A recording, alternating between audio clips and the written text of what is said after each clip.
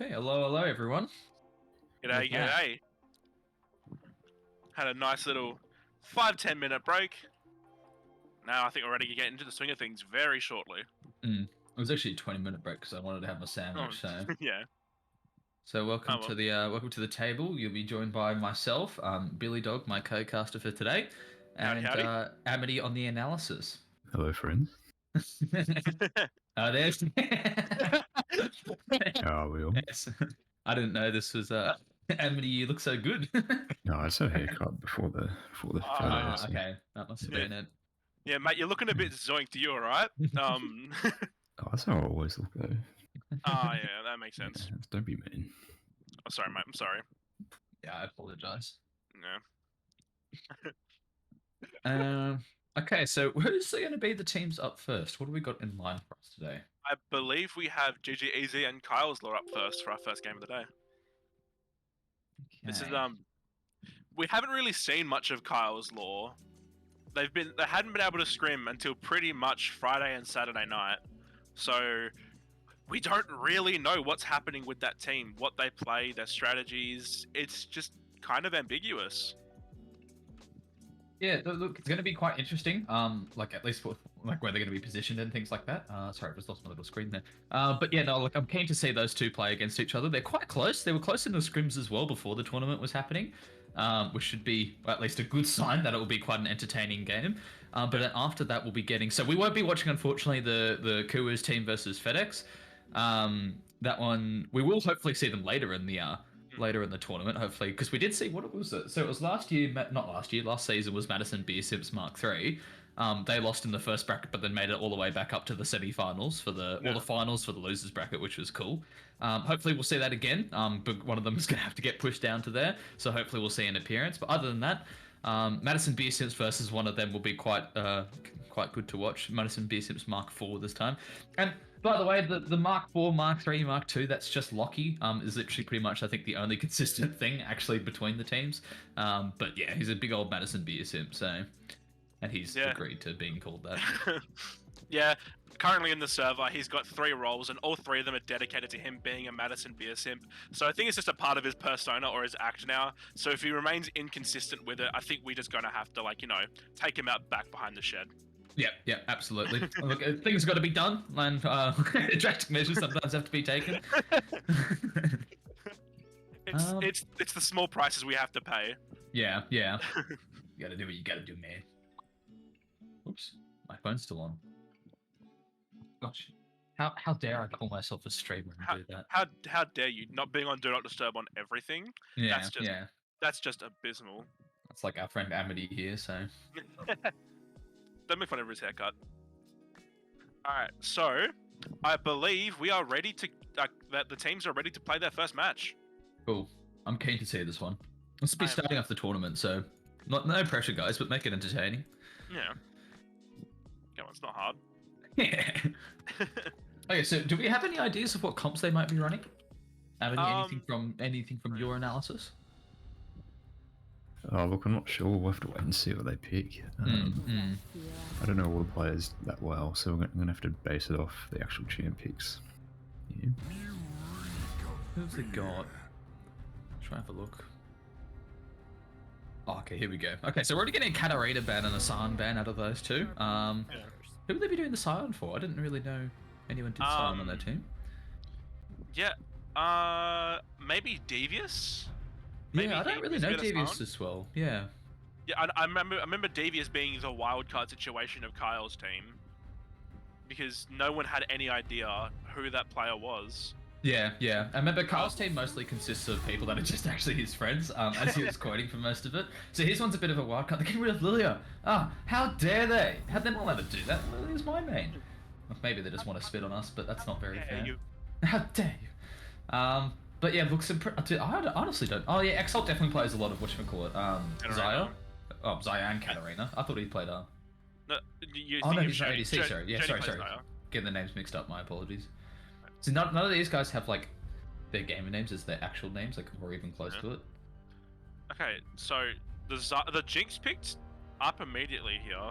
I think everyone's kind of surprised seeing Motion in the ADC role because no one's really heard much of him recently, and he was known as a support player before, like his Leona, his Braum, his Thresh, his Nautilus. Yeah, that's the one. Senna. He likes to play those kinds of champions. So seeing him in this ADC role is quite a culture shock, actually. Yeah, absolutely. So look, Jinx is in such a strong spot right now, so it definitely makes sense to be making those picks. I think we'll see a lot of Jinx for the rest of this tournament. I don't think many people actually main Jinx, but it's definitely going to be important just abusing that meta. I've definitely seen Jinx ahead of the game and just absolutely controlling the entire map, just walking wherever she wants to, especially if she's got a support by her side. I know Damo's going to be annoyed that they weren't able to ban that. I think he's definitely going to be seeing a lot more Jinx banned from here on out. Yeah, most definitely. I think, especially with Jinx passive, when she gets hyped, she moves so unbelievably fast. And with that new buff to lethal tempo, giving you 100 extra auto range, you switch on the rockets, and no one can escape you. You're too fast, and your range is too high. Yeah, she could just prod people so well in lane. It's just going to be so strong for them. Okay, so we got as well as what you call Alistair for the support for the Jinx, which is going to be really good. I think it definitely is going to help their comp here with Jinx, Vi, playing a little bit of Arcane there, and then also Alistair. Exalt will go in as comfort pick there with Akali. That's definitely happening. So yeah, Exalt Akali is a very comfortable pick for him. I know that he's going to be looking at mostly playing the AP champions in this mid lane, and so if he's got to play AP, he's going to pull out that Akali. He's such a strong pick for him. Yeah, absolutely. No, okay. Again, I don't really know Devious and the picks that he plays, but who's going to be playing top of their team? The Beast. Yeah, okay. So Beast and Hidden. Sorry, Beast and Devious. So they're going to be battling it out. Yeah, I know the Beast, or my friend Lay. He's very confident on like the Darius and the Garen, even actually the Akali. It may potentially be an Akali switching to the top lane, but not entirely sure. Yeah. The Yuumi, man. Yuumi. Damo, I don't think would have ever played Yuumi. Maybe that's just me, but I don't think that's really his champ. It is a champ which gives him more versatility. Like, he needs to have something which gives him... I think Damo is always quite good at shot calling and things like that. So, like, maybe like a big engage like Nautilus, someone that can actually have quite a lot of influence in the fights is definitely what Damo is usually more suited to. And it's not even just his playstyle, it's more just the way that he's more of an in-game leader a lot of the time. So, look, I very rarely think he'd be going Yuumi, but maybe he might have pulled it out. Shen, definitely a good ban. Shen's always, I think, a good character, especially for any like team as a 5-stack. His teleport's just so strong. A global ult that TPs you into the lane and shields you is just ridiculous. Yeah. They got Lux as well.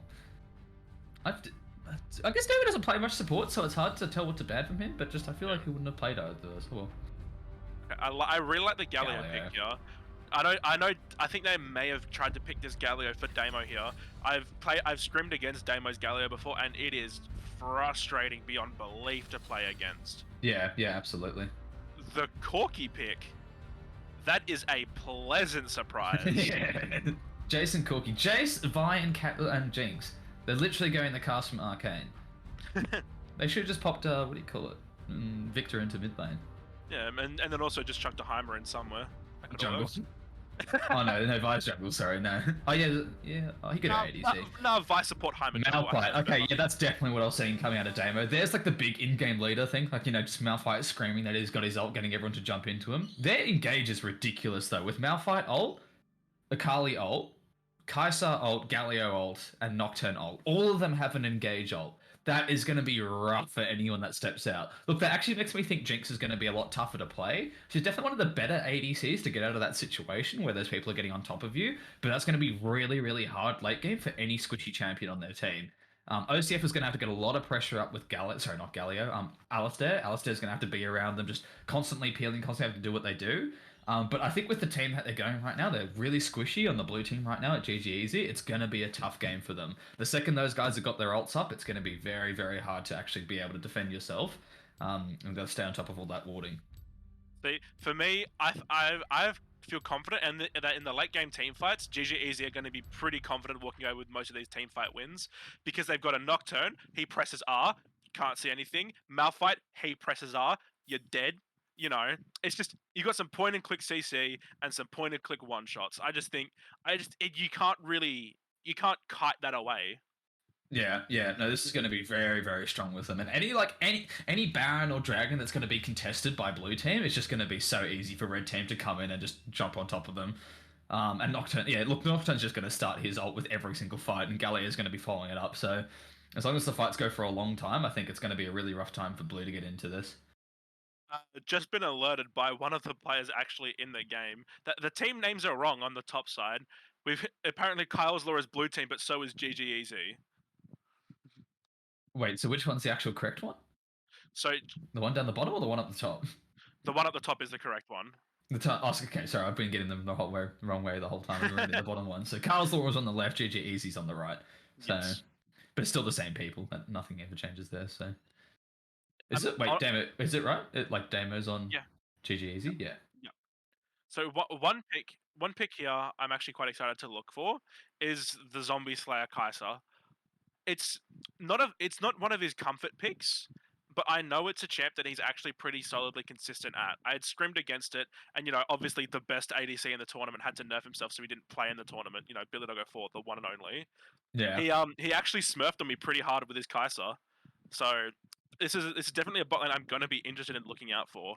Yeah, no, I'm really keen for this. This is going to be very exciting. Look, but Jinx is just so strong. I just feel like, look, if they didn't have so many counters to Jinx, I'd be a lot more on the blue side right now. But Red's like drafting right now is going really well. Actually, what's your thoughts, Hermione, on the draft? You summed it up pretty well. Red team would definitely have a huge amount of engage. I don't Yeah, expect them to have a lot of like map control early. However, if blue team play it right, sort of front to back type style, they can outscale them and outrange them, cut them back. With Alistair at the front line, same as Vi as well. Both teams all have of a them good can mix. deal with. Yeah. That's the thing. They can deal with the hard engage quite well. Like, not too many of them are squished. Like, Vi's great at getting that nice close range. Jace isn't too bad either. Alistair's great for being able to peel and actually deal with it himself in the first place. So it's like, it's not like they don't have that in there, but oh my gosh, like Red's team, like it's just sorry, Red team's good. They may lack some damage late game, but we'll see how it goes. Same as Blue's team, they've got a lot of AD, quite AD heavy. I know Corki does a bit of magic damage, but it's not like a full hard AP champ there. So we'll see what Red team builds to try and combat them. Yeah. That'll Especially with a Malphite and a Galio, you can't they're so tanky regardless, especially if you're playing an AD champion. That's Malphite, right. Malphite will be huge sitting on engage from 2 Red. items. Malphite will be sitting on 2 items that'll be able to run about 400 armor just because his passive is so strong. Look, I'd say, team fight wise, they're pretty even. It's just going to be the objectives that's really going to mess each other's teams up. Like, blue team is just going to have such a hard time being the ones to start any objectives. I don't think they'll be too hard actually jumping on it when Red's already on it, but Red's just be able to follow it up so easily is going to do them very well. Yeah, definitely. I think we're getting ready to go into this game now. Game 1 of Average Rivals Season 4. Yes, Kyle's Law versus GG Easy. We're probably about a 5-hour ride ahead of us, lads. Get your popcorn, get your water, get your grog if you're having it, and strap yourselves in. Actually, if you guys are drinking at 4:30 p.m., or at least that's what it is for my time, you guys gotta be careful. Well, I mean, to be fair, it's 1:20 over here, so... Don't pull a lazy. Or a boggy. Or a boggy. Mate, Amity's a big fan of the date. Are we allowed to talk about this? Is this okay to talk about? Yeah, surely it's okay to talk about drinking.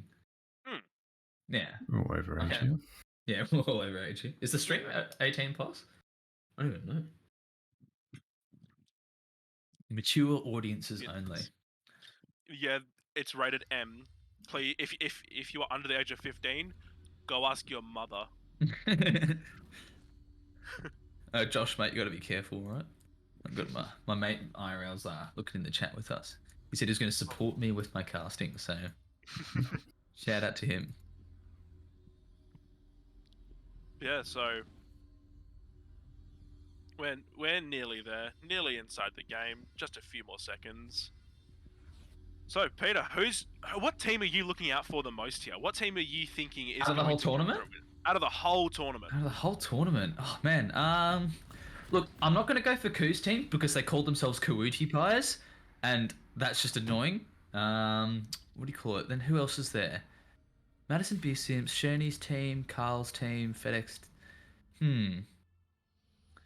Look, I think Madison B. Sims, they're keeping up the tradition, and I believe in this tradition very thoroughly.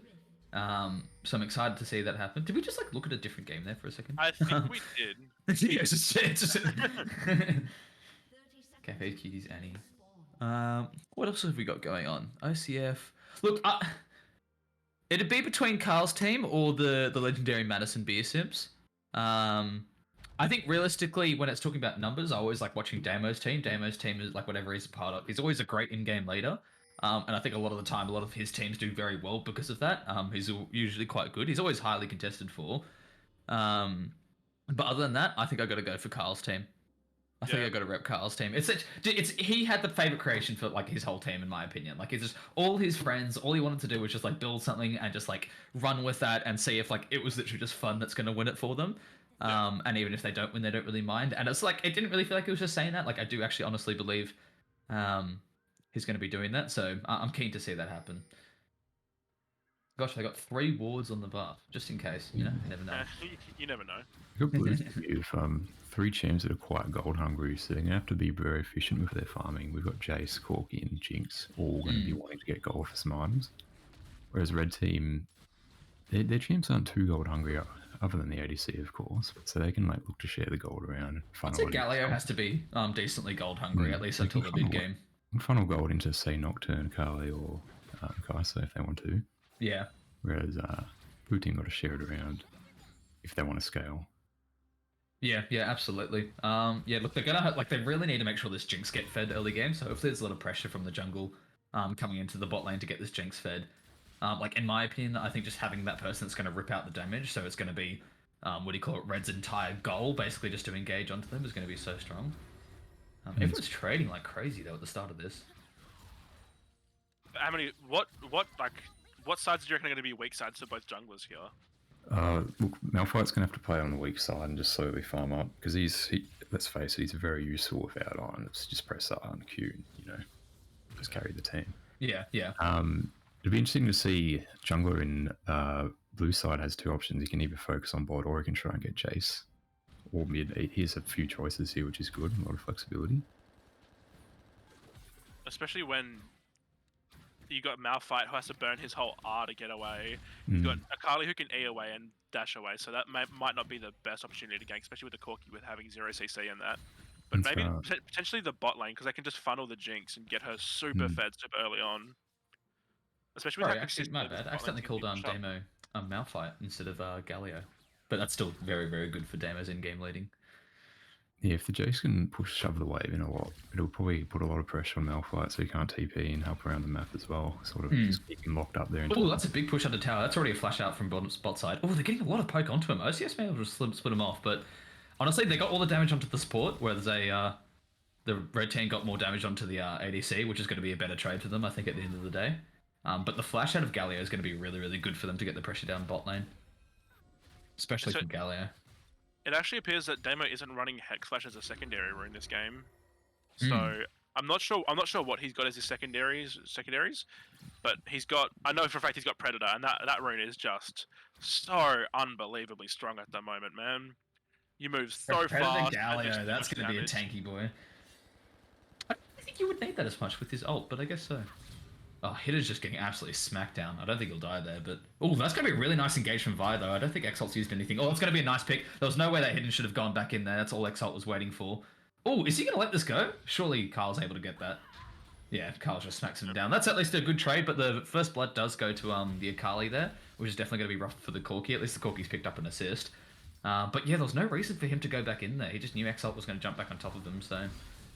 Malphite's actually putting him down, but both of them are dead low on mana, so they're just kind of smacking each other. Stuck between a rock and a hard place with 0 mana on either side. Yeah. Okay, well, at least look, that's first blood, but the gold's still neck and neck right now. Nothing really worth noting, but should hopefully get Akali a bit of an initial lead. She's actually gone back for Hextech, whereas Corki's gone back for the tier. So Corki's definitely going to play a lot more passively. His gold back is not as nearly as good, not until that tier starts scaling, so... Yeah, an interesting thing with Corki that I've always kind of admired is... when he's one of those champions where you build full AD, but you still build boots like Sork shoes because your autos do 90% magic damage. And I've just always thought that's just something that's never like really been replicated again. The only time I've ever really tried to do that was with Yone's passive, where his second autos do 50% magic damage. Yeah, but it's never really enough magic damage to make him sort of versatile, that like the versatility that Corki like uses. Yeah, yeah, absolutely. Having this lane frozen is going to be really useful for our red team right now. Oh, that's going to be really nice for red team to come onto this Jinx right here. This will be a really big early pick, but that's Flash coming out of Jinx for the initial part. Oh, he's going straight to the bush there. That was a very bold move by Kyle there. Kyle gets picked off instantly, just jumping into 3 people. I don't know what his plan was there, but did they have it wooded? I think they did have the wood, but the wood ran out. But that was a very, very interesting engage coming in from Kyle. Yeah, we now have Exalt picking up both kills that are on red side. Did I say Kyle? I meant to say Exalt. Sorry. First game of the day. But big engage from Galio here, bot side though, so Kai'Sa's going to try and get some damage out. No one's got flash left on the blue team here, so they can't really... Nah, they're just going to disengage, that's okay. Sorry, yeah? Yeah, I was just going to say that now that Exalt's got this 2-1 lead over this 0-1 Corki, he's going to be able to completely dominate this lane way harder than he was before. Even with just the one Doran item for both sides, the Akali still had complete dominance over the lane. So now that we're seeing that Exalt has this 2-1 lead, he's going to be able to do so much more at just putting this lane in his favor and be able to roam and get kills bot lane and top lane for free. Yeah, absolutely. Yeah, this is going to put them in a really good position here, and red team's very nice at picking up that kill on Kyle. That was his flash as well that he used to get into that. That was interesting. Yeah. I think the Sheen pick here for Kyle is going to be going into maybe something like a Divine Sunderer for the Vi, going for a bit of a tankier build to try and add an extra front line, because they've got the Jace, the Corki, and the Jinx, so they're only really relying on the Alistar to go in and engage. Yeah, Nocturne's kind of following up onto this top engage here. Malphite saving his ult. Oh, big flash coming in from Devious though. That was very, very well read for him, but that does leave Malphite's next ult set up very well for him, so Nocturne's going to back off. Nocturne did lose the Dragon though, aiming to roam up top. I think he was playing around that Malphite ult quite a lot. So blue team was the first one to pick up the Dragon, Cloud Drake just for the start. This will be quite a good advantage for them at least. But that flash up top is going to be definitely rough to be able to handle for Jace. Yeah, definitely. Alright, so now we place our bets. We had first Cloud Soul. What do we reckon second Drake is going to be? Infernal. And then what Soul? Hemtech. Alright, I reckon it's going to be a Hextech Drake second. And then I reckon it's going to be Ocean Soul. Okay. Yeah, actually, insane that I actually haven't seen an Ocean Soul in a very long time. We got Earth. Sorry, I'm just reading our Twitch chat as well. Here you go. Oh, so we've got Hextech Drake coming up in 4 minutes. I believe that's what I called. Yep. I've got just the worst memory. So yeah, we've got Hextech Soul coming up or Hextech Drake coming up in 4 minutes. So maybe the Casa Curse. Python getting absolutely chopped off there by the fight, but Nocturne ult's going to come and help clean up the Jinx there. I think Alistar's going to be able to resoundingly get away from that. Unless they do a tower dive here. Galio is going to try and tank it. Oh, Galio wasn't tanking at the start. I think if Galio initially tanked that turret, they would have been able to pull off the tower dive. But that's going to be a really good engage for red. They're using the advantage of their ults here. I don't think the bot lane's got their ults yet. Oh no, they do have their ults yet, but the the Nocturne with his ult's going to be definitely nice bonus for him. He's trading very well in the top lane though with Jace. I think Beast is going to be really struggling to keep the pressure up in lane without his ult. Which his ult will be back up in the next 20 seconds or so. So hopefully we'll see another engage coming from the Nocturne. But without Nocturne's ult, he's going to be a little bit more hesitant, I feel. But those engagements are going to start to get stronger and stronger for here on out. Now everyone's got their level 6. Akali's going in onto Hidden here, but Hidden's got his flash to keep him safe. Damage is going to be roaming, but I don't think he'll be getting any value out of that. Yeah, Exalt taking a lot of damage there. Just unnecessary poke. But he's able to keep his lane pushed up, so not too bad. Yeah. Vine might be able to do something here. No. Exalt accidentally took way too many He's towers. going to be able to ult the Akali under tower, but it's going to be rough for him because Nocturne's going to be able to sit there and follow up. Yeah, Carl's definitely getting picked off there. Very nice positioning. I think lucky at least from the Nocturne to be able to be there at like that time. But yeah, that was still a very bold engage. I do like Kyle's pace right now for his team. Yeah, I can agree with that. That's a 450 gold kill going right over to the Vi. So she's going to pick up those steel caps and the Hearthbound axe, building towards a Triforce here. I'm not actually sure if Triforce is the common build for Vi anymore, or if it's Divine Sunderer. I'm not much of a Vi player myself, but I could be wrong. Yeah. Look, I trust Carl, whatever he's going. Like I said, I'm repping their team right now, so. Yeah, you are a bit of a Kyle simp, are you? Yeah, absolutely. Why wouldn't you be at this point? Dude, Carl's Law? Everyone wants to know about Carl's Law, so... So, I believe the bet was if Kyle's team ever wins a map, we get to learn more about his backstory. Yeah, he gets to tell us a bedtime story at the end of the stream for every map that he wins. Oh, Gallia's going to a really nice engage here onto the Jinx. Jinx is taking a lot of damage, and Jinx doesn't have Flash there to go onto it. Neither does Alistair, because he's not running Hex Flash either. Man, they're just getting absolutely bullied by that Gallia. The second Jinx steps up. Oh, but Nocturne's going to be engaging here. He's able to flash away from that fight, and the Beast is able to pick up a kill onto the Corki there. And they might be able to follow it up. Yes, they both took the thing over, so that's another 2 kills going to red and nothing for blue at the moment. That is going to be very, very rough, and that's positioned around Rift, so they're easily going to pick that up. Vi's going to see if she can try and steal it up top, though, but, oh, Jinx just got that flash just in time. Alistair's going to take a lot of poke. I don't think he'll die here. Yeah, just going to be able to walk away. But yeah, look, bot lane is getting absolutely bullied right now. Red's doing some crazy engages up in the top lane. This is not looking good for blue right now. Yeah, no. They do, however, have the first Drake, and so having that first Drake... Oh, he's going to try and steal this. I don't think the Rift is really that worth it, man. No, let's just survive. Just get away. Yeah, charge your Q, run away at full speed. Get a bit of information, see what you can do. Yeah, Alistair's just going to have to give up these 2 platings at least. Try to push the Gallia away as much as he can, but there's so many minions, he won't be able to do anything. I'm surprised they're actually not even attempting a tower dive at this point. Gallia's just so tanky. A bit unnecessary for Zombie to take those shots, yeah. Yeah. So, it's very common here for Kaisers on their first back to always pick up a Serrated Dirk, because once they finish their mythic item, it'll instantly give them an upgraded Q, increasing the amount of missiles that go out, the rate they go out, and the damage that they do. Yeah, just meaning your trades can be so much better, and when you're dueling, you do so much damage. Beast is actually kind of committing to this. I kind of thought he was just going to walk out straight away, but he's hard committing into this. He doesn't have his ult to follow up on it, though. Jace is going to try and take him on this fight. It was going to be close. Wow, Beast really knew where his power spike was there. Well, he's walked back with the 2-0, or 1-0 at least, but now he's 2-0. He's got his bounty attached to him. But yeah, I'm surprised he actually won that 1v1 so easily. I guess because he didn't go into tier or anything, the goal disadvantage is currently on Jace. Vi's going for another interesting engage here. Hopefully trying to pull them in so the rest of his team can follow up. OCF is there to try and engage. Maybe they might go back in. This could be quite a nice fight coming in a Dragon here. This is going to be the first big team fight of the game so far. They're getting started. Gallia's going straight in, but they're getting locked behind there. Nocturne's able to engage onto them. Exalt is as well. Blue team's getting... their first pick has gone to... what do you call it? Nocturne here. But Damon's able to pull his way out of the fight. Hidden might be able to catch him off guard, though. Gallia ult's coming back in, saving Damon from dying there. That was a really, really good team fight for Red there. Like I said, those ults are just ridiculous for them to get on top of it. As soon as Damon didn't get caught by those traps from Jinx, Jinx laid those down at the front. I think that was all over for them. Only one person from Red Team got picked off, which was Lazy on the Nocturne. But anything I think was worth it just to trade properly for that fight there and give as much as you can to the damage dealers. I just gotta say, I am the smartest man alive. I predicted that it was going to be Hextech Drake into Ocean Soul, and lo and behold... It is Hextech Drake into Ocean Soul. There you go, man. Unfortunately, you don't win anything. I'm funding everything, so you can't. I'm not giving you any money. You have to go to the underground betting area. Oh, Malphite's got his ult here, so he's probably just looking to get a bit of poke damage down. But there's no one to follow up on the actual thing, though. I think he wants to try and poke him down, and if he does use flash or anything, then pop his ult. Jace does have flash up, so he's going to be saving that for his ult at least. Yeah, I think if the Beast here wants to actually get a kill onto this Jace with his ult, it's going to have to be incredibly short range. Yeah.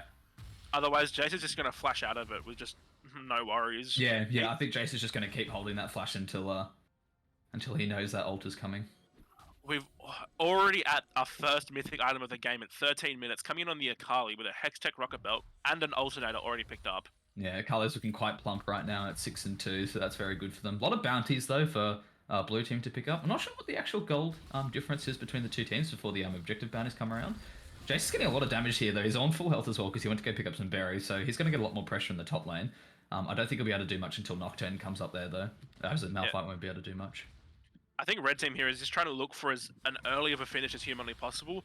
They know that with the Jinx and the Jace, that they are not going to be able to outscale them in the slightest. Yeah, absolutely. So, Jace is definitely the one who's getting most of the, Blues team's influence right now, and Red Team's just doing their best in the bot lane to try and stay fed. OCF's kind of poking down Damo here. Damo's going to be able to very reliably go, and Nocturne's going to jump straight into the ADC. Jinx is getting picked off instantly. They just didn't have enough vision in the jungle to know Nocturne was going to jump in there. That's all Nocturne's doing. He's just lurking around for some more kills. Well, this is going to be a really interesting engage for Exalt, though. That's an ult onto Exalt, which is going to kind of put him down to a bad position right now. Corki's following off with a lot of big damage. Vi's going to be able to pick that up, though. Lucky the kill went to Corki. Oh, but another kill bot lane onto the Alistair. They must have pulled off the tower dive while we weren't watching.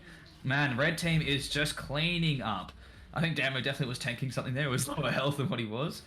We've still got the ult coming in from Malphite potentially, but I just don't think he can do that without any help. Oh, he is going to try and do it, though. Under tower, Jace won't be able to reply with anything, but Malphite's got no ult here. No mana here, so he can't actually use any visibility, so... I think the Beast tried to predict just an auto or anything like that coming in from the Jace, so he tried to immediately react with an ult, just to try and knock him up under tower and getting that free tower damage because he was so low mana. Yeah, absolutely. Like he just wants to throw his Q in there, but I just don't think he'll win that if he goes in. Jace has still got too much mana. Yeah, Jace Okay, is just going to call it as well. we're seeing a lot of items being picked up now across the board. An Axiom Arc for the Nocturne, a Kraken Slayer for the Kai'Sa, and a Shield Bow coming in for Corki. Everyone's starting to get to that really fed part of the game. Well, he's jumping straight into a zombie here. That's going to be a really good pick for them if they're able to pull it off. Corki's probably going to get picked off as well, but only by the Galio if it does happen. Oh, Galio gets blocked into it. OCF can kind of step in now. What's it called? We're getting onto Nocturne here. Nocturne's used up his ult, so he's not going to be able to do it right now. He does have it up in another 10 seconds, though. Oh, man, that was a very, very good pick from them. I think that's going to be quite useful, especially since that... did that go to the Jinx? I think it went to the Jinx. Yeah, the Jinx managed to nick it with the ult. That's really good. Okay, that's going to be very, very good for the Jinx there. And Jinx getting out alive is going to be an even better situation for them. Still looking a little bit grim for blue team, but that was a nice pick to go into the person they wanted the most to have that kill on. There is still a 3.5k gold deficit at the moment, so blue team is going to need to keep trying to pull those strings to get those sneaky little picks, or just farming up really hard to try and outscale this team at the moment. Yeah, yeah, and Red's team's map control is just going through the roof at the moment. Blue team barely has any wards down at the moment. Red team's just got control wards all over the bot side. Jeez, there's 3 wards all there, very well positioned. Unfortunately, that's what they need in position to stop the Nocturne, but the Nocturne's not on that team. He's on the red team, so... Oh, that's going to be a big engage coming in from Galio here. I doubt he's going to be able to get away from this. That's a lot of engagement onto them. That's a nice real stun. Hopefully they'll give that to Exalt there. Oh, Lazy does pick that up, though, on the Nocturne.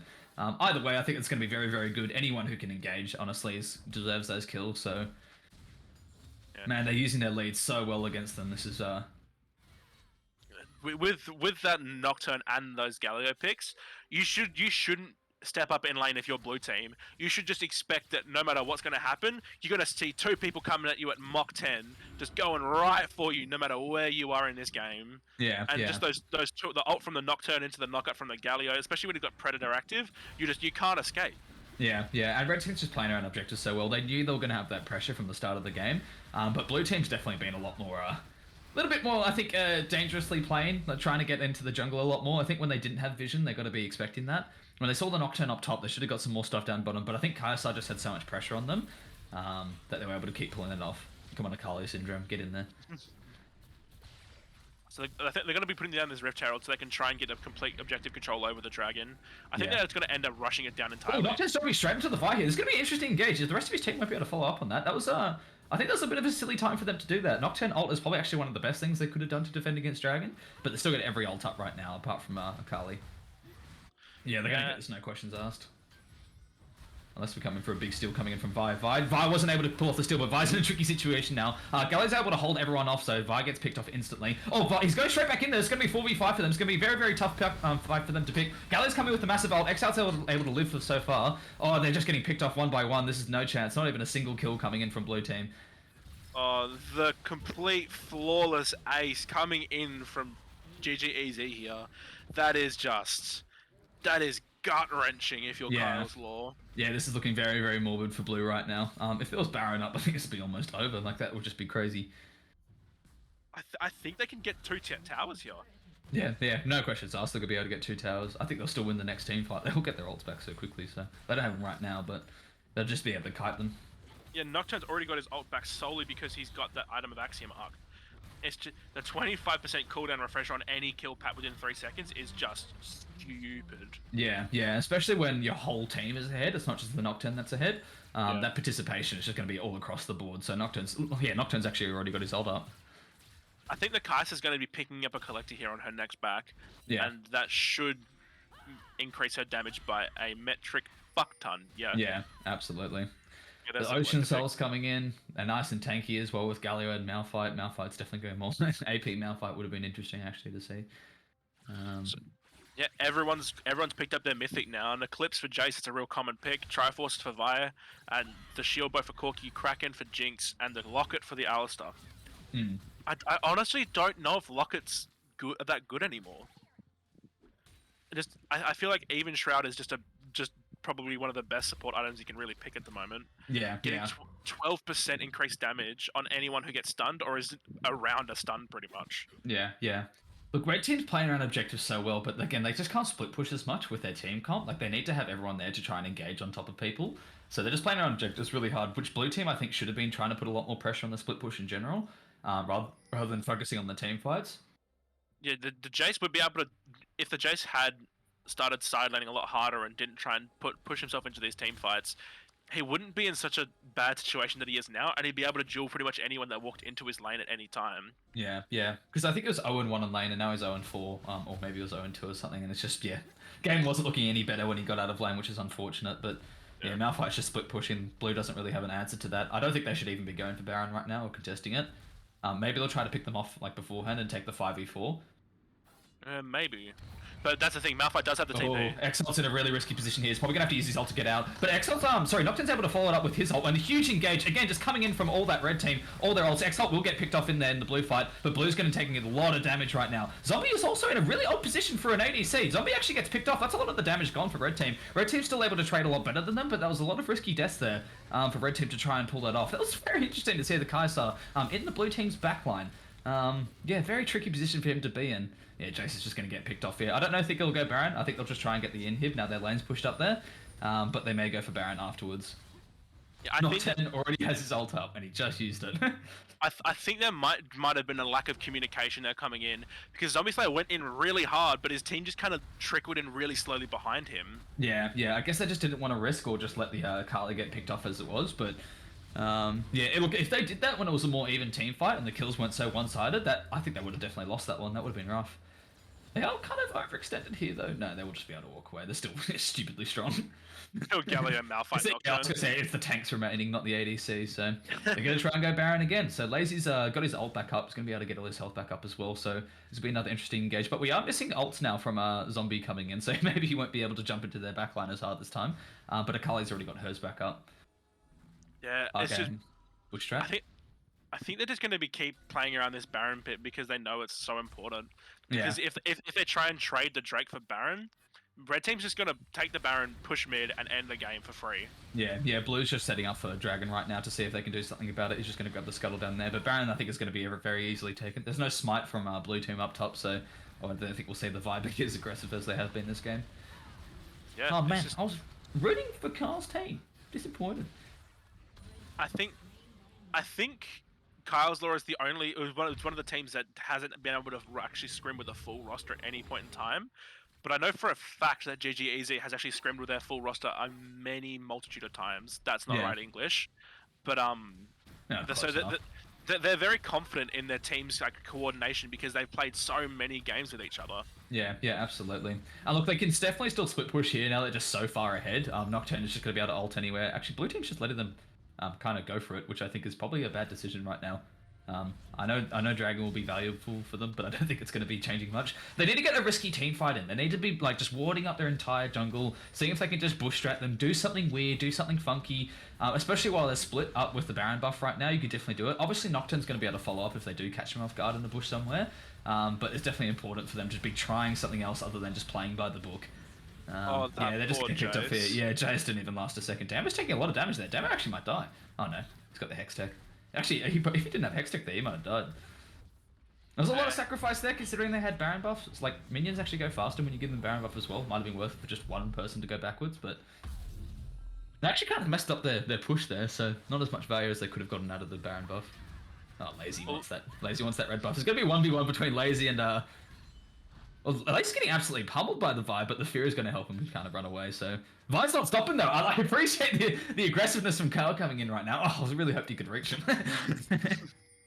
It would have been a very interesting fight at the junglers with the point-and-click abilities. That's my favourite sponsor as well, by the way. Oh, Peter Eats. Speaking of which, what's the most recent thing that you've actually gotten from Uber Eats, Peter? What's the what, sorry? Most recent thing you've ordered from Uber Eats. Recent thing? What do you think? Was it Oh My Guzzi? A snack pack. Oh, snack pack from the kebab. King of kebab. Shout out to them. They should be one of our sponsors. I love them.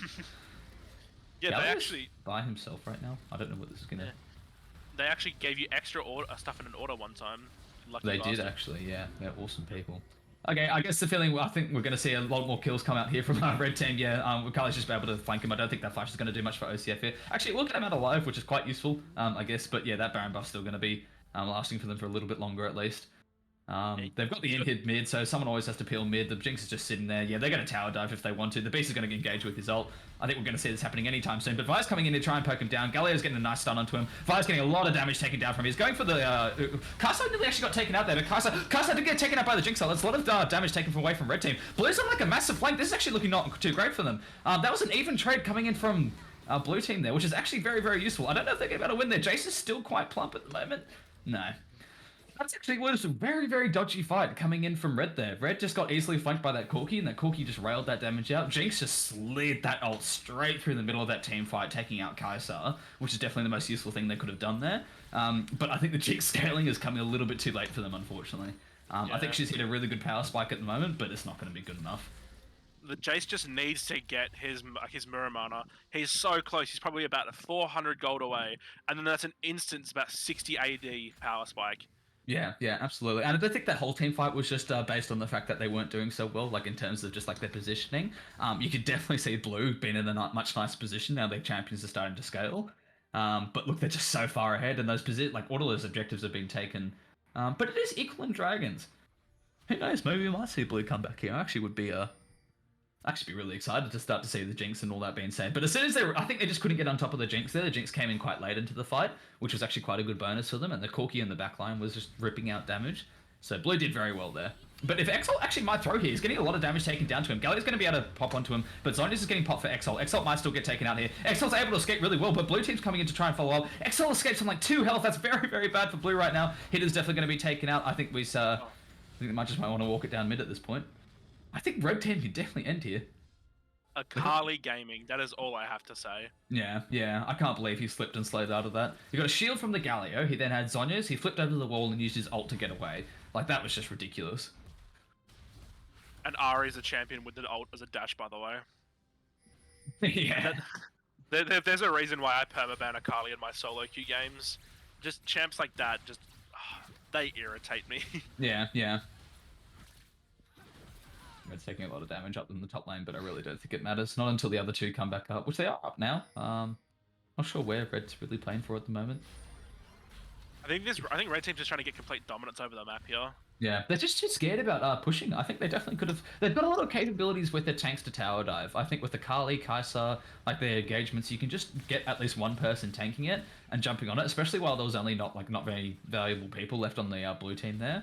I understand they don't want to play it risky and they want to go more for the objectives, but at least Blue Team's going to have the information for this next Dragon coming up. Maybe we might see quite a good team fight coming out of them. Yeah, potentially.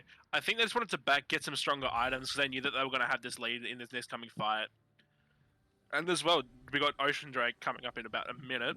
So they're going to play for this Ocean Drake, force the fight, and then just see if they can end from there. Yeah, absolutely. As it won't soon be as soul, though. It's not going to be too strong for them. This next Dragon's valuable, but not too strong at the moment. It's the soul which is going to make the difference, I think. Yeah.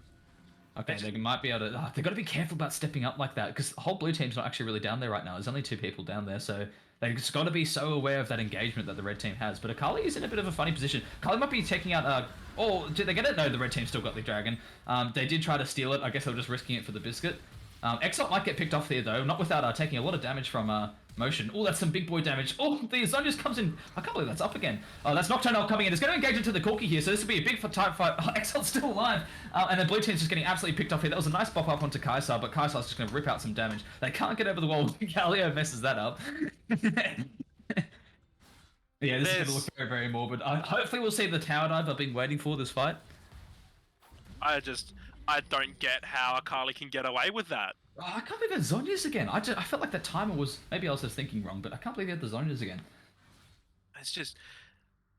it's just unfathomable how that champion has managed to escape about 3 different times in situations where you should have died if you were any other champion. Yeah, absolutely. It is doing them a lot of favors. Oh, gosh. Red Team is just... Look, they got the one inhib there, but they're just loving these objectives, aren't they? They better get some push out of this next Baron buff, but I still think they should be super careful about splitting up. That's the one time they're going to have a bad time. Like, if they could both be close to, like, the Nexus towers around that range, I mean, you got Nocturne ult, you got Galio ult, that's going to be really, really useful for no matter where you are.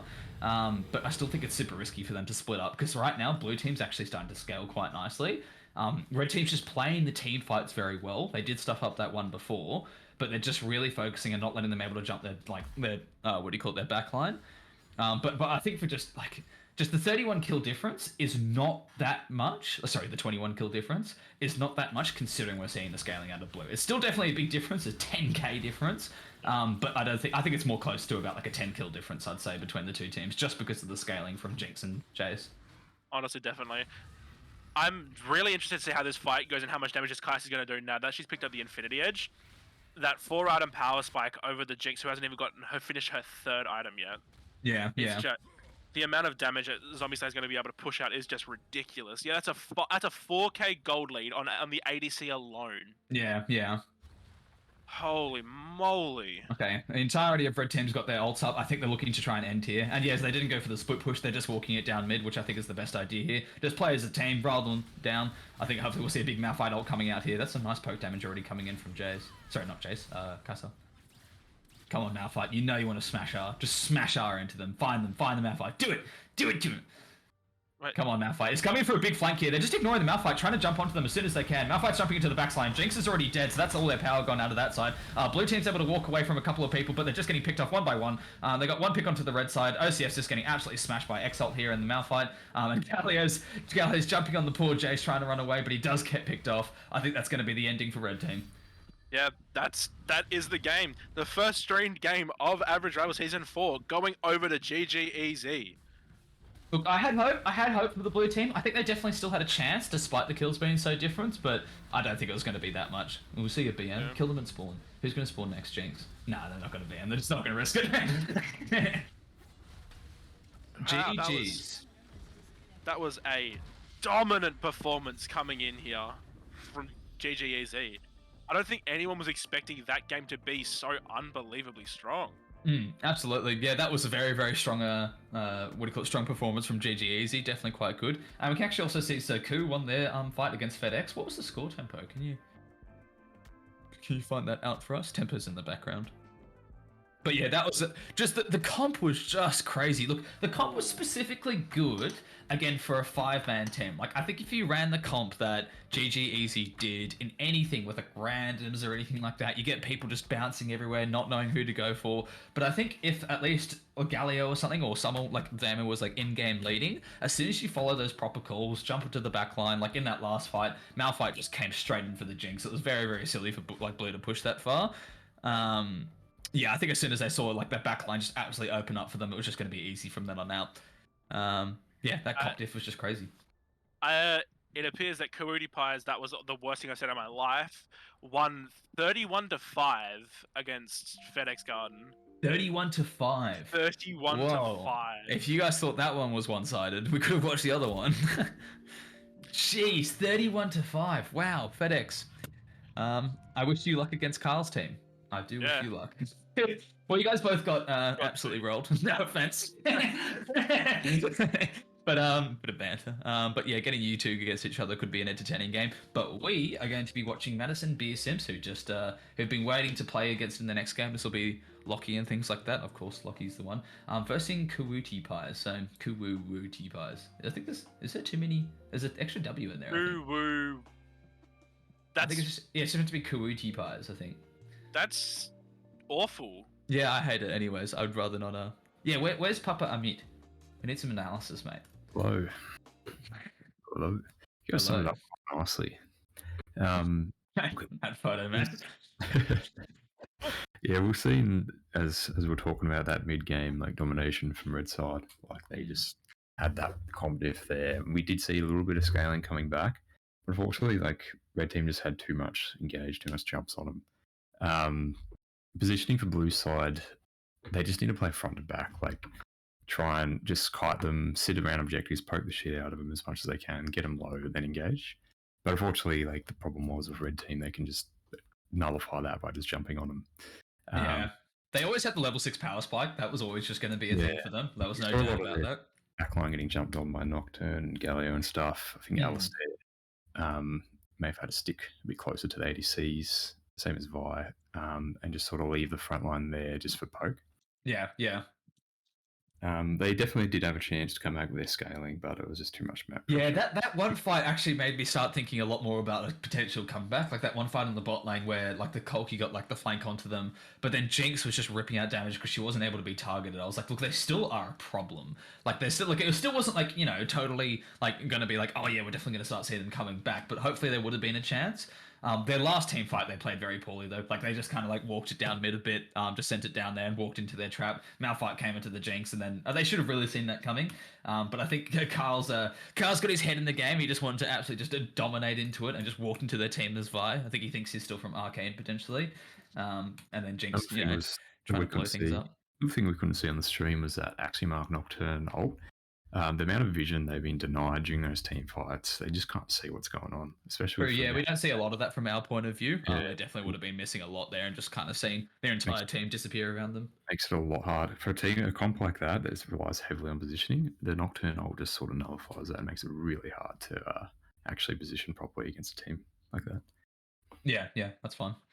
Yeah, no, I think that's quite good. So what are we going to be seeing from the next team? Who's in these ones? So we got Madison BSM, so that's Lockie, Drago, who I haven't actually talked to that much, Kat, Joe, and Vincent. So they're all commoners of the server.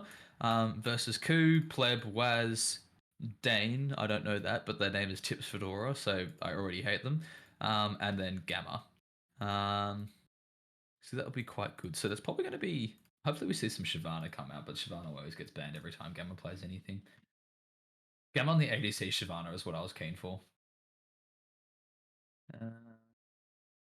What else have we got? So we got Billy trying to fight you guys in his still image right now. Smile. I don't want to smile, Boggy.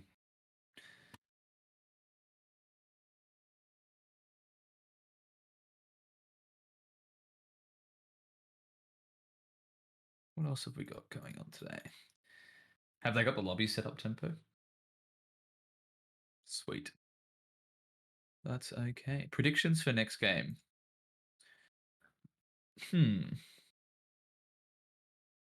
I just hate Ku's team name.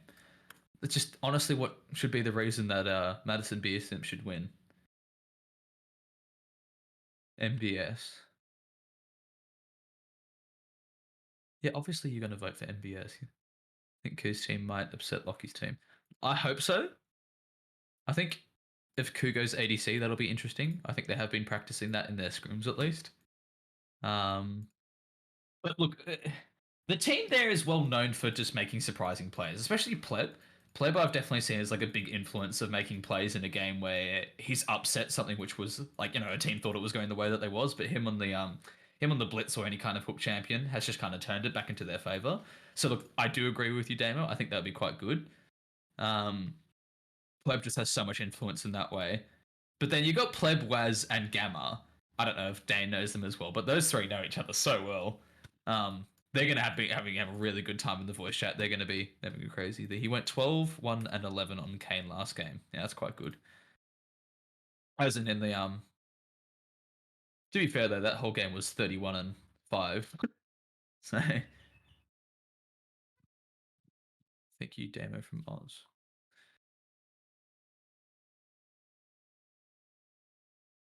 Yeah, Lockie does know his jungle very well. Lockie's always been very strong in the tournaments. Like in terms of like ranking, I think as a whole, what do you call it? Like a whole server-wide thing. Lockie doesn't rank that highly, but in the tournaments he always does very, very well. So both him and Pleb, I think, might be the most influential people.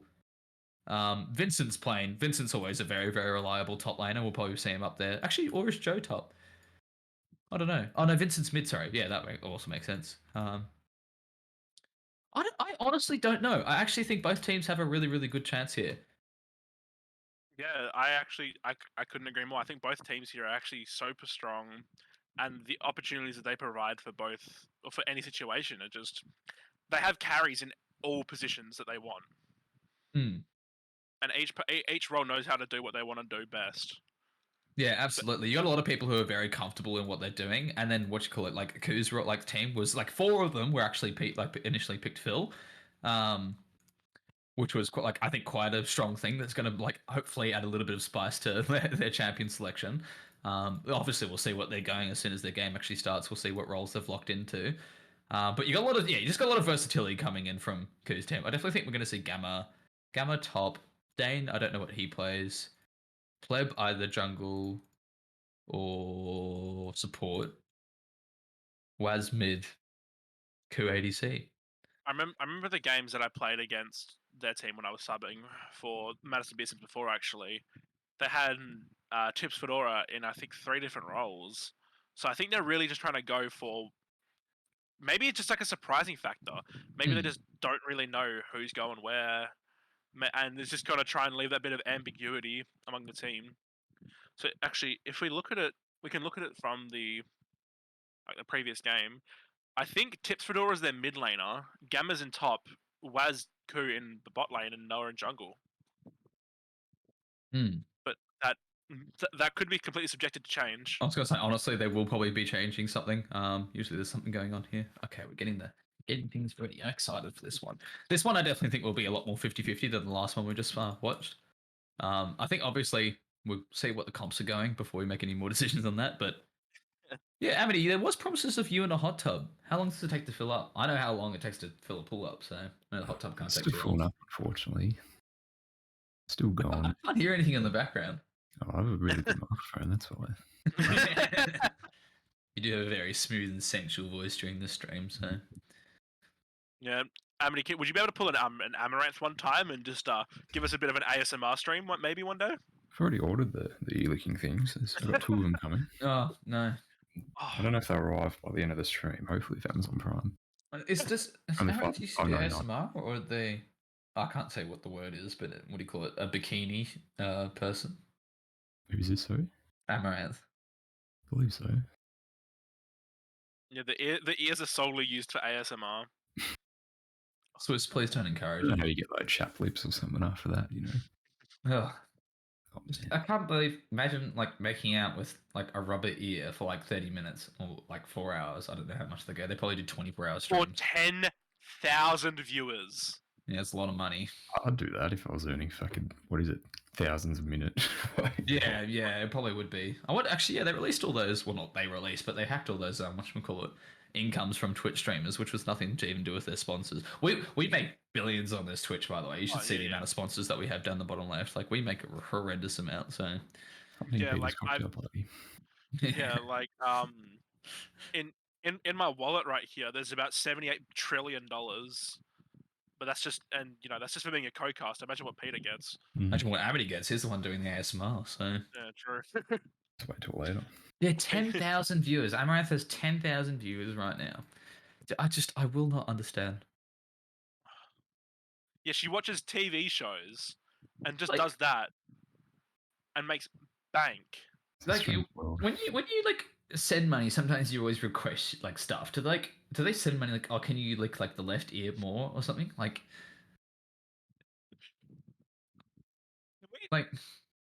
Can we ban Damo from this server? His Billy's- word. Jesus. Damo, Billy's not even 18, man. And you're saying Billy strip and start sucking Peter's ear. We'll get 20k. Yeah, look, we just got to get some more viewers. How many viewers are we Unfortunately. actually sitting on at the moment? 29. Paid in Zimbabwean dollars. Oh, Damo, you've been caught in 4K, buddy. Hold on, let me just take in the photo. Up to Yeah, the mate. quotes. Oh, buddy. Oh, Why is there no. a card in your phone? So What are you that's a twisted good question. fate? Basically, it was at school one day, and I just saw a card on the floor, so I gave it to my mate, and it was about like term 2, and he's like, "I'm giving this to you on graduation, by the way." And I'm like, "All right, cool." Completely forgot about it. Graduation night rocks around, and he just comes out and just hands me this 5 of diamonds. I'd completely forgot it even was like a thing between us, yeah. but he did it.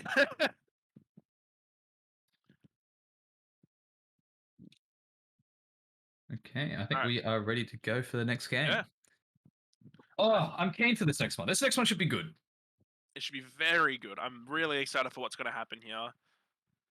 That's the thing. I'm excited because I don't know what's going to happen. It's just so up in the air. It could be either a stomp, it could be a really long drawn out game. It could be anything. especially when we don't know who's going where. Yeah. Well, hopefully we'll see it in this next thing. So, Swiss was just like, "Is this your card?" That would have been the funniest thing. He does like a magic trick to you in like what, year 7, and then just like 6 years later. Oh. All right.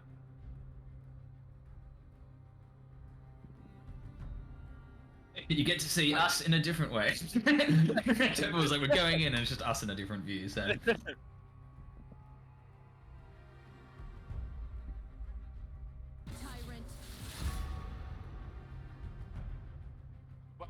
Guess we've got a bit of technical.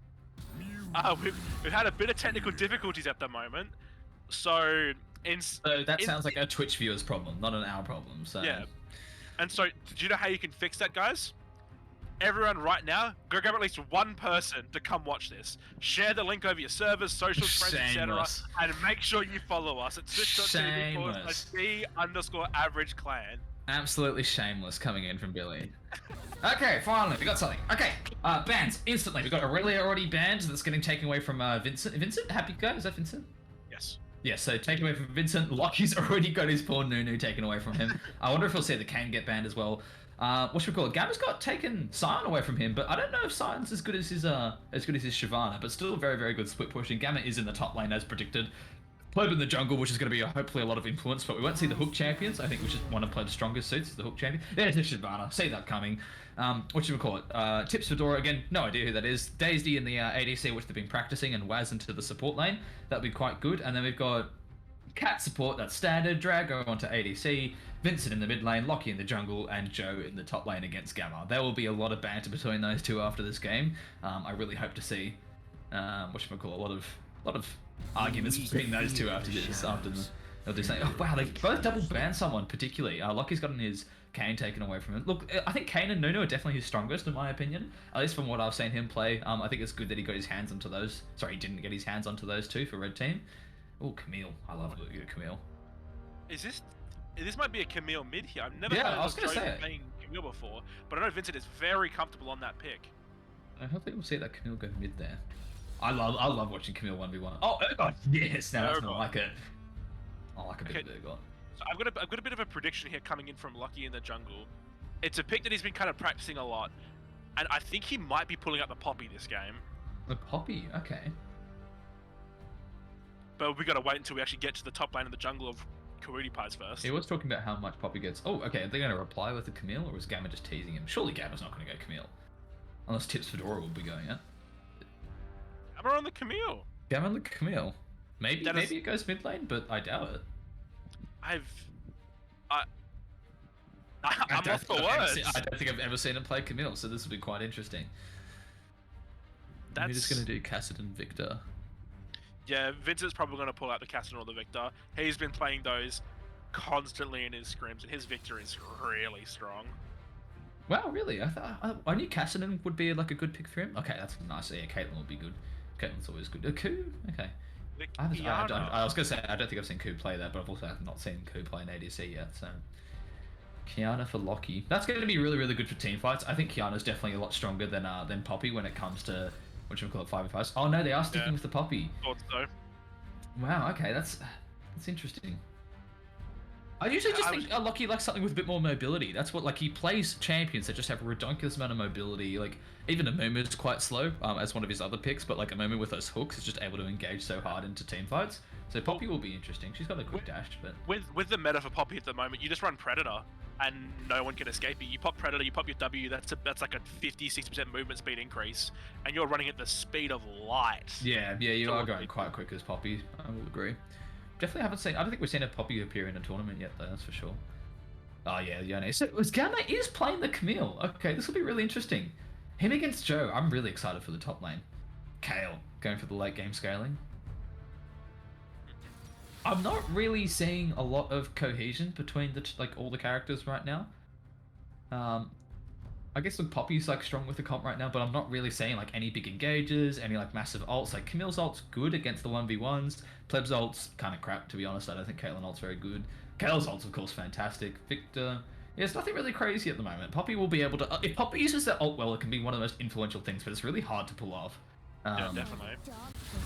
I just I have think- not seen Lucky play it. Yeah, they're taking it. I saw that coming. They're taking away the Yuumi from Cat. I think Cat's probably been playing though, as though they won't be playing Yuumi. Just knowing there was going to be these bans happening.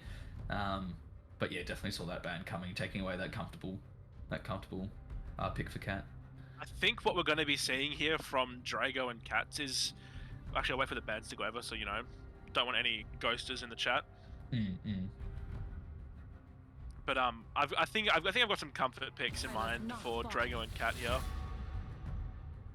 And then the jungle and support coming in for Kawoodi players. We don't know who they're going to be playing. Yeah, they're just ripping away plebs characters right now if they can. Well, Leona as well. What are they going to go? Well, they've already picked their ADC, so this is the jungle pick right now. Maybe Volibear? That would be very good for pleb. I'd love to see pleb on Volibear. Yeah. But then that forced him into a very melee heavy comp. Evelyn! Wow, they're missing a lot of tankiness right now. So assuming Waz is going to go something heavy tank right now. Like, they're missing a lot of it. Both teams. I think they're going to go, I think bot lane for MBS Mark IV, an Ashe, and I think a Rel. I think Rel's going to be the pick here for support. They really want that extra engage. First time Eldrazi pulls out his champ. Oh, I didn't know he actually played. Does he play a lot of Evelyn? I've never seen him. Yeah. Oh, is it? Yeah, And Noah's most confident champion is the Evelyn, so I think he's been waiting to pull this out against Lucky for a very long time. A bit of a casual rivalry among those two. Okay, I'm starting to see a lot more cohesion on the blue side of the world, like as well now. Like Ashe with the slow, Rel with being able to jump onto people, like Poppy with the speed. Like I'm seeing a lot more, at least, engagement coming in from then. And then what? We've got Blitz. Blitz is always a good combination with Caitlyn because they can kind of double stun if they work it around it properly. It's not as easy to pull off as other support ADC combinations with Caitlyn, but it's still going to be really, really strong for them. Hopefully we'll see Waz, I think, roaming a lot against this comp right now. Like against Victor, who doesn't have that much to get away. He's just got his like stun, but that's not going to be very good against Blitz in the first place. Ashe does not have that much mobility. Rel does have mobility, but hopefully we'll start to see him roam a bit. I think that'll be quite good coming out of this team. I still really don't really see that much team fight compared to blue team right now for red. Like Kua's team, like they need to have a little bit more tankiness, I feel. Like Camille will be a good engagement, Blitz will be good tankiness, but I don't think it's enough to control the front line, which is definitely going to be an issue with blue. So Urgot's just going to come in smacking, just shooting everyone he can, and then Rel as well is going to engage quite well onto them. So look, I think they'll struggle with at least tankiness, but damage, they're going to have a very, very good time late game. Yeah, they've got like a nice early game spike with like the Eve and things like that, but in late game they're coming in with Kayle. Actually, I'll speak to Amity about this one. You're the one that's able to do this stuff for us.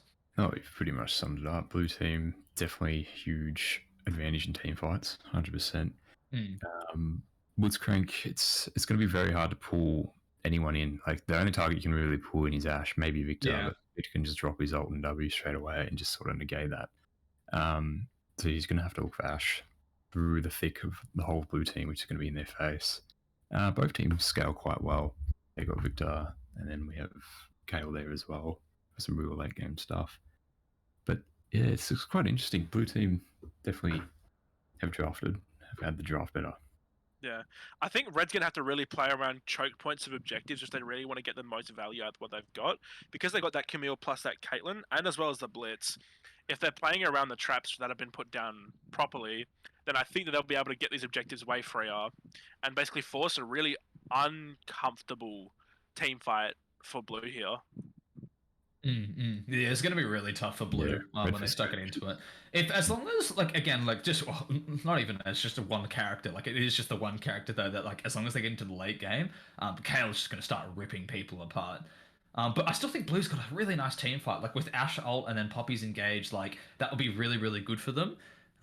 This is going to be tough. This look, I think it is as expected. I think it's going to be really 50-50. They just cannot let that Kayle, like, feed, though. But the Kayle's going mid, isn't it? Aren't they? Yeah, they are.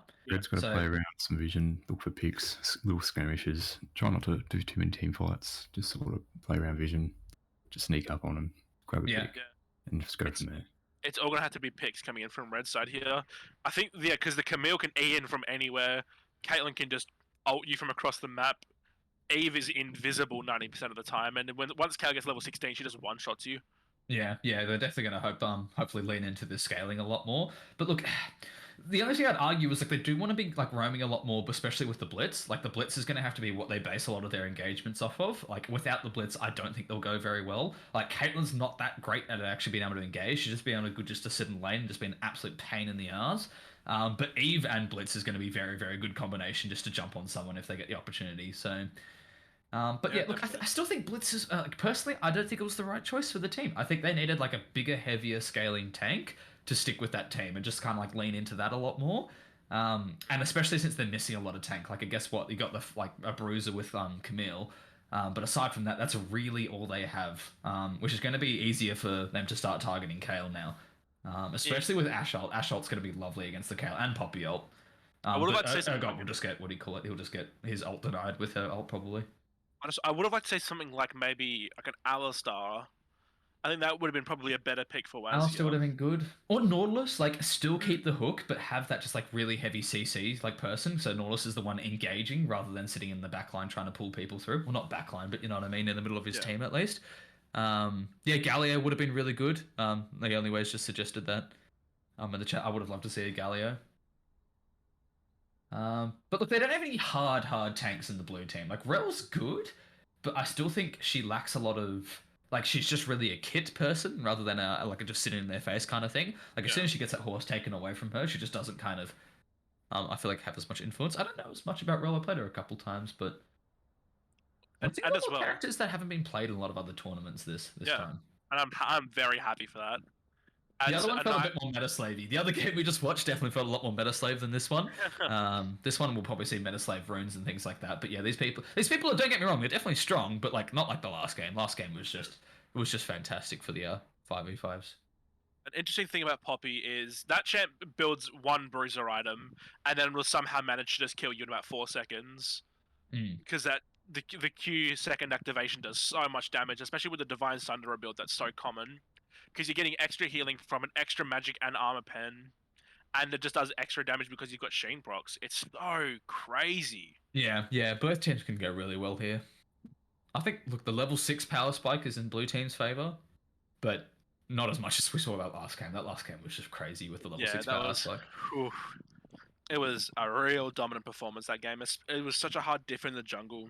They just couldn't really do much. Does Cat play a lot of Rel? I don't think I've seen Cat play Rel. Rel's a bit more of a kind of a clutch pocket pick for Cat.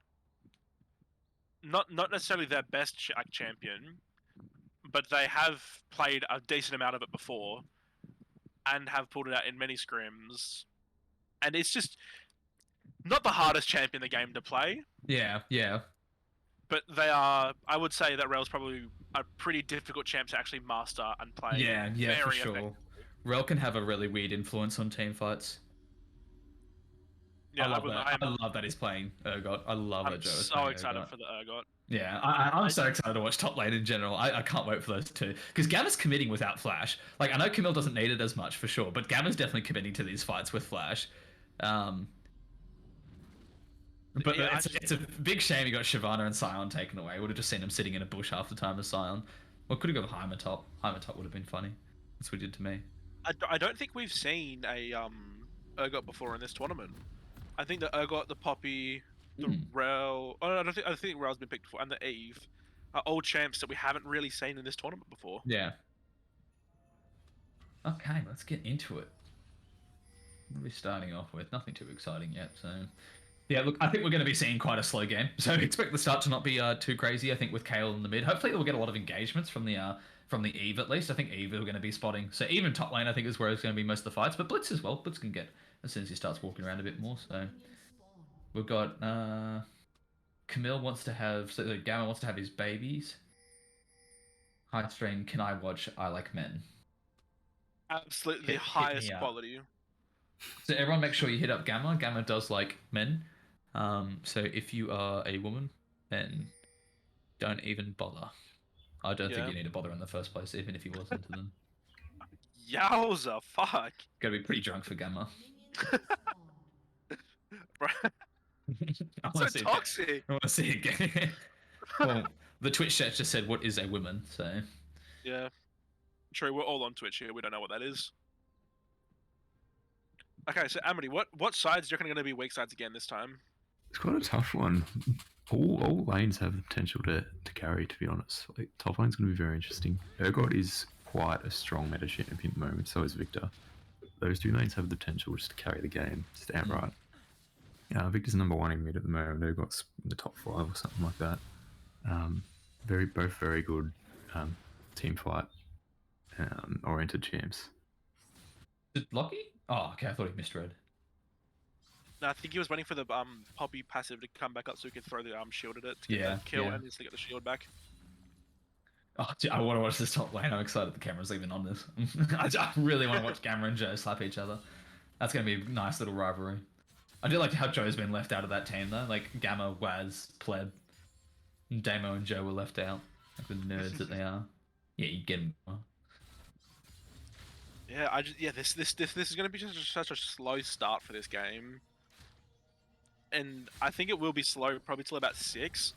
Solely because, like, red side, the champs don't really exist as much till 6 unless you're talking about the bot lane.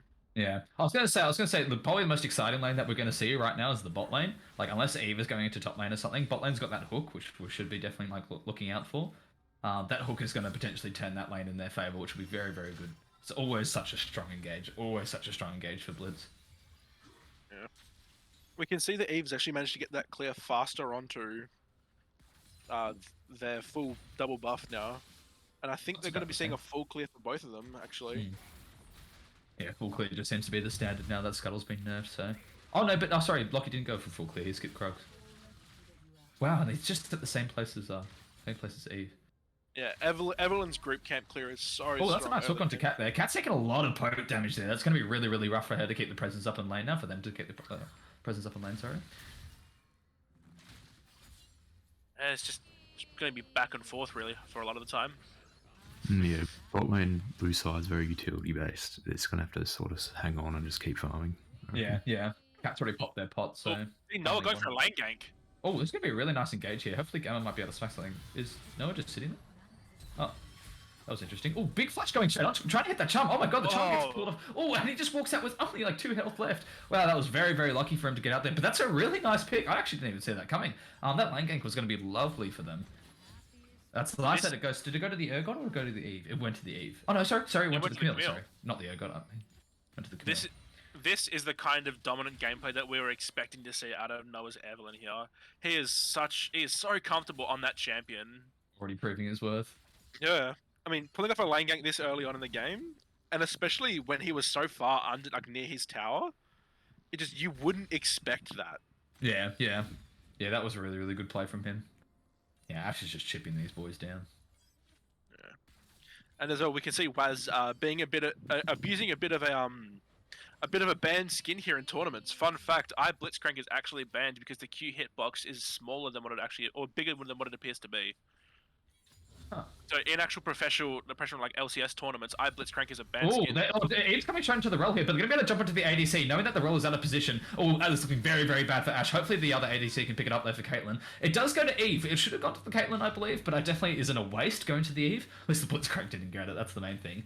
But that was a really, really nice engage. As soon as they saw the rel out of position there, it was completely open. Did he use flash? Yeah, so Blitz used flash to just jump in onto him, straight smack him with the E. Caitlyn still has her flash. Ash, the whole bot lane's actually got their flash, just apart from Blitz. Nice little bit of poke damage onto the Kayle. Won't do much though. Yep. No damage items, by the way. Smile. Kayl's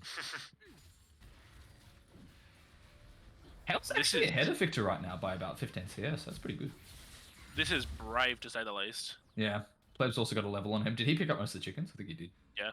But they're both neck and neck in CS anyways. Doesn't matter too much. Yeah, Pleb managed to actually sneak up pull out the big chicken for himself, so that's fine for him, really. It doesn't really care that Lockie's taking some of the small raptors. He can just take the big one for free. Yeah. I think Joe's looking for maybe a shove here, then just so that he can back afterwards, get an Yeah. item, finish up his boots. Yeah, he's already 20 CS ahead right now, so if Gamma can't pick up a lot of that stuff, I think probably Joe should have kept up the pressure so Gamma couldn't actually keep it there. I think it was a bit silly for him to get away with that, but maybe he was being kind. Maybe it was like, you know what, Gamma, I'll give it to you as long as I come back. Yeah, the steel cap finish into the cloth. I mean, he's probably going to go for steel caps into Bramble Vest, honestly. Hale's I already see. at level 6, which is good. Oh, that's going to be a bit fun. Yeah, yeah. This mid lane's going to have a real change in tempo, I believe. I think Lockie just needs to try to go mid and just smack it out of them. Like smack that ult out of the Kale as soon as they can. Because Yeah. I definitely think Blue should be taking those earlier team fights. As soon as, at least when Ashe gets to level 6, I think the team fights will be better when they play around Dragon and things like that. Not by much, but I think it will be better, at least than Red Team right now. All right, so we've got Cloud Drake coming up first. What do you reckon is in second, Peter? I'm sticking with it, Infernal and Chemtech. All right, I reckon second is going to be. I reckon it's going to be Chemtech, and then Mountain. I do like Chemtech in terms of actually watching the gameplay come out of Chemtech. It's definitely good for spectators. Not so much to play. I hate it playing against it. Everyone's just invisible. You're just sitting there minding your own business. Oh, cool. Current health bonus damage. Don't mind if I do. I He think they're wants to going to be. engage. He's getting very easily spotted out there, though. I don't know what they're trying to. Is he? He's not invisible, are they? Wait, I'm confused. I believe the Evelyn actually is invisible there. Oh, was there? Oh, I guess it just doesn't really appear much on our screen.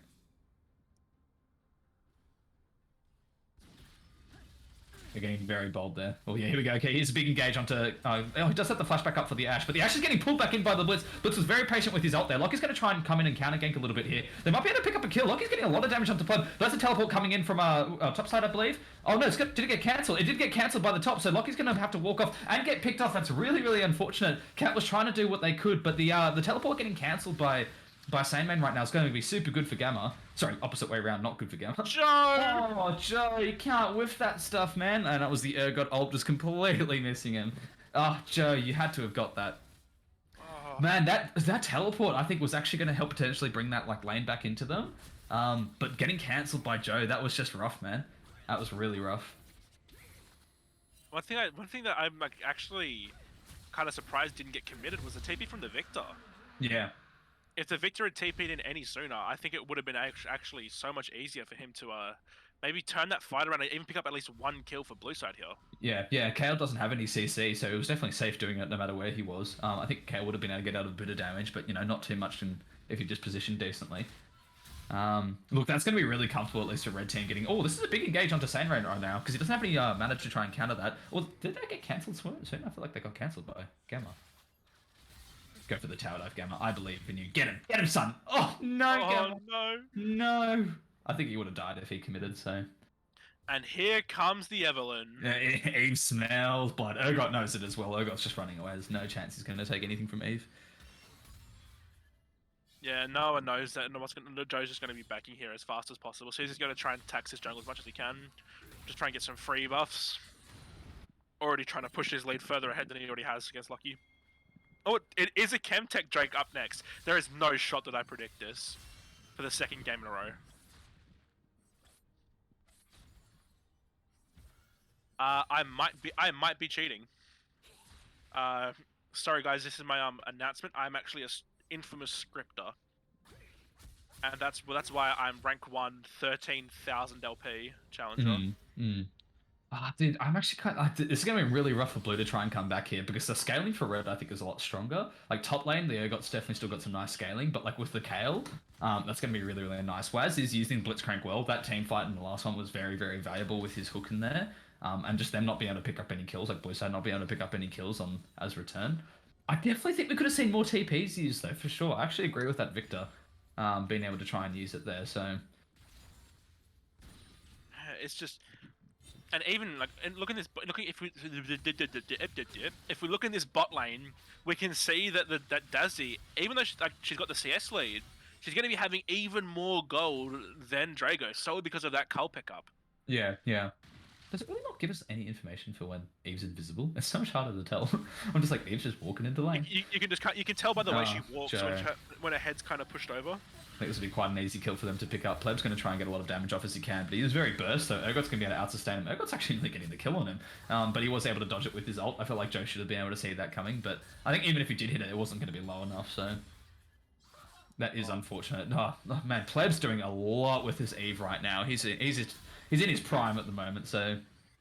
He's spreading out the kills as well. That's 2, 2, and 1. Caitlyn with the 1 at the moment, and Camille with the 2.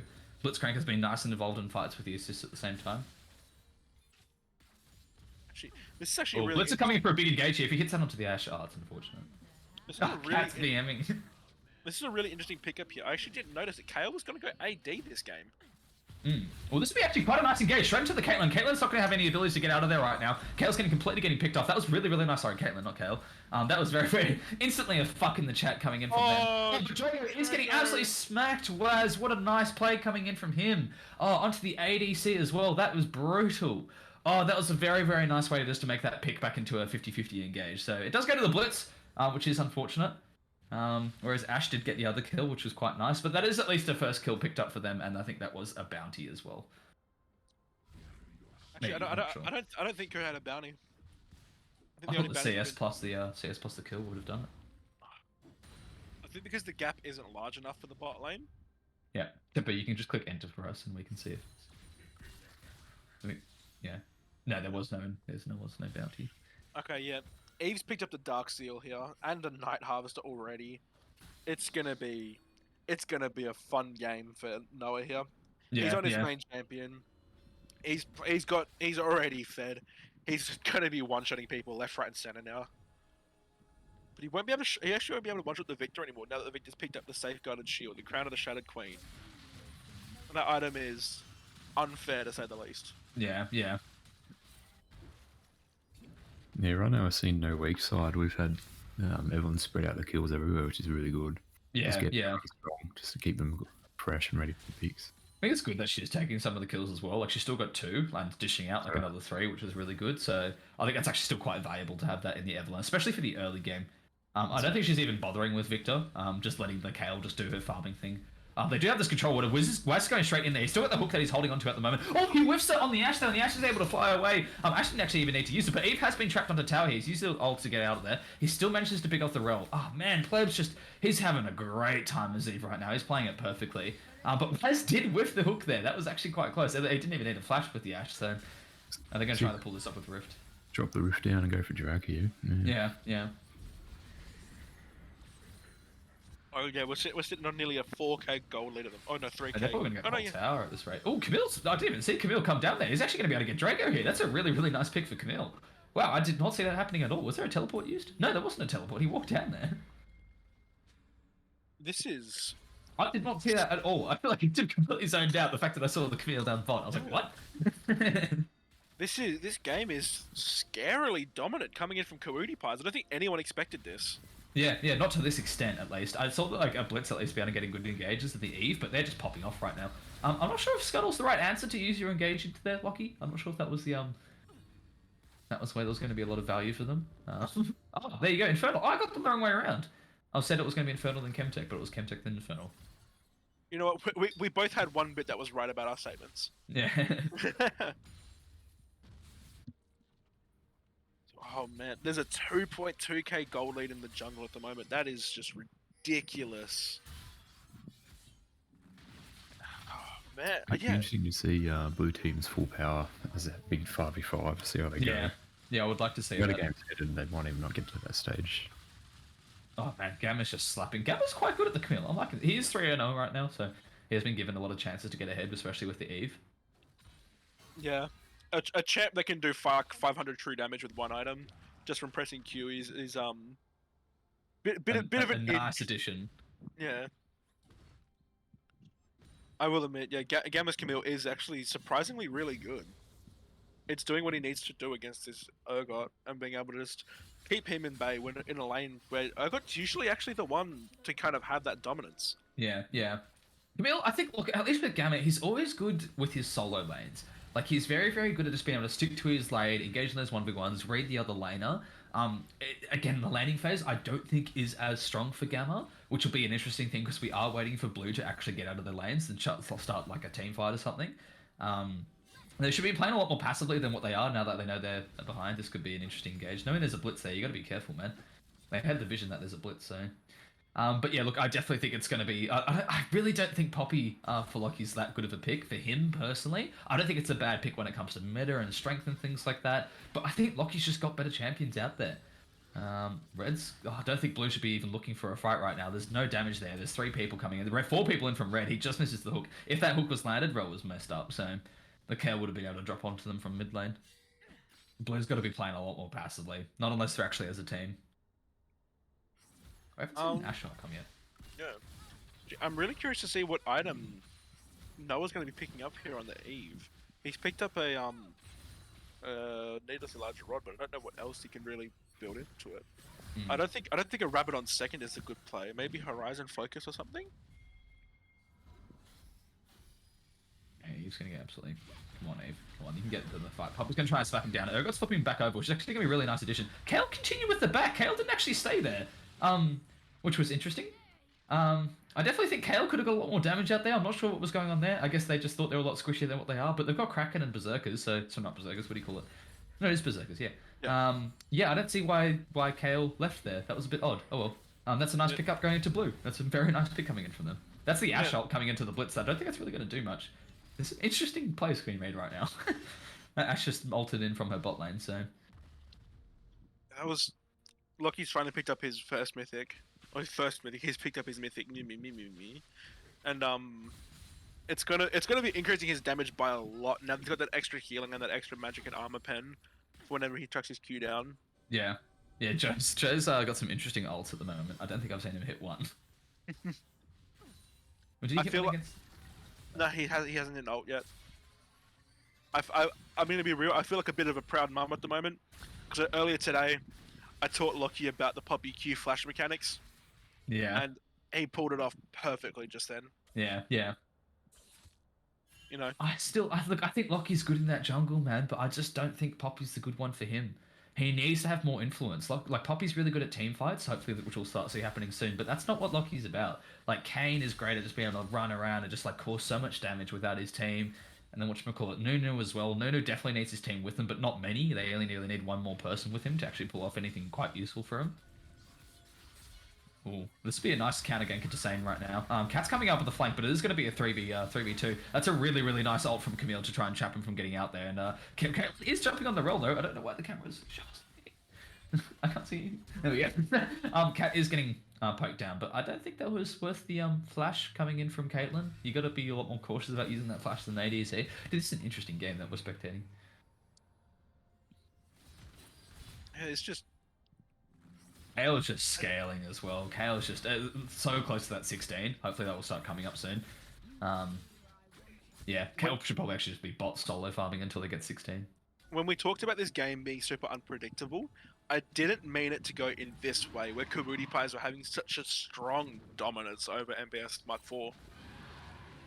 Yeah. Like we were expecting like a game that was a bit more even, or some like really like unfamiliar picks, but we weren't expecting. Yeah, well, hopefully we'll see a big team fight coming in. Loki's going to try and steal the dragon. He is quite well known for pulling that off. He's going to be shown to them. Ashnot's coming into the Eve. Eve has been taken out of the game so far, but she's still stunned now. She's back up and going to be able to get out of the burst. A lot of them getting picked off. Red's got absolutely demolished. That was so much damage coming in from Red. Blue's just going to try and follow, but Drago's losing the 1v1 to the Kale on the side. Everyone's going off the 1v1, and so Red's going to be trying to pull that through. Unfortunately, won't be able to escape. Pleb has just managed to get out, and they have won the dragon there. That was a really, really good team fight that we've been waiting for, and Kale did not get picked off there. Very, very nice for Blue to try and pull that off at the moment. Very, very good engages from all of them. That pick onto the Eve as well was just completely shut it down from being able to jump on the, like anyone important. And then it just got CC chained until like basically until Mercy just tried to come and save their day. Yeah, that was a team fight and a half. You could see that engage from Loki. Well, he didn't even use his ult.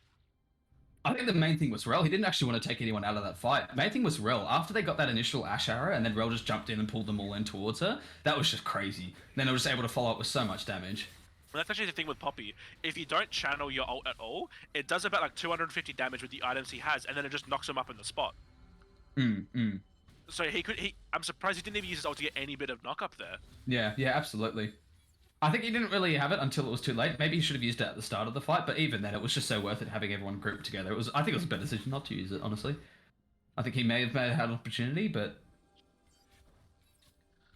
Oh, but now what we're really seeing is Victor getting into his really comfortable positions now.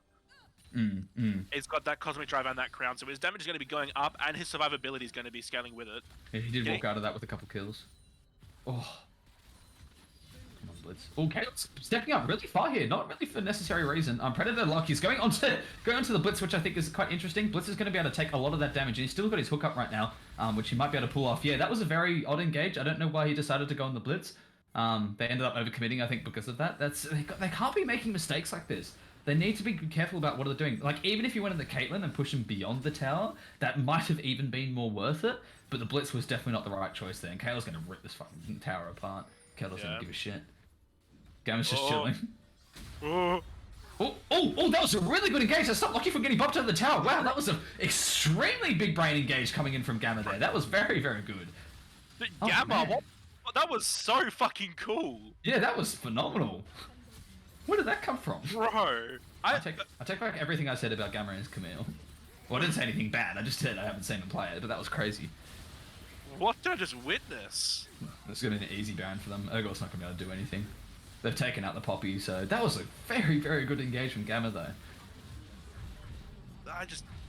This game, this is probably the most entertaining game I think I've ever witnessed. That was so close. In Average Rivals, solely because I can't tell what's going to happen next. Yeah, the team fights are so strong for blue right now. Red team look, they've still got the Kayle, which I think was definitely the right pick here. I actually disagree with myself now when it comes to at least like Blitz. Like, I still think they should have another tank in there, but I still actually agree with Blitz has got them so far ahead of this game right now. That hook has been so useful for them. But that Kayle just breathing down blue team's neck right now is still going to be a massive problem. Like, when Kayle hits that 16, it's going to be a menace to take care of them. And they're 14 right now. All they're just doing is making sure they go up those levels. And Noah's actually picked up the Rabadons as his second item already. So that's a dramatic increase of damage already. Yeah, just be able to one-shot and just take people out of the game. Do you actually know how much AP Noah's sitting on at the moment? If we can get a quick look at that. I have no idea how you even check that. Sitting on 494. Jeez, in 23 minutes. He's at pretty much 500 AP. He's going to he's going to try and pull off that one-shot onto Drago right now. Pick off the Ashe instantly. Not even a fault. Didn't even need to rely on anything right there with his team. He could do it while the support was Urgot was standing there, just knowing he can take out that Ashe so quickly now. And he knew he had that power. Now he's got the Rabadons. Man, Drago's having a rough time this fight against this Eve. It's just... No one's mid lane. Absolutely not a soul is mid lane to try and cover that. I don't really know why they're focusing on going top lane or playing around there at the moment. There's nothing for them. I'm at a genuine loss for words. This is where we see red team's comp shine, playing around, just picking people off one by one, just to avoid that big team fight. They've got a lot of pressure in that bot side jungle. All vision set up there. Blue's got nothing in there. Yeah. They're Without a walking doubt. behind. Yeah, without a doubt, Gale That's Force is definitely the pick for Caitlyn, just being able to follow up on those engages from her team and make sure she can stay safe, split pushing, stick with that strat. Yeah, Oh, here we poor go again. Urgot. Oh, Urgot, there you go, mate. He does pull off the flash, but he's not going to be able to get out, I don't believe. That's a nice charm on him. He's so tanky. They haven't used all their abilities, so they're going to be able to follow up on this fight here. Blitz is getting absolutely taken. I don't know why they keep focusing the Blitz, though. It's such a silly chap to try and engage on top of. Blitz does... Oh, he gets absolutely clutched in by the, Kayle ult. Rel's going to try and get the pick there onto the Blitz, which is going to be quite a nice amount of damage. Pleb's lost all his burst potential, so he's going to have to wait a little bit for more of his cooldown. But yeah, what do you call it? Kayle's just here to clean up. Kayle's just got so much damage. Look at that. Even their tanks are barely able to do things. Oh, Gamma. I had big hopes for Gamma, didn't I? As soon as I saw him coming. Everyone was so low for him to pick off. But yeah, if they can't get the damage onto the Kayle, they're fucked. Kayle just comes in afterwards. That's the problem with this comp now. Now that Noah's split the gold so evenly among the team, that you can't focus just one of their players. If you focus the Camille, you've got Eve, Kayle, Kate. You focus Eve, you've got Camille, Kayle, Kate again. It's just you just can't do anything against that. They had potential there because they used so many of their cooldowns. That was a hook, a charm, an E from Blitz as well, all used onto an Urgot who still walked out with half health. So there's definitely a commitment to what they'll be able to do there, but I just think the return engagements aren't being matched. He then uses, Poppy uses all their cooldowns onto the Blitz, which we've seen a few times now, which is just not what they need to be doing. When Blitz doesn't have his hook, he's not a threat. He's just sitting there like a tank, basically. He doesn't really do much. Until he gets his E back up, but his hook is usually on a 10 to 13 second cooldown, I think, by this stage of the game. But yeah, just when they had their cooldowns, they had a chance there, but did just that the damage coming in from red again, like you said, it's just spread across everyone. Like Plebs just comes in, whacks out his little combo, walks back out with his ult, and then the rest of them just come in and try to sweep up the board a little bit more. Yeah. That was an interesting hook. Yeah. No, trust me. He was he tried to predict the predict. Oh, can you Amity beach days or Gregory's beach days? 1300 Greg. That's not even a number. 1300 Greg. It's only 8 numbers. Yeah, it was a lovely day at the beach though. I've got to hand it to him. Amity really knows how to have. He knows how to have a good day at the beach. Joe's among us suits. Okay, this is going to be a nice engage coming in from Lockie here. Don't go for the blitz this time. Go for Pleb if you can. Walk those things up. Oh, it's going to be a really nice Ash Arrow coming into there. You can probably pick off the Eve here. She's not able to pull her for ult. She might be able to pull her for ult though, unfortunately. Yes, she does manage to get out, but everything's going to be able to follow up. Kill one of the blue team. 2 to the people from blue team dead. Kale's just ripping them apart. Kale's taking no damage whatsoever. It's all going into Ku right now, so Ku will be managed to get picked off. Pleb's looking for coming. Oh, happy guy right now. That Victor's going to be in a lot of danger in a second. Oh yeah, Pleb's coming around. He's looking for the absolute meat of the man. Oh, getting some damage, son. Getting some damage. Oh, he does get picked off by the Ash, which is nice damage, but oh man, they're still Blue's trading well, but just not well enough. The Kale's just too far ahead. Yeah, Kale's level 16 now. This game is just over. Yeah, I really don't think Madison Business Mugfall can actually pull back from this anymore. I think the game's too far gone in favor of Kawooti. They had a better engagement than Red there, but they're just too far behind. Like, they were able to get that stun onto the Eve, which again is not necessarily the most influential person in a team fight, but at least hopefully, like, you know, if he's in-game leading, or, you know, just taking that person out of the game would have been very, very nice for him. But Pleb's just too far ahead. Even with Rapidons, they're, like, what do you call it? They're Mythic and, Medjai's. Oh, Medjai's. Oh, I didn't see the numbers on Medjai's. That's fantastic. But they were still just so tanky at that point. Like, she's just too far ahead. They weren't able to do much, so... Yeah, and this Kale is going to be constantly pumping out damage. Now that she's 16, she doesn't have to stack up to get any of her exaltations.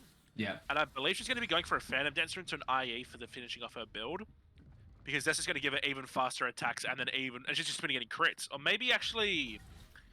Maybe a Ginsu's. Oh, Runan's Hurricane? I think because they're grouped up a lot of the time, like the biggest issue for for Red team is worrying about the team fights out of everything. Like their roaming is actually really, really good. So I don't think that's a bad thing, but I definitely think like IE or something would have been a lot stronger there. I think Tim Spittle's going to be going for maybe something like an on-hit build. So he's going to be going Runan's Wit's End into a Ginsu's. But Kate having a bit of survivability is just going to be really nice though for them in general. Right now we've got Baron coming up, and we've got blue team actually setting up vision before Red gets there. So it's actually going to give them a bit of advantage to help actually get a proper team 12. If they got that ult off. They are they're committing to the Kate right now. Lock is he going to be able to follow that in? Kate's definitely getting picked off here. Waz might get picked up as well. He might be able to hook something on the tower, but I believe he's already used it. He's taking a lot of damage though. Oh, he doesn't get killed. Oh, the shield just comes in clutch. Wow, that was deadly close. But that is a really nice start for Baron from them, and Kale's are currently bot lane right now. I think Kale probably should have just kept up the pressure, personally. I think they could have just stuck to it. But what's, blue team, I don't feel like it's really using their advantage much right now. They're kind of just like slowly pushing up the lanes. I guess they're just playing around Dragon. They probably know they can't pull off a Baron right now.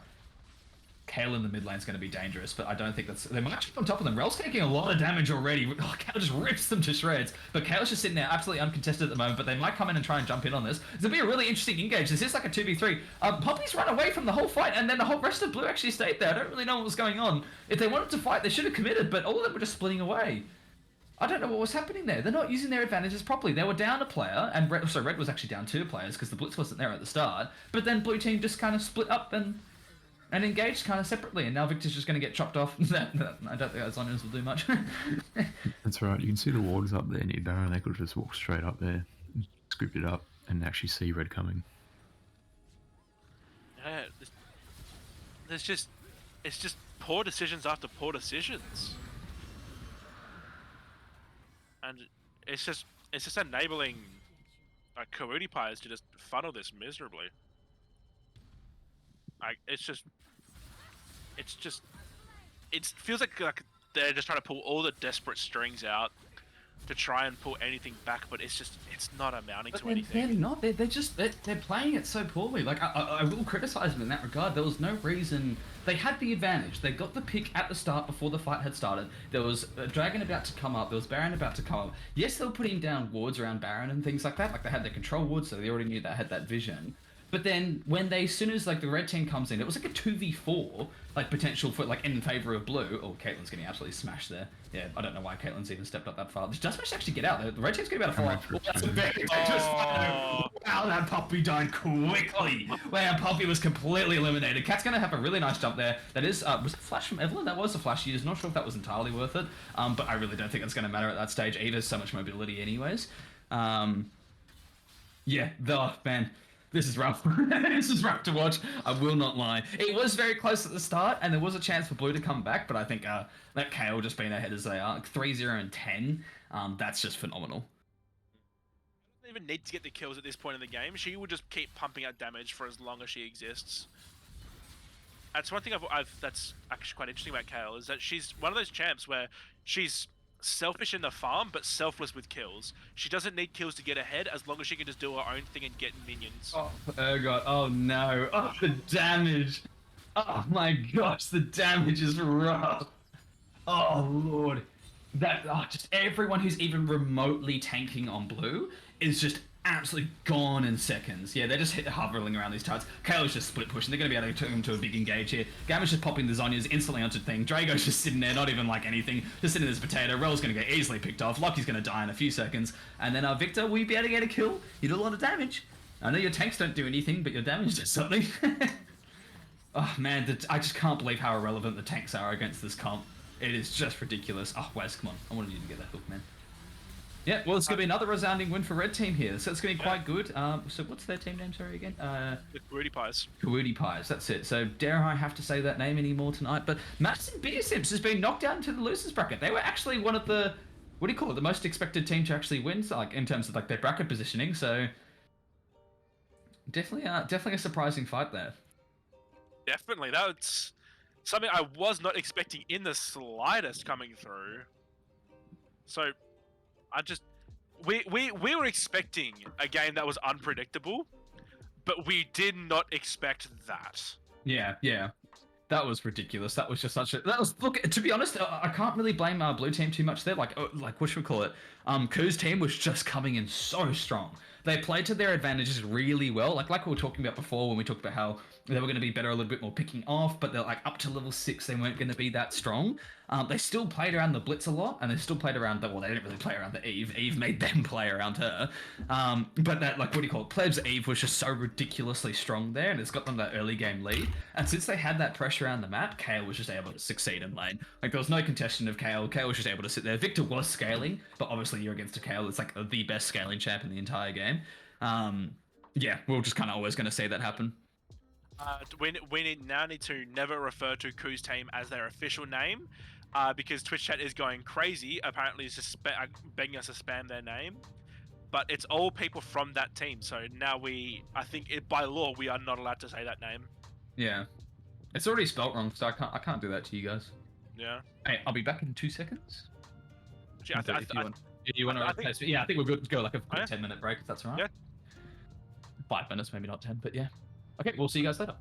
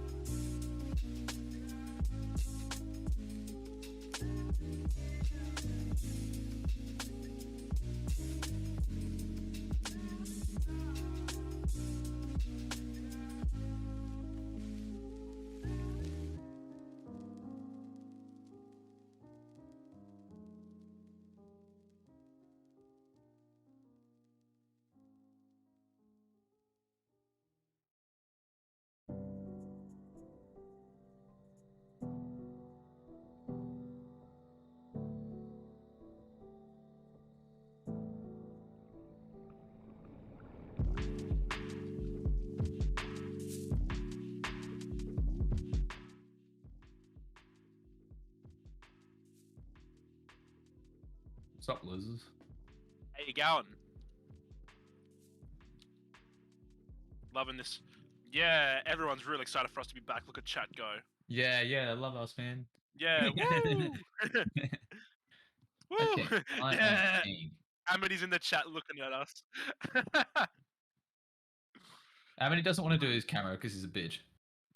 But Oh, we these might guys. we might get the camera for the last game, maybe. Maybe. It might be It's a pop-up. TOS though. I mean, it's a bit TOS. Yeah. So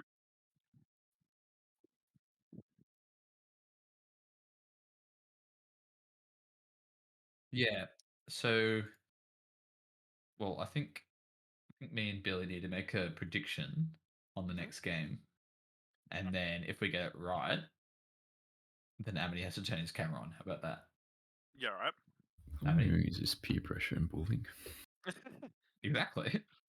Wouldn't have it any other way. What do you think I'm doing? So we come bearing some news that FedEx Garden actually managed to beat Kyle's Law. So Kyle's Law has been knocked out of this tournament.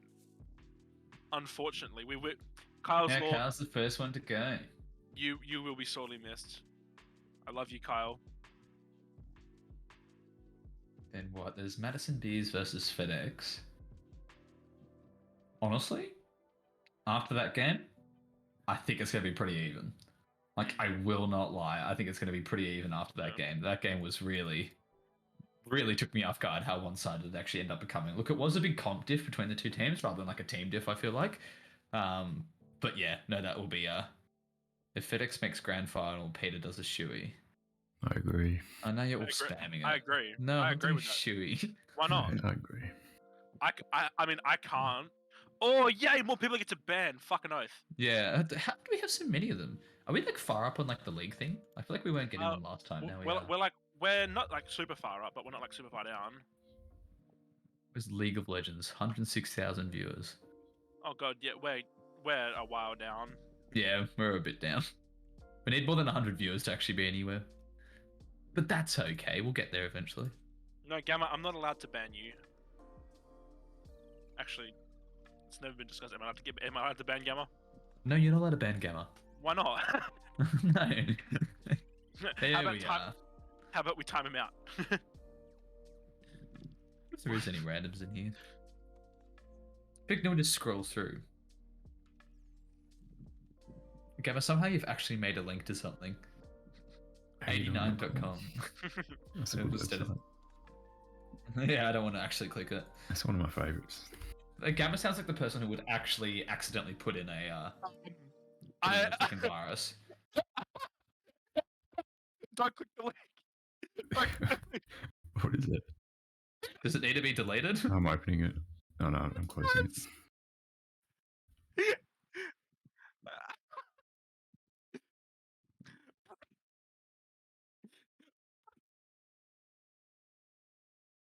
Your mic's cutting out a lot, really. What's happening? Sorry, it's because I'm just laughing really loudly. And my mic doesn't like it. Can we stop posting links, please? By the way, let's just say the link that Gamma posted is to a not safe for work website.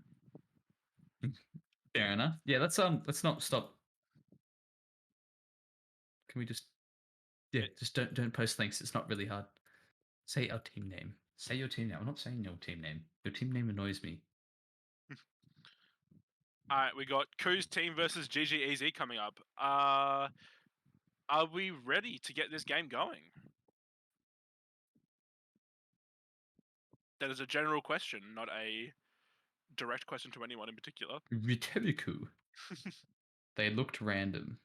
Oh, the links. Yeah, they did look random. I just don't want people posting links for just unnecessary.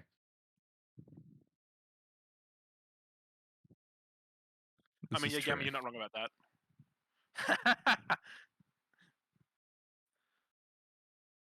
Okay. Do we have anything up? Are the teams ready? Are they going? Are we in the picking phase yet? Oh, we're waiting. Nerds. So, yep. Amity, who do you reckon is going to win this game? It's going to be very close. We'll have to see how the draft goes, but our team's played very well, honestly. I really like our red team last game, pulled through, played around vision, just didn't do those team fights, didn't play to blue team strengths. There's that one little hiccup at Dragon before. With that team fight, they just got rolled there, but they ended up just playing around their vision and doing what their team does best. Yeah. It's really good. Peter, your thoughts? So what is it? Koo versus GG Easy. Look, they both did perform really, really well. I think it'll be quite an exciting game to come out of both of them. Hopefully, look, we're looking for a close game. I want this. Like, both games have been really close in the initial stages, and hopefully looking at like scaling later. But I really want to try and see a game which is a lot closer this time, like throughout the whole period. But even the other team, whatchamacallit, Carl versus FedEx, I think that was even quite one-sided. I'm not sure about the full details about it, but yeah, look. I really don't know. I think both games that are happening right now will be quite interesting. Like Madison Beer Simps versus the whatchamacallit, the FedEx Garden. Like both of their performances have not been so good this tournament. So hopefully we'll see it. Look, I think Madison Beers does have the numbers at least on the board as they were the most favourable team at the moment. But between these two teams, I think I won't say anything until we see the comps. I think it definitely would have been determined by. So Yeah, the Malphite. The Malphite ban is good. GGEZ are very well known for pulling out that Malphite. It's just not fun to deal with, and it's been a real crutch for their team comp for the Malphite Galio. Not too okay. I saw one play at the last game. They're actually basing a lot of these bans on just that one of the games that they played. So Yeah, I think they just want to get rid of the comps that they know have been working well for them. I honestly don't think the Galio ban is pretty unnecessary though. I do not think that they should ban Galio at all here. Because once the Malphite and the Nocturne are gone, Galio kind of loses a lot of that value that he would have with his ult synergies. well, I think he still can synergize with a lot of people. At least with the picks that the red team does go with, like it won't be as much. But I definitely think it's a stronger pick. Yeah, I think Akali is definitely a better pick there. But I would actually still like to see a Galio pick coming out of Damo. I think that'd actually be quite a good choice for them. If it doesn't get banned in this, if it doesn't get picked in the first three, it's definitely going to get picked, I believe, in the second. Yeah. They love those engages, man. They absolutely love those engages. But definitely missing Nocturne out of all those 5 champions we saw from them last time, is definitely going to do them a lot more value. A lot more value. Yeah, I'm picking out the Camille again. Love it. I absolutely love it. Zaya for zombie. Yeah, Sherney's very confident on his Zaya. That is his favorite champion to play in the game. So I think if he can pull that up every time he wants to, then it's going to be free for him. I remember watching one of his games before, and he just 1v2'd after being like 1-0 in bot lane. Yeah, Just because he has such a hard control over his character. I think that's a Darius picked up for the Beast here. Another one of his comfort picks. Malphite's not one of the champions he mainly plays, but he's happy to play in a tournament situation. But Darius is actually one of the champs he likes to play a lot in solo queue. Yeah, no, I have heard about his Darius at least. So would have been good Hey- to see that out. He's a man of high quality. He plays Darius and Garen and Akali. The Noah Zac.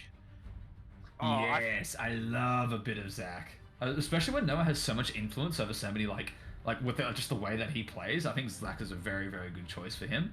I haven't actually seen him play it before, but mainly because I don't really play with Noah that much. But honestly, I would have loved to see the Eve. Oh no, but the Eve didn't get let through though. So Yeah, I feel bad for anyone playing mid lane in this game now. It's just Zac is one of those champions where if you're in mid lane and the Zac chooses, so you just don't exist. Yeah, absolutely. Yeah, that Zac just has so much influence. And look, if you ward properly, like if you know where Zac usually sits, usually you can catch him off guard. But hopefully in a game like this with a lot of communication, they can deny a lot of those wards. So Yeah, hopefully. hopefully. Now, who's Exo going to pick up here? Is he going to pick someone? Which assassin will he pick today? Is he going to match the jungle or is he going to match the mid lane? Good one.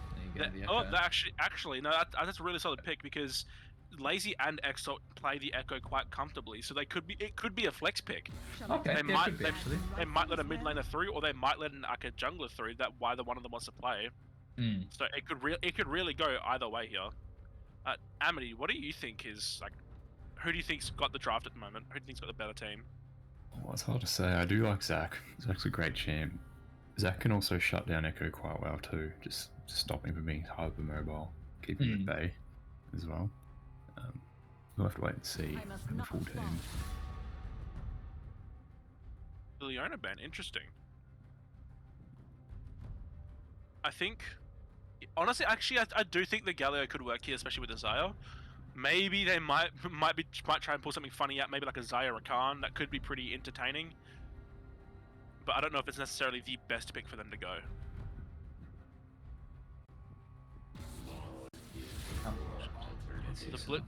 The Blitz ban from Waz. Yeah, that was definitely a good choice. But he had so much influence with that Blitz. That Blitz was so strong for his team. Caitlyn getting taken away from Ku.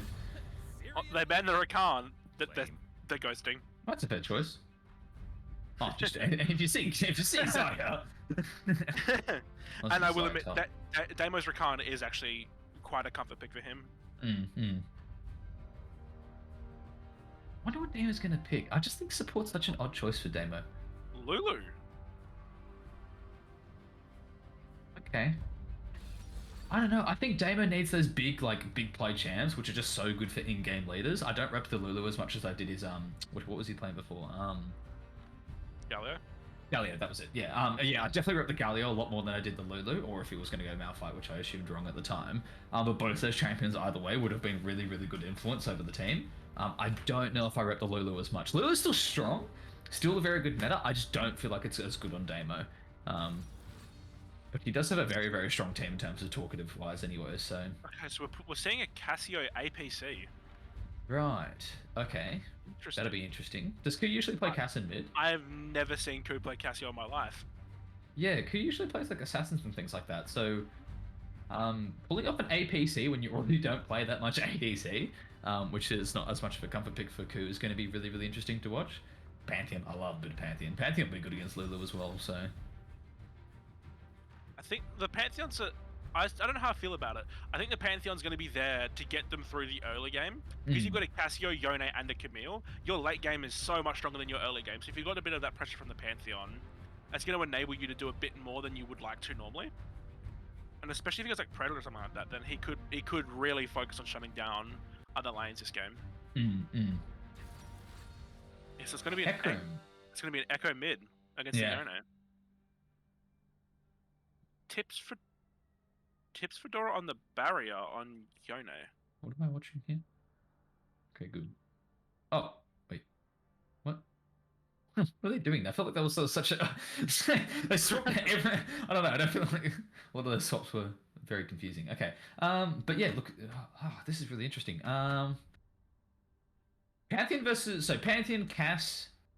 Yeah, this is really honestly interesting. I think Pantheon goes well into those two, and Xayah is quite vulnerable to a point-and-click stun, and so is Lulu, especially taking a lot of squishy damage. But then Cass, I feel like, doesn't have that much follow-up as an APC in general. Like, they won't have as much lane control, especially against Zombie and Damo. Both of them are very, very good with their game knowledge. Is Exalt meaning to bring Ghost Smite? Or is that just our thing glitching out? I think it might be our thing glitching out. Yeah, I hope it is. Which we've got, who else is there going? So then we got Yone versus Echo. I'd say pretty much early game they'll just have equal trades. Echo will be able to smack him. Yone will be able to smack him. I really like Pleb on the Zac. That's the one I like the most out of this, and Gamma on the Camille. Like, those are the two happiest picks that I'm with at the moment. I think Zac, again, just Pleb's like moved into his strength of being able to make so much influence across a game. And Zac has definitely got the power to do that, especially like the mid lane, like you mentioned. He can kind of trap that Echo in a lot of bad positions. So, look, hopefully, I think Pleb may turn a lot of the, like, he may be a lot of the reason all these fights get turned into whoever's favor. A bot lane, I'm really confused as to what's going to happen there. I really can't make any predictions, but Gamma, I love to say that on Camille. Like, dude, Darius is going to be a punishing champion for Gamma to verse, but Gamma's Camille took me very, very off guard in that last game, so I'm hoping to see him pull that out again. I think the Camille here is most likely actually going to go win against the Darius in the top lane solely because he has the ignite pressure. That's the way that most people actually counter Darius lanes is they just bring ignite and then he loses all that healing that he would get from his Q normally. You need to play it properly though. It's a hard thing to pull off at the right time. Like, you don't really know whether to pull it off at just before he gets his Q. But even then, if the fight's gonna last longer than 5 seconds, so. And as well, you trading tick damage with him as well because he's got his hemorrhage passive, but then you've also got the ignite burning on him, and your ignite does way more than his hemorrhage passive could do. I'm also really interested by the Lulu pick as well, the Pantheon into the Lulu pick, because if Pantheon just stuns like the Xayah, Lulu can just instantly polymorph him and get way more value out of it. The polymorph like CC duration lasts longer than the actual W stun from the Pantheon, so But Pantheon doesn't need a lot of consistent damage. He just needs burst. So I think no matter who he can actually jump on, he can still just get out so much before that becomes a thing. Like, I feel like when you get a champion has to engage, like a Nautilus or something, and then you take away his whole pressure of being a tank, that's a bit more of an issue, because he just uses engage, and then he's not relevant as a tank anymore. But I feel like with a lot of damage, Pantheon should be able to follow up on that a lot harder than a lot of other engaged champions. And the point-and-click stun is just going to be so good against those two. Generally, actually, the point-and-click stun is going to be really good against everyone, like, especially against Lazy. Lazy's going to be the best person to pop that point-and-click stun on. Just release that influence as Hecarim. Like, I think Lazy's going to have to probably try and play mid or top side here. I think it's going to be too hard to gank as a Cassio and a Pantheon, especially as Hecarim. When you're trying to move in as fast as you can, and then you just get W'd by Pantheon. Yeah, Camille as well is going to be very, very slippery if but Gamma can often get baited. I feel like with his abilities, he might overuse them sometimes. So I get the feeling, that Camille could be quite a nice opening depending on Gamma's gameplay. Generally Camille just has that such hard engage, and if it's like already used up, then she's just going to be absolutely trapped into a position against the Darius and a Hecarim. But look, everyone's actually pretty slippery anyways on the blue team. Especially Yone. Yone's a little bit slippery when he can be. I think Blue's going to be playing to get this Yone fed, and I think Red is going to be playing to get this Darius fed. Yeah, blue team has the potential to just skyrocket mid game, like early mid game, and just funnel resources into one person, probably their Yone, or even Cassiopeia. Just use Zac as that tool just to keep him ahead. Yeah, very interesting comms. It's very. I'm honestly a fan. Another thing that we were looking at before is I've noticed in the scrims that GGEZ had played that the Darius never actually ran Ghost, so he loses a lot of that kill pressure that he really wants in top lane for a bit more of a supporting playstyle. But I don't know if that's what he wants here.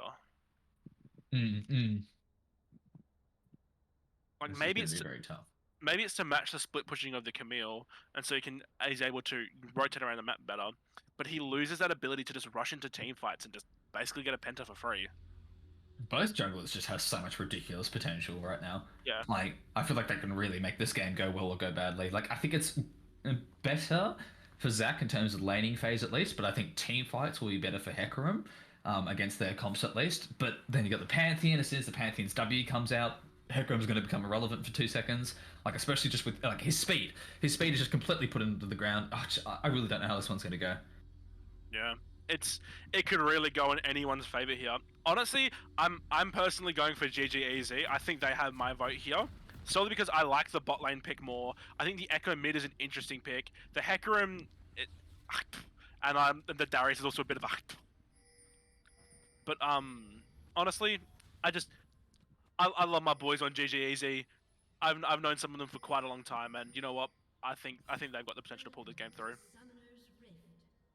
And as well, I just don't want to keep reading that awful name on blue side. Yeah, as soon as I get rid of Koo's team, the better. 30 seconds until minions spawn. Bush strat, I love it. Come on, jump in, Zach. Just do it already.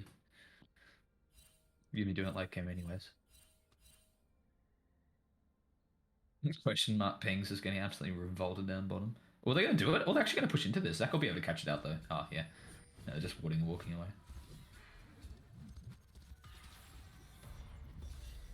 Cheeky.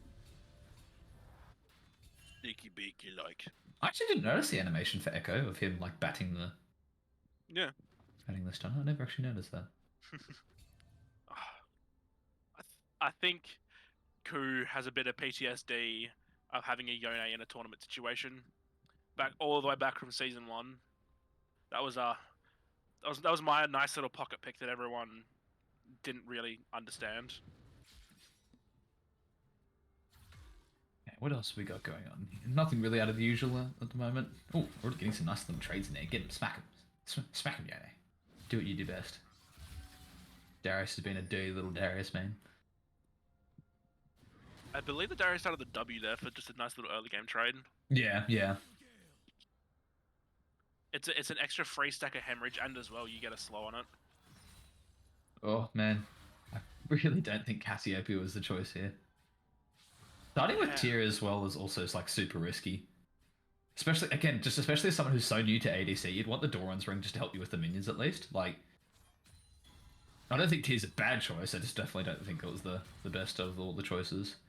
Oh man, and they won't be able to get any boots to stop the Xayah from being able to just poke him like that. What the hell was that movement? Did he get hooked into something? What did I just flick over to?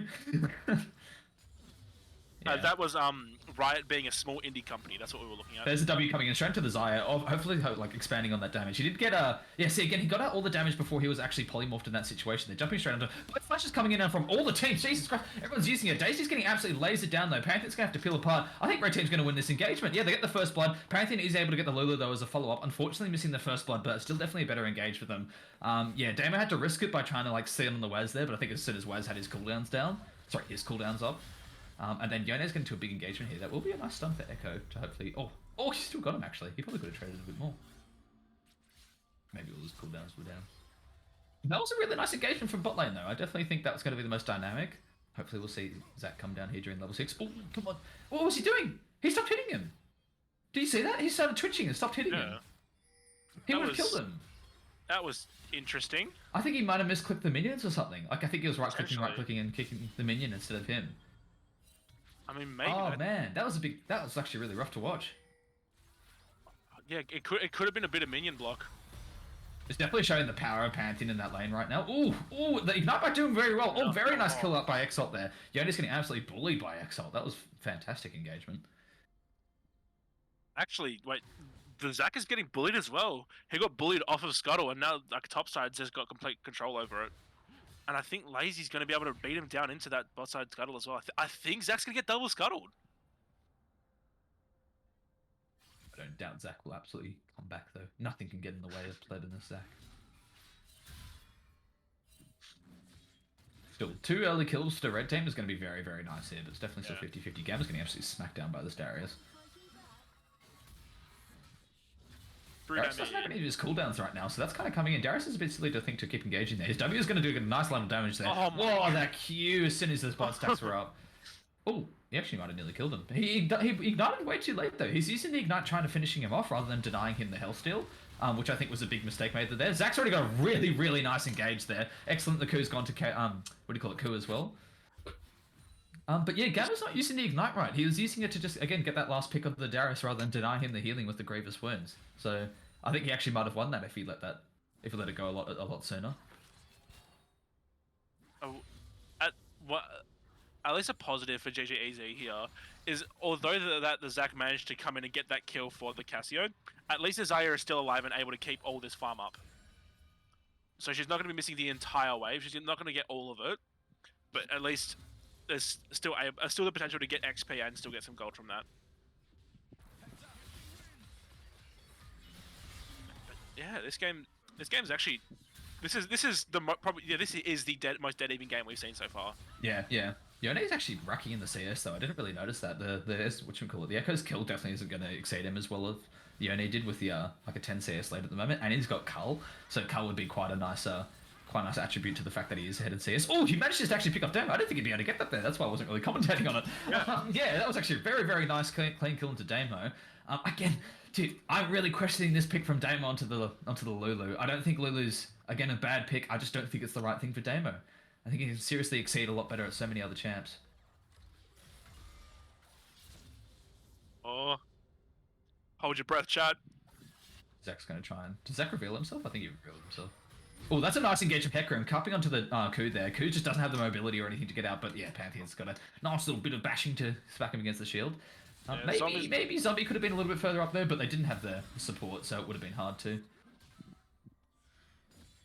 The pressure's been super high in top lane, but Gamma's been keeping up with CS. Gamma still has like another 10 CS like there and right in front of me. He's actually going neck for neck for Darius at the moment, so... Yeah, we're actually going to probably be seeing Damo to have way more value in this late game than Waz is, solely just based on the differences in champions. This is going to be a big engage into mid, though. I don't know if Yone's going to be able to get out of this. He does have his ult, so he can ult backwards if he needs to, but Hecarim's already got his massive ability to get in. Oh, he did get cut. Oh, I forgot to stop you at the start if you get hit soon, so that was a really, really nice engage. I don't know if Damo was needed, but it was definitely rather good to have him up there to keep it nice and safe engagement. And that's a nice little control ward for him to fight on the way home. And all they burnt for that was just one Ignite from Exalt. They didn't even need to burn any ults. That was an extremely good engage from them, and Yone just had no information for that. They definitely have to have their wards in a different place, because Hecarim can always come in from a different angle because of his speed. So, but Echo's got no wards down right now at the moment, which is going to be rough for him until he gets them up. Look, they're just invading his jungle. Pleb's got nothing to work with now. And Zombie's flash is going to be up very shortly, so he can't really look for a gank in bot lane. Again, that Pantheon point and click, man, I always think it just opens up everything so much for them.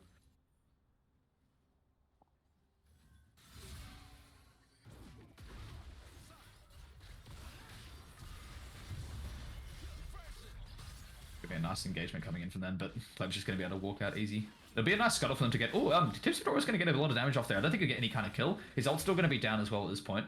Yeah, it is. It's still down. It's only halfway, just about. That's good. That's probably the best outcome that Exalt could have gotten there.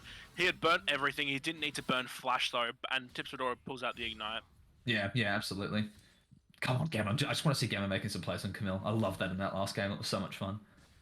I think Gamma's going to be looking for something maybe a bit more aggressive here, knowing that the Darius is really low on mana. Yeah. Darius can only really use all of his abilities once, and if he uses all of his abilities, he can't really even use his ult.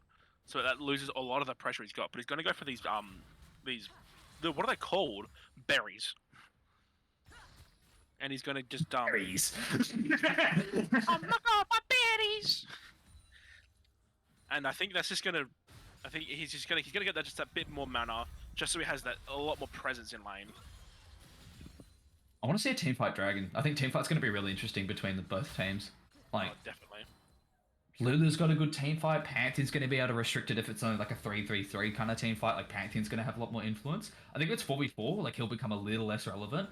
But again, he's so bursty, he can't get that consistent damage. Cass is such a weird play to be thing in APC. They are getting a lot of vision there though, and Plebs are sitting the top side. He probably should just commit to the gank on the Darius and then go Rift afterwards, because Blue's not going to have any chance of contesting this Dragon. He's not doing anything top. He's not even going for Rift. Surely. Yeah, no, He actually doesn't even notice the control ward that's sitting in there. I know Zaki's going to be trying to go in there as Camille goes into the Darius, but they are going to pick up the Dragon safely in the bot lane. I don't really know what's happening top if we can quickly go up there. Oh, Zach's going to have a really nice engage. That's going to get the flash out of him. Is he going to still be able to pick that up, though? That's a big, nice amount of bouncy damage. Get him! Oh, the lifesteal just too much. That was really well played by the base there.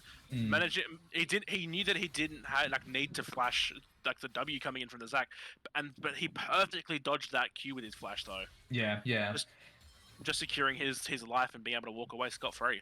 Ah man, without like what do you call it, Zac being able to get these engagements, Hecarim's just getting so much pressure. Like his whole bot lane is just complete. Sorry, whole bot jungle is just absolutely getting taken away from him because Hecarim just knows he can speed out if he gets jumped on anyone. But Pantheon might actually spot him here though. This could be really good for them. This could be a really nice pick onto the Hecarim here. Oh, the stun didn't even go through. That's so awful. Oh man, poor Pantheon.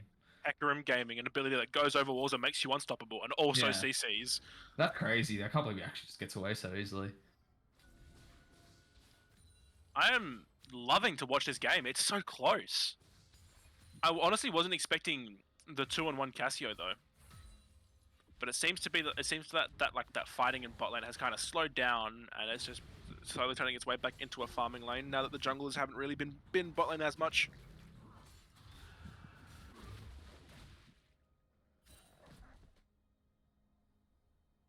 I'm good, you're bad. Oh, you're bad, I'm good. Let me show you why. Amit's coaching service, $200 an hour. Fucking hell! Jesus, you're not that good, mate. I know you're in Diamond, but don't think you really deserve it. Yeah, from some of You're the, muted. You From know, some of the you've had game- like 4 sessions with me already. Have I? Yeah. Wait, was that for the Twitch streams or was that for this? No, like you've had a few coach sessions with me. I don't think I've had coaching sessions. I've had hot tub sessions, but not coaching, man. Oh yeah, that's right. You must be getting mixed up with Billy.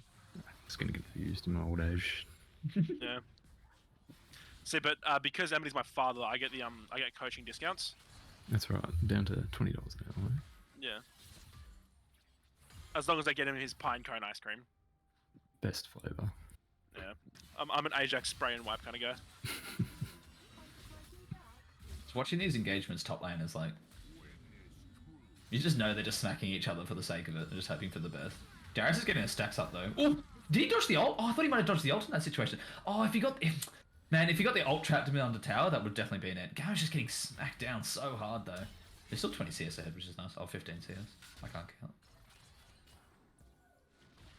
Smack some people. Oh, dude, the warding is just denying Zac though.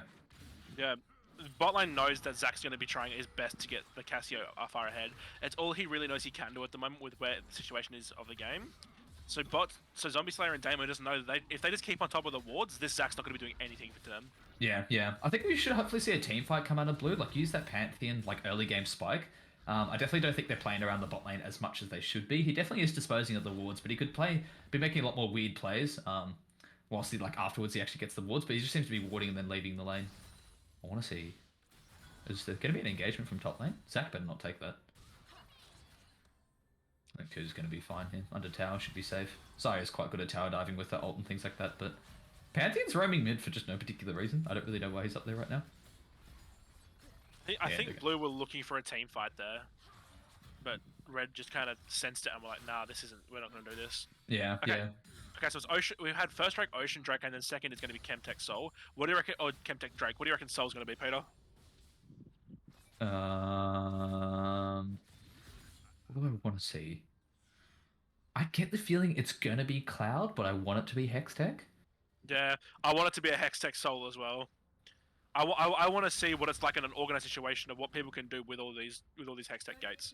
Yeah, absolutely. It makes the game a little bit more exciting. I like the new Drakes, no matter what people think about them. They're definitely good for spectator modes. I think what Yeah, people definitely. need to remember is like watching the game is what League actually cares about most. Like that's why Overwatch gets such a bad rep is because that's the only thing they care about. I feel like Overwatch only really cares about what spectators are getting because that's where they make all their money.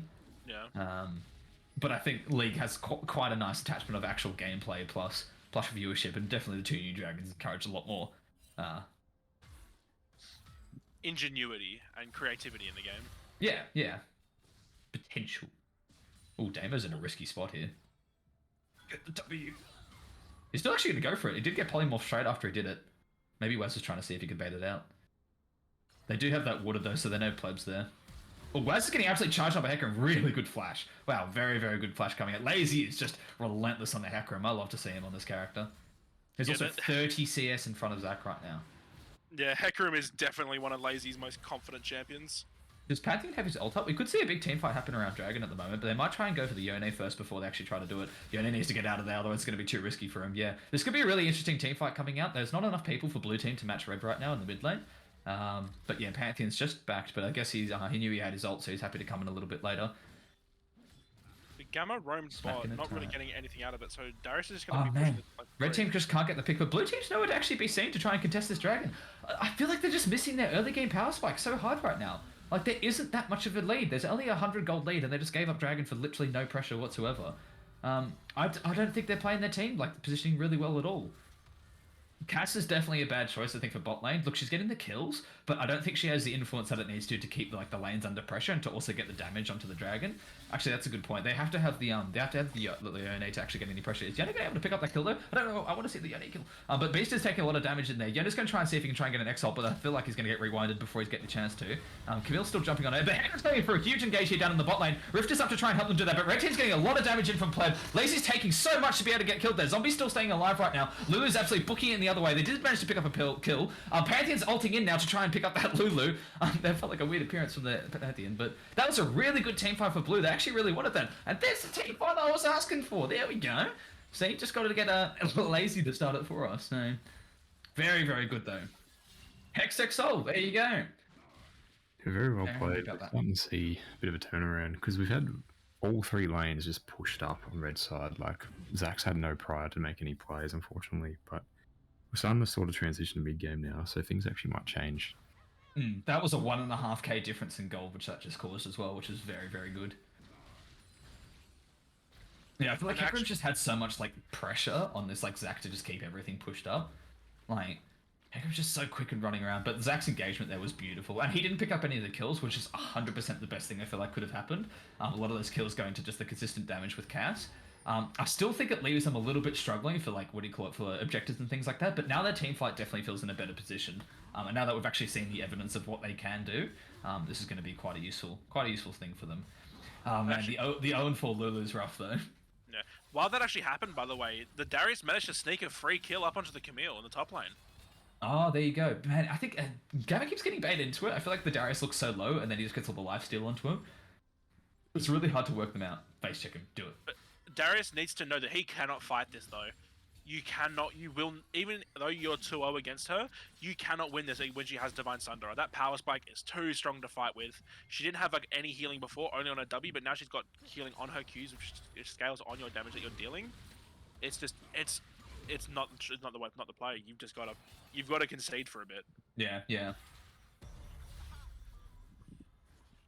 excellent. Just get out of that nice and safely. No rush. Yeah, that's definitely what the Hextech Dragon's going to be promoting. Zach's going to a big engage here, but Zai's able to dodge that with her ult. Hopefully get the stun to Daisy. Daisy's in a really low condition right now, but she's still in the backline being absolutely unconsidered. Huge ult coming in from them, absolutely being able to shut down that team fight. Echo's probably going to be able to pick off Daisy here though. Pleb's getting so much value out of his tankiness though. Hecarim might be able to pick up Pleb potentially, but I think they're just going to want to try and call it quits there. Oh no, he's getting hooked back into there. It's going to be really, really rough for them. They are going to get a lot of damage out though. That's a huge stun coming in from them. Oh, the low steal's absolutely saving their lives there. Oh, but he comes in for another kill. And then blue team's only got 2 left. Gamma and Pleb are nice and slow by that Echo. Echo's going to be able to walk away safely, I believe, unless he actually wants the kills to come in.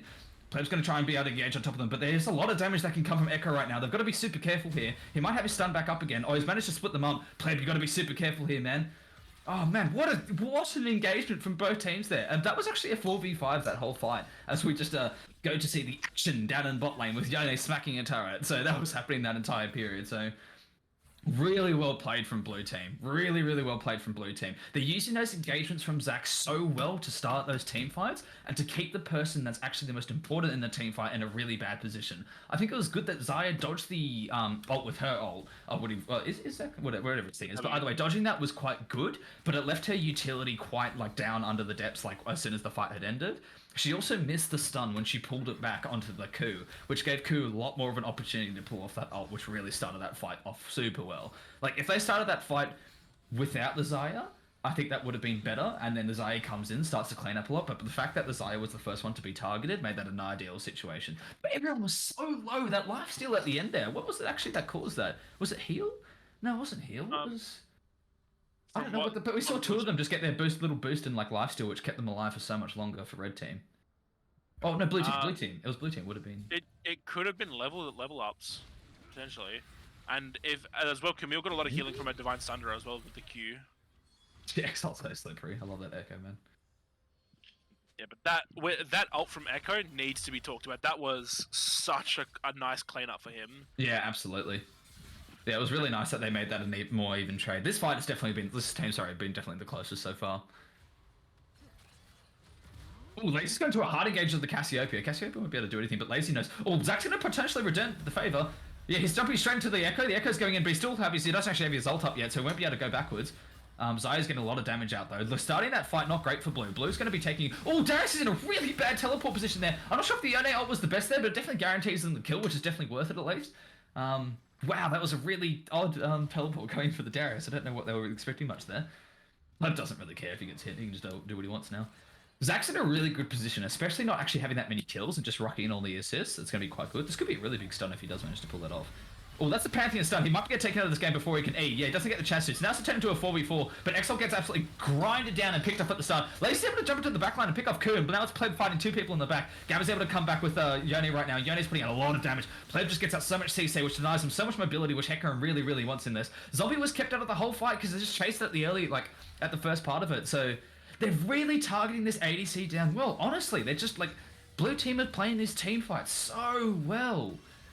Every single damage dealer is just having such a tough time to have an appearance in each fight, and Pleb's just opening up the map so hard with his CC that his team's actually able to move against that Hecarim. Like, after that initial engage in Hecarim, he's having such a hard time actually getting anything done. And then Pleb just comes in with so many cooldowns and so much influence on each fight, it's just ridiculous.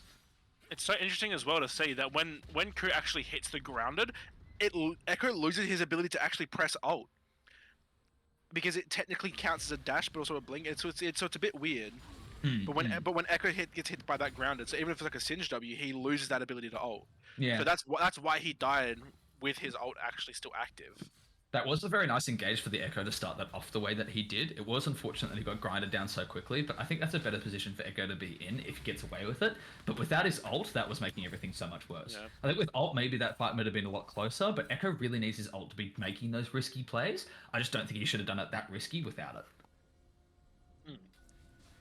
And the initiation for the Darius was questionable. So, Yeah, the Darius was definitely the thing that was a bit more of the knife through the cake. I think what we'd like to call a bit of an hint. Yeah, it was a very risky teleport. I think he might have tried to pull it off because he figured the rest of his team would just be able to collapse in on him, but... Look, Darius is still definitely a threat, and he hasn't really been that involved in the team fights yet because of those reasons. And so I think when he comes into it a little bit more, it might be a bit easier. But I think Camille, just with where she's at, like, she's just going to have just as much influence, to be honest.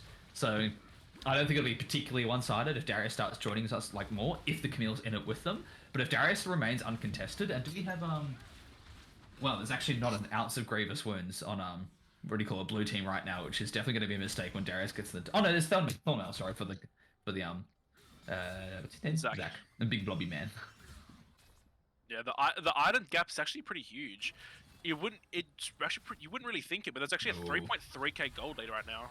Ooh, that's getting some damage onto Ku, but that seemed to be a recurring pattern before. Pleb's able to come in and follow up with a lot of CC coming in. He is going to be able to rush Ku and take her out completely from this game, but he does sacrifice himself to try and pull that off. Pleb's taking a lot of damage right now, but he is so tanky, he'll be able to get a lot of that back pretty soon. That is going to be a 3v3 mid lane if Yone tries to go to that. No, Darius is actually lurking just above, and Yone, sorry, what's his, Camille's going to take advantage of the split push while that happens. I still think they could take that 3v3 if they just walk it down mid right now. Now that they know, hopefully the Darius will be up top soon. That may be a sign. Pleb's got some big engages here, which I hopefully want to see again, but it'll be risky. Just onto that Xayah, she's such a vulnerable target. We could maybe be seeing a fight top lane breaking up between the Darius and the Camille. It'll be hard. It'll be hard for them to pull up while the turret's still up. Is the turret low? No, it's not that low. Okay, there's going to be a nice engage onto Gamma to try and lock that in for the Darius not be able to get away, but he does miss the CC. That is a flash, though. I don't think the flash is necessary, but that is very good that they got that out there. Not hugely valuable in Darius, but still definitely value. Oh, Damo, you got to be careful, man. How's Damo going right now? 05 and 6. He's definitely picked up a lot more assists. Last time we checked in, there was 04 and 2, so that 05 and 6 is a lot nicer. What else we got going? Dragon's up in 2 minutes. Stock should be looking very closely towards his Lichbane soon. And then that's Echo starts getting really strong once he has that item. Because he's able to just basically just one-shot you even better now. I Yeah, honestly getting don't know that- what I'd do if I was lazy as well. To try and deal with, like, him and Echo just have so much pace. Like, those two as a combination would be great, but they're not able to pull a lot of it off because I feel like Hecarim's just so aggressive. Yeah, and I also feel like the Zaya doesn't really match the pace of the Echo or Hecarim. Like Hmm. the Zaya's a comfort pick for Shoney, but he's not able to follow up as consistently as another ADC would. Yeah, absolutely. Like he's more focused on being able to like dodge things like the Zac, which is very, very useful. But it's like when the rest of your team comes in there, Darius, Echo, and they're just sitting there, and there's so much of an issue. You want a really big boy damage dealer just sitting there, absolutely ripping them apart. And I don't think Zaya is the greatest one for that. Like the mobility is definitely doing her favors. I just don't know. Honestly, I don't know who I would pick to change. I still I pick hon- up get Damo to change like a Galio or something. I think that would be really good right now. I think what would make this game turn this game into GG Easy's favor was instead of the Zaya, maybe picking up a Kai'Sa. Yeah, Kai'Sa would be good. Still have a bit of mobility as well. Caitlyn wouldn't have been too bad, but I think Caitlyn was banned. Oh no, Caitlyn was banned by them actually. Jinx would have been fantastic. Jinx definitely. also works quite well. We can just sit at the back with his super range, follow up from there. Yeah, Jinx or Jhin would have been fantastic. Okay, so yeah, Red's Okay, Red. here we go. Another team fight. I'm very keen for this one. Come on. Big engages from Pleb every single time, so my eye's always on him, but I'll try and see if I can focus on the ADC. Because always that Zaya's having such an issue. The issue's going straight to Damo. Damo takes so much damage from the Zac. Zac is able to kill him instantly coming off that. Lazy hasn't got any of his combo off though. He's only used his combo to get away. They have used a lot of the fight to kill Zombie, but Zombie is getting absolutely maced right now by them. They're coming in, but Camille's going to absolutely destroy him. The Beast is going to try and pull in the Cassiopeia to hopefully pick up a kill out of all that team fight, which does help, but it's still... Man, the Darius is not there at the start of each team fight. He's always in at the end. Then Pleb's just able to come in and just engage so hard on them. They never see it coming. They really need to have the Darius and something baiting them, but it's always the Lulu or it's always just someone squishy. Well, not always Lulu, it's always the Zaya at least. And there's always the squishy people that Pleb's just able to completely just run into. Oh man, the Pleb is seriously living up to expectations though. Every single time we're seeing him pick a champ, which can have so much influence, he's just exceeding beyond that. So I'm really happy to see Pleb the way that he's playing right now. Yeah, he's playing out of his mind in these past 2 games we've actually watched him in playing. And as well, he's doing so much damage on a champion with Frostfire and Thornmail. Yeah, There is not an ounce of AP in his body, and he's still doing so much damage. Yeah, Thornmail was definitely the right choice, just becoming so much of an issue to deal with, and just having that damage for the ADCs, just not to be able to get off enough influence against you. So I thought that was the Yone trail. That's going to be an easy actually dragon. Unless Pleb tries to come in and jump on this. This may be a really bad engage for blue if they do try to take this. I don't think they will, but nah, they do not. Yeah, if they did that, that was too risky. That is 3 dragons now going to red though, isn't it? Yeah, it is. Yeah. Man, that's a tough one actually. Letting them have a potentially soul for the next dragon could be a big issue. So they're still in this game. There is a 5k lead, but the objectives are definitely going better for them, apart from Baron. Noticed the Frostfire Gauntlet on Zac as well. Like if he can just get to the mid and back In line the or middle of back them, yeah. order them, their whole comp just falls apart because they can't get on them. Like, Yeah. you see Echo and Hecarim at the front, but the rest are all just stuck, just slowed and CC'd at the back. Yeah, I agree. There's there's just so much influence Zac can have. Yeah, definitely But- the cornerstone of the team right now. What do you reckon about scaling though right now for red team? They have Yone and Camille and Cassiopeia. I do believe that blue team have better scaling. Okay. Echo will scale quite hard. He mostly hits power spikes. And Yeah, yeah.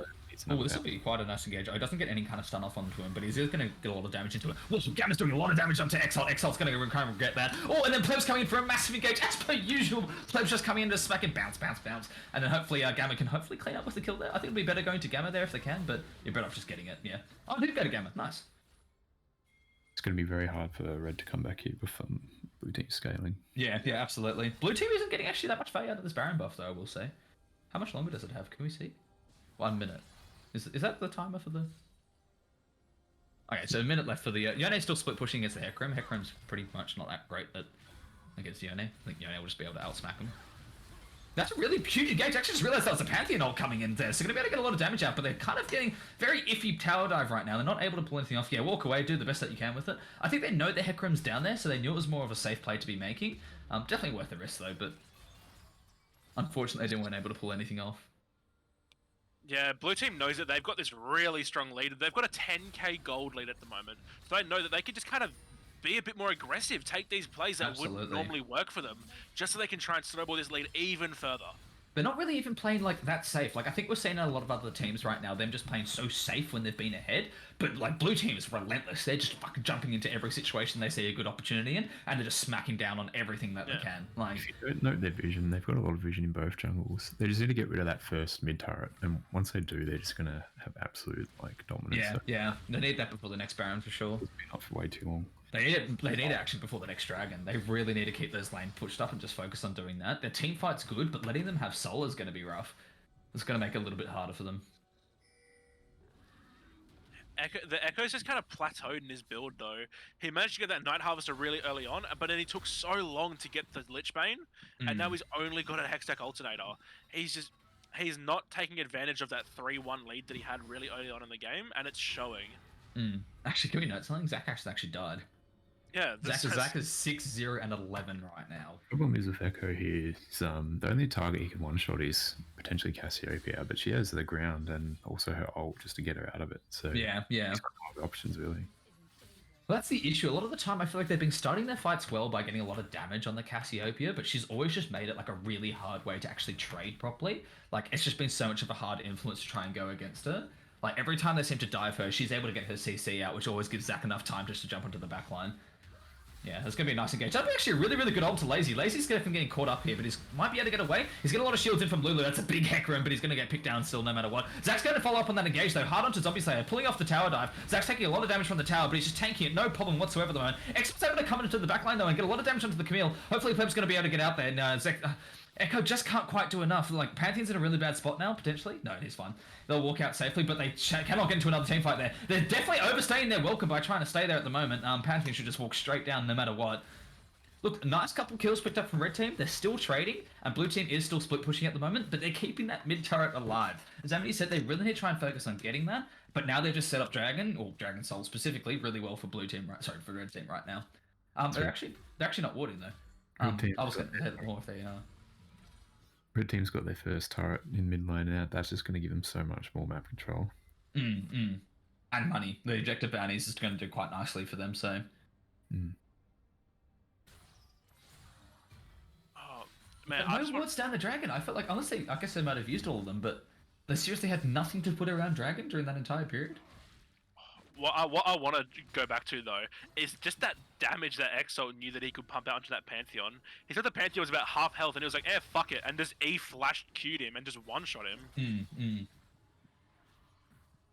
And it's always satisfying watching an Echo one shot.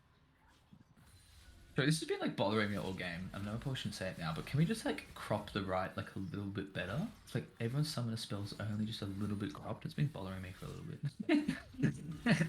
Ooh, this might be a nice pick onto the Yone. Oh, Yone's getting a lot of damage out. They are going to get the Dragon, so denying the red team the Dragon Soul right now. Excel's able to get out very safely, and hopefully they'll pick up the Yone here, but Pantheon's going to come in and try and deny as much as he can. Oh, that's a lot of damage in return. Red team gets absolutely smited from a distance. Wow, they were in that fight for such a long time. They were fighting for about 10 seconds against that Yone there, and they were still not doing enough damage. And then blue team just comes and just rips them to shreds. Hecarim's in a really bad spot right now, and a classic Pleb just able to engage so hard onto them. This is going to be massive for them. They're not going to be able to do anything. And again, they're fought without a Darius. The Darius has not been in the team fight, and I seriously think that's going to be a massive throw for them.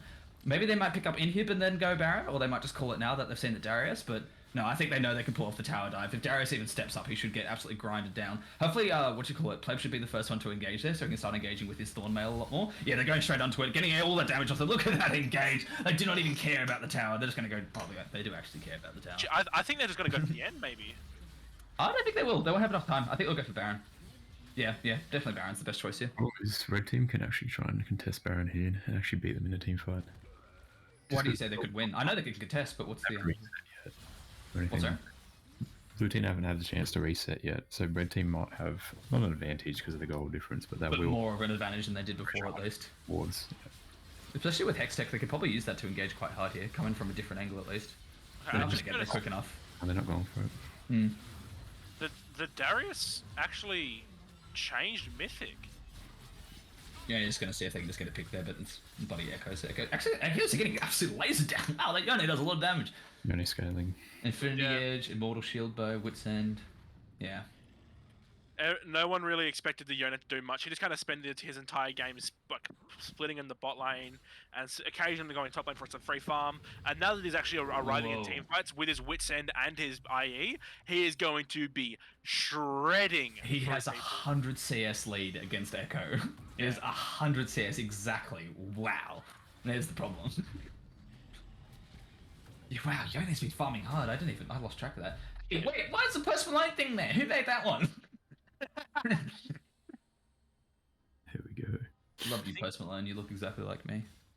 I think the Yona is going to be picking up a Death Dance here because he knows that he's just fine with all the AP damage that's going to be coming through from the Echo. He knows that with his wits end, he's just not going to take any damage from it. So what's going to happen is he's going to be taking that Death Dance. Actually, I probably should stop talking.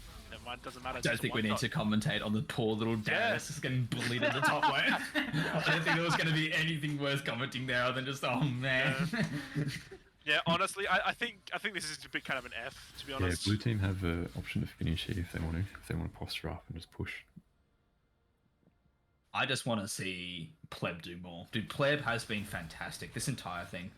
Come on, get in there, son. Go for them. Okay, jumping straight into the Lulu and the Zaya here. He's going to try and get a lot of damage out there, but Excel's going to try and return damage. Absolutely wiping Wazinski out from that damage, but Leonis missed his ult. They're kind of doing a really clustery fight right here. Echo's just sitting around the tower trying to be as hard as possible the target to hit. I think he's still got his ult to engage. Blue team's actually kind of throwing this here. Echo's able to get out with his ult, but blue team's taking so much damage. I don't know if they'll be able to go back in. They are in a tricky situation. They always seem to be able to turn these fights around. Oh, but Echo's getting some real damage out. Daisy's able to get out just on 2 health. Oh, dude, he'll just be crying right now. Lazy's coming in for the massive race. He's going to try and chase down Gamma. Gamma has got that Zonius to try and save him from that, but they may be able to return the favor. That's 2 more kills getting picked up. Red team's going to pick up a 3rd kill onto Pleb. This may be Pleb's first death here, but he's going to have Echo's pet. Oh, he still gets out. No way this is about to happen. No, he's never going to die. He's never going to die. Lazy's coming in. He wants it really hard. He's going to be able to kill him before his passive gets pulled off, though. I believe so. That is fine. Oh, no, he's going to be able to get out. He's already on half health. This is crazy.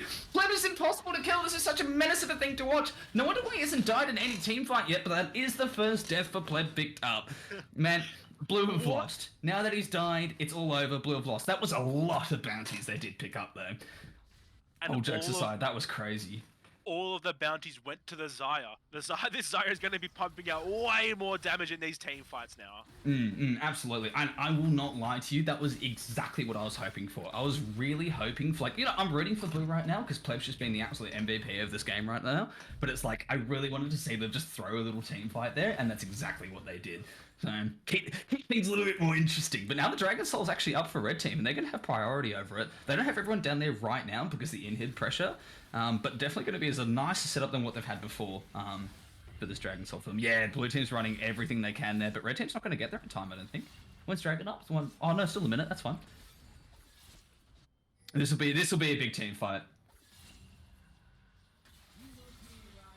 Ooh, okay, Excel's getting absolutely chopped down there, but he's not going to be able to use his ult, otherwise he'll get himself back into it. Wow, that's a very, very nice pick. Again, Yone's doing that big damage. Ku's throwing here. What's going on here? There's going to be a big ult. Hopefully enough time for her team to catch up, but Pleb's not there to be able to engage into them. I'm not sure what that engagement was expecting from there. Maybe she accidentally clicked it potentially, but this is a really clunky team fight right now. I don't really know what's going on. So, Laser's getting picked back into the thing because the blast cone pushed him back into it. Waz was able to pick up the kill there with his Q to try and hurt that little bit of damage. Then Gabba's going to try and chase the Lulu down, keep her zoned out, but Zaya's not going to be able to... No, the ADC won't be able to come in, so that's still...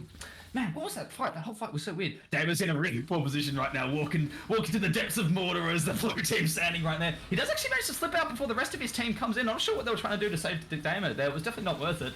Now it's put in a position where they've all died and Damo got out there alive. I cannot believe Damo was the one person to live that. Oh yeah, very good split push up by Waz there, keeping those super minions up. This is the denial of the game. I think we'll try and see Lulu do something here, but this will be a... Ult Echo, do it. Get him. Come on, Echo. Get a bit of damage out. No, absolutely CC. Point and click. No contestant. This is GG coming in.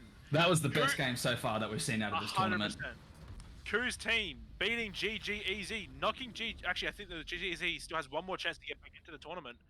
I think GGEZ are now in the losers bracket where they're going to be versing, I believe, Madison Beersips Mark IV. They've gone their way back up into the losers bracket. And now they're going to be able to... It's going to be the game of GGEZ versus Madison Beersips Mark IV again, I believe. Yeah, I think that was yeah. the first game that we watched today. Oh, Or second man. game, sorry. What a game to watch. That was fantastic. I'm glad we managed to get that one in. Yeah, definitely. a nice little healthy change of pace. It was really close in that early game, and then mid game it kind of snowballed a bit, and then Mm. they got really strong near the end of that.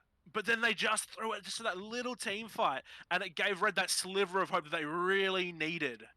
But it just it that wasn't last team enough. fight was the most confusing thing I've ever seen. Like, what do you call it? Echo got picked off in like 2 seconds and he couldn't use his ult because his ult would have just led him back to them, or Yeah. if he even had his ult, I wasn't quite sure. But then he got picked off, then Ku launched herself into the enemy jungle between 3 of the team people, but all of them were facing her. I don't know why no one would have expected the ult to come out of Oh, Cass. yeah. So she ults 3 of them, goes over the wall, blast cones herself, but now her team's back there. All of them are chased around the wall, but only Lazy was the one to get blast cone back over. Then they pick off Lazy there, which makes their whole engagement get a lot more funny because Lazy kind of just like sucks by himself as Hecarim.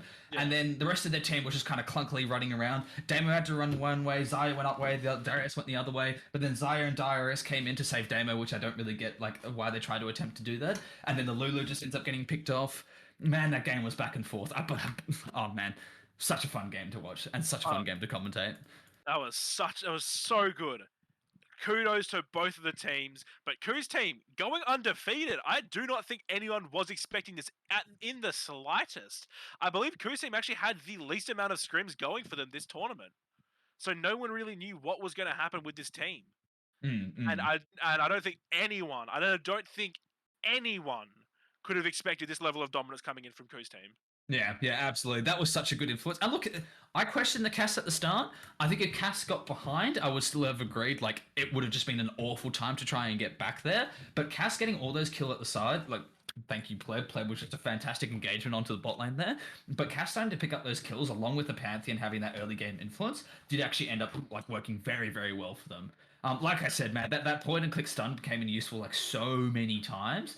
There were so many times where Echo or Hecarim just wanted to get something done, and then there was the Camille ult, the point and click stun. Any of that stuff was just putting them in such a bad position.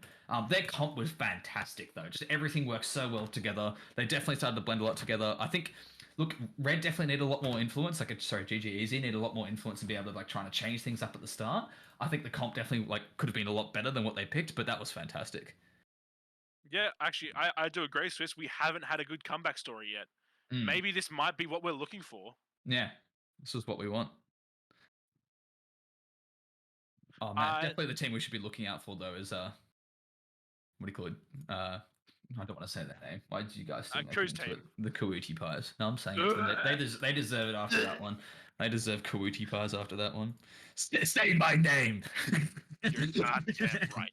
I think we're gonna go for just like a quick 1-2 minute break, rest our voices, have a quick toilet break. I think if this is just a nice quick way for everyone to go get some water and get themselves ready for the next game that's coming up, because it's gonna be a big one. Yeah, we are just getting into it. Hopefully that's the sign that the game's going to be getting a lot better. Hopefully people are starting to root for a lot more. What's up next, Tempo? Can you take us to the bracket just quickly before we go? I believe it's GG Easy versus Madison Business Mark 4. Yeah. Nice, there we go. Okay, so GG Easy. So we're going to be seeing them play again. Man, they're going to be very, very fatigued for this next game coming up. They've actually had all their games streamed so far, apart from one. But every game they've played, at least, they've had streamed so far, and will be streamed in the next one. GG Easy versus Madison B Sims. Wow, dude, there was a lot of stuff which I wasn't expecting today. That was not two of the teams I thought would be fighting it out in the losers semi-final. But oh yeah, actually, do we forget there was a game just happening then, or was the Madison B Sims won against FedEx? Okay, beat FedEx. The score was 26-14, so it was a lot closer than the game that FedEx had played before. Rather from I think it was 27-15 when FedEx had beaten Kyle's Law. But yeah, this game, Madison Business Mark 4 managed to pull over through and get that 26-14 win over them. So Boggy wants to cast. Maybe we could bring him in just for a bit of talking for a little bit. But I don't think you're going to cast, mate. Give us 2 minutes. Give us 2 minutes. All right. We're doing a quick piss break. All right. Hey. Grab some water, grab a snack, and buckle up for next ride.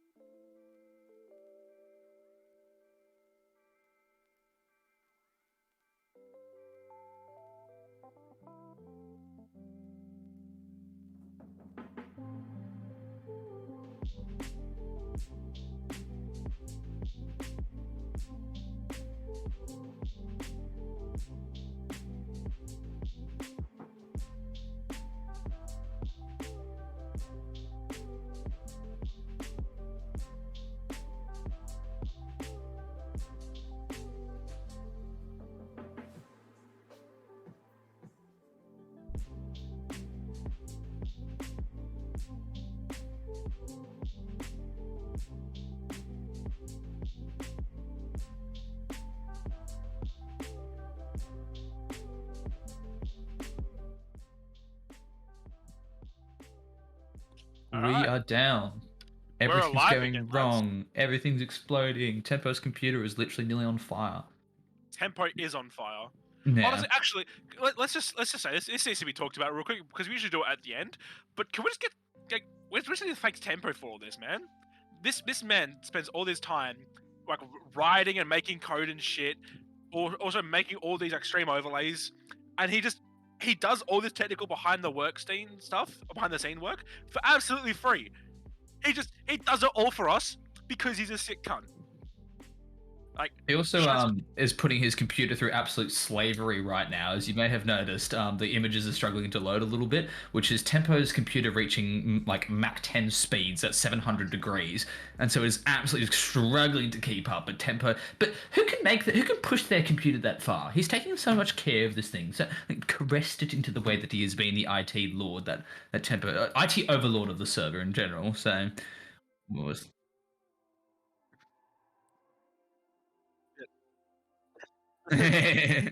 See, you guys aren't actually able to hear all the words that Tempo says. He's saying some very mean things.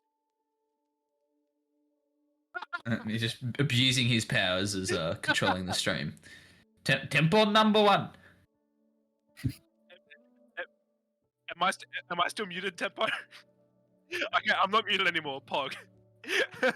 Amity, turn your fucking camera on. Can you guys get Amity to turn his camera on? Can everyone pressure him? Waiting for my ear licking asthma.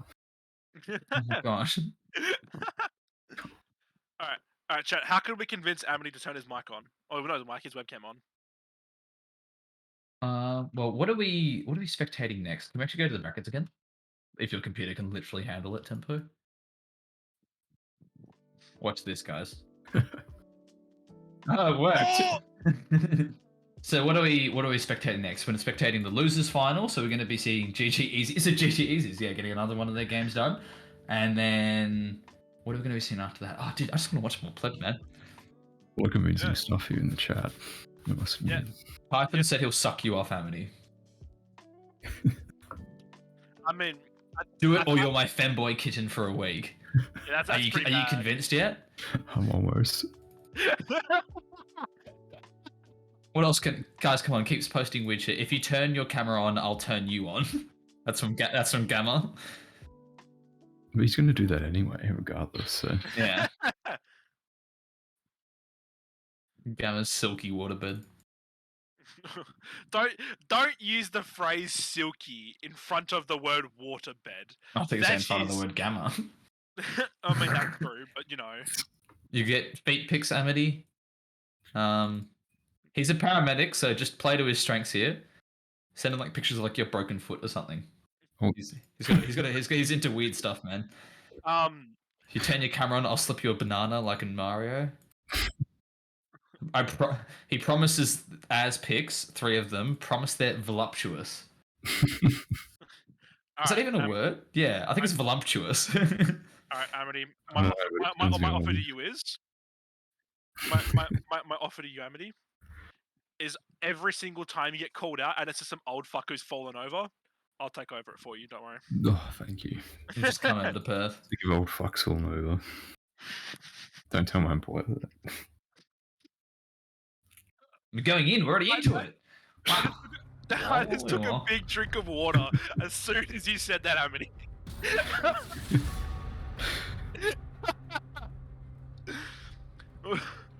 Composure.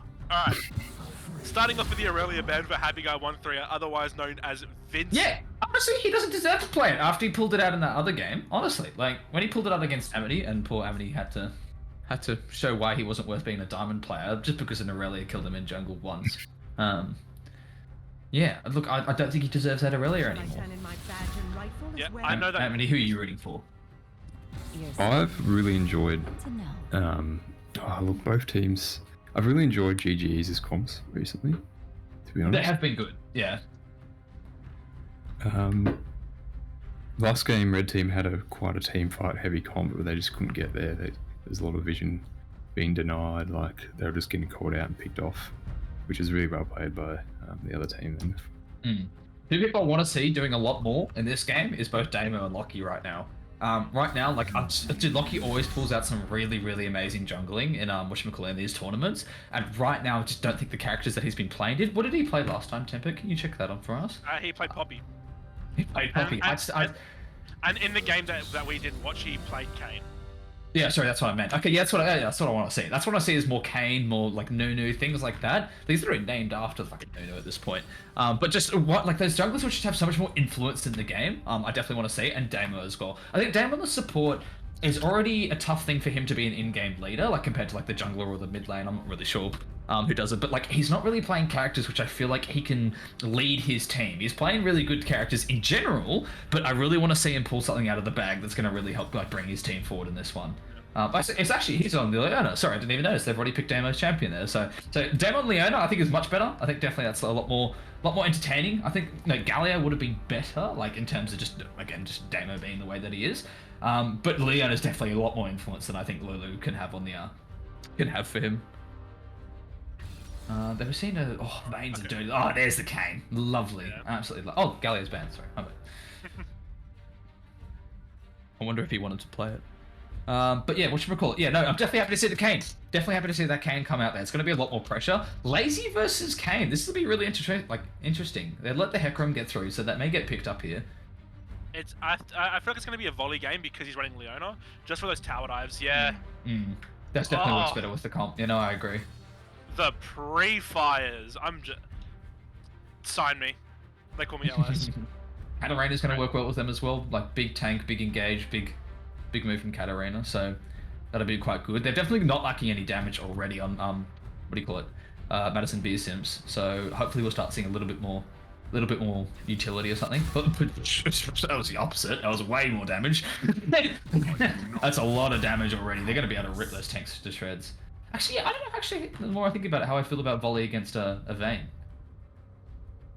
I think this game is just going to be, for GGEZ in particular, it's just going to be a game where they want to roam and like 4-man a tower and just get a free kill for everything. Because they've got a Katarina, they've got a Volley, and they've got a Leona. They can get away with pretty much anything in towers. Yeah, and they're taking away that Darius already, which is going to be really, like, that would have been really useful having them, like, just someone who can sustain really well on lane.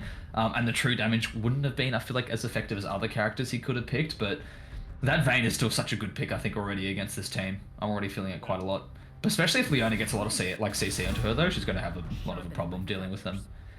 Katsuyumi has been taken out. Drago's Xayah has been taken out from underneath him. I guess, yeah, Xayah would have been pretty good against their team. Rel. So that leaves Cat with oh no, Cat usually goes Leona as well. So that's actually 3 of Cat's. Yeah. Dude, Cat's getting mega banned in these ones. This is rough. Yeah. What's going to be Maybe, the ADC? might see a Lulu potentially here from Cat. Yeah, I think that actually wouldn't be too bad of a choice. Or They a need Lulu something or a tanky. Nami. Or Yeah, that's Joe pulling out the Ornn top lane, and that's going to be a Drake on the ADC. I think we're going to be seeing a Nami support here from Cat. yeah, actually that's a really good point. Sorry, I didn't even think about Vayne going ADC. Yeah, no, that'll be definitely good for the Ornn up the top lane. That would be really, really nice addition. They needed something like heavy tank, and he's literally like one of the heaviest tanks that exist in the game. So I think he'll be a really nice contribution to it. But they still need something good to come out of Cat in terms of something nice and healthy for them. Kai'Sa, I think Kai'Sa's good. Helps keep up with the engages as well with her ult and things like that. I think Shoney's definitely had his best performances on the Kai'Sa this tournament.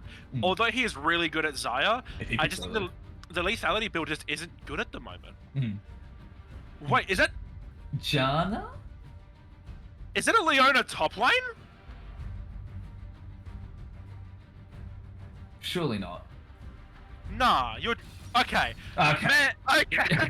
Damo, what are you doing to us, man? Bro, my heart nearly sunk. Woo! Oh my gosh, Damo, if he pulled that just then. He's not even in the stream. That'd be funny if he was just trying to do it to mess with us. That would have been really funny.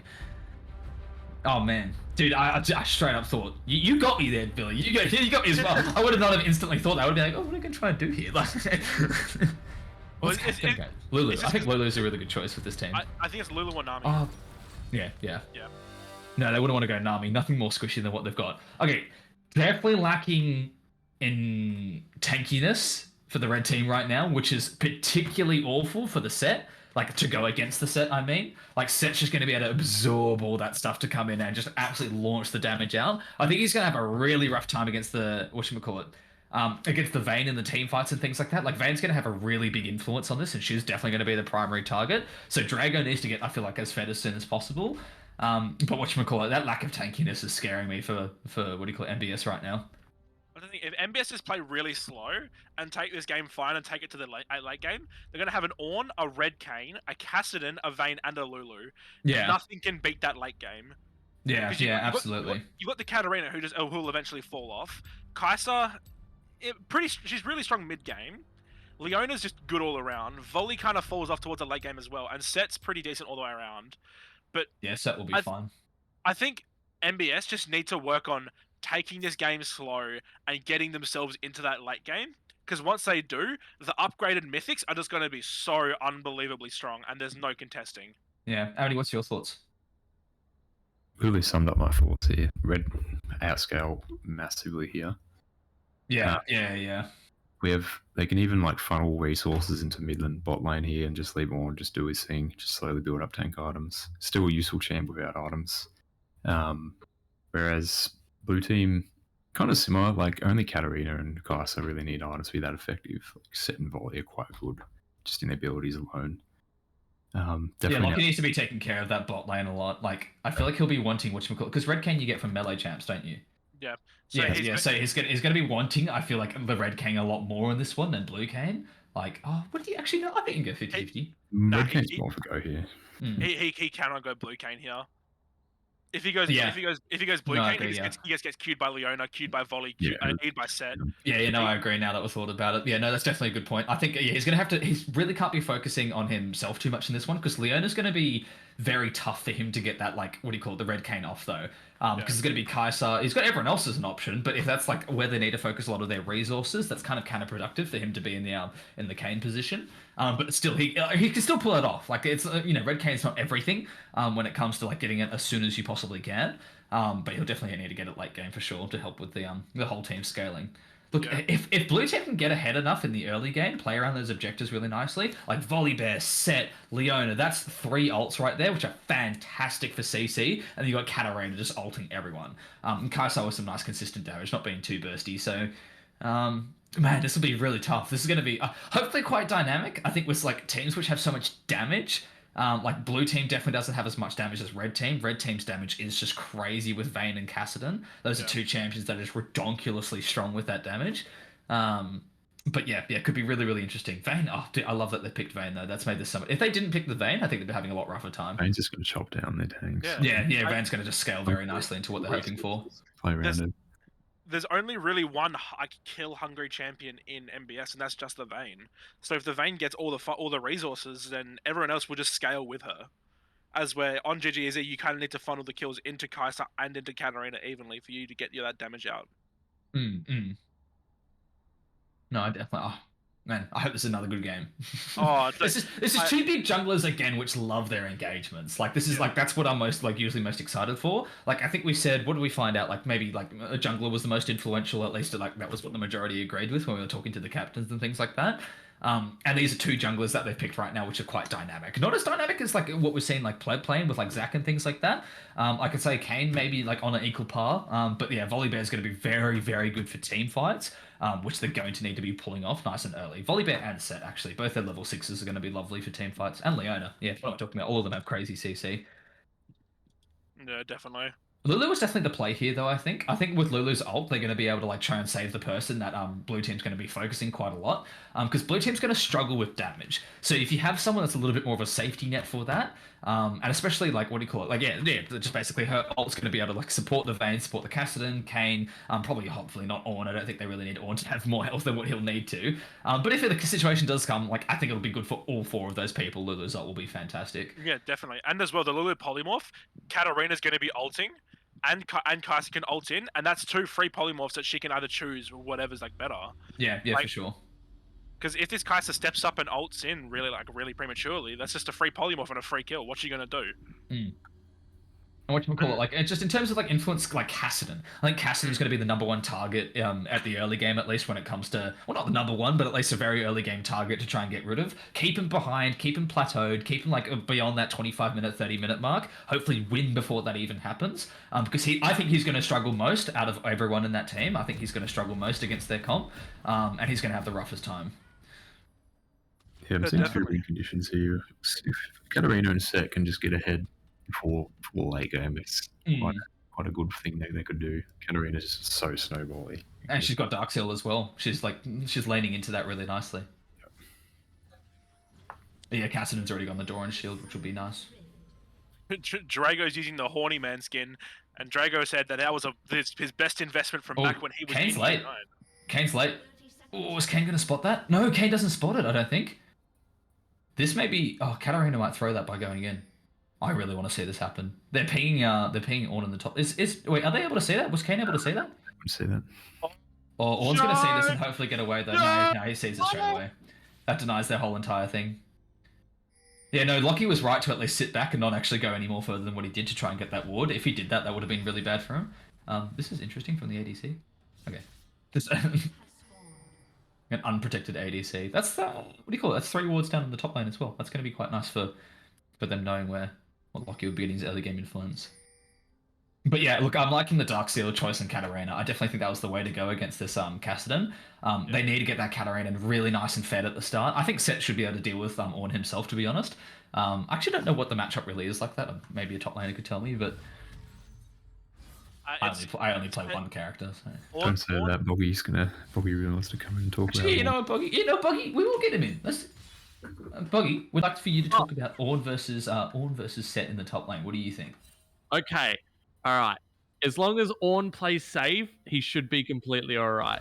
But Ornn is very good for like long trades, and the problem with that is Set likes taking a lot of damage. Okay.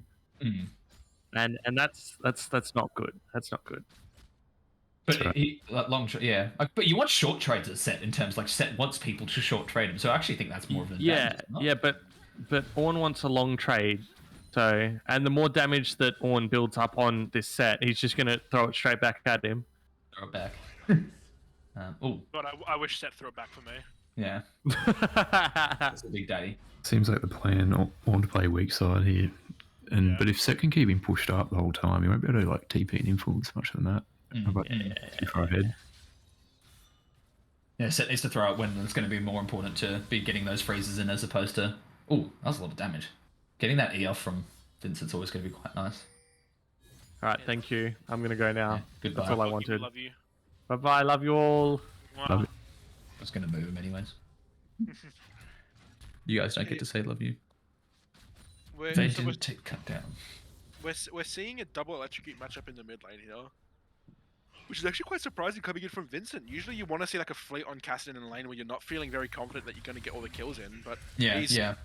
he's going in guns blazing with this one. Yeah, He wants to be Cassidy's training this damage. Come quite strong recently. Very meta pick. Electrocute's quite strong with me now. Just unleash huge combos. Yeah. You go Crown plus Fimbulwinter, or Winter's Approach, whatever it's called, and then you just do infinite damage.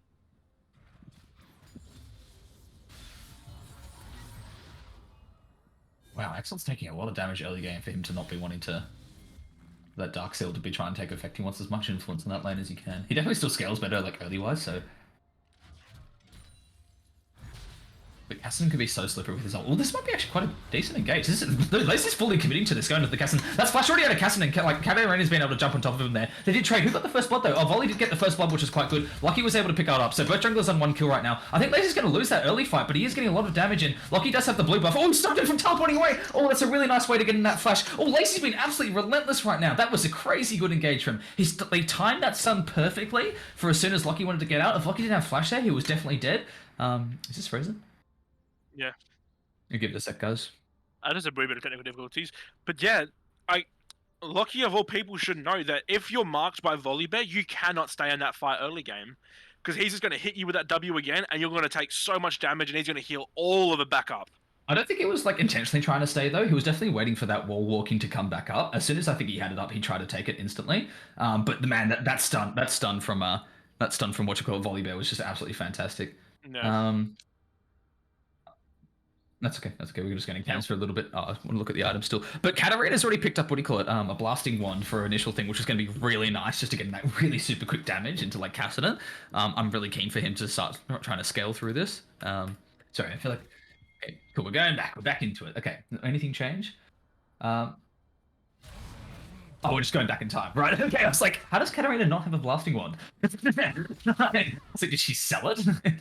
But yeah, unfortunately, Katarina wasn't able to pick up any like kill, post death or something to get the Dark Seal stack. It doesn't seem to like going past this point. It's just frozen at the exact same point. Are you able to go beyond it, Tempo? Oh, the game's been paused. Maybe it just didn't tell us? Maybe.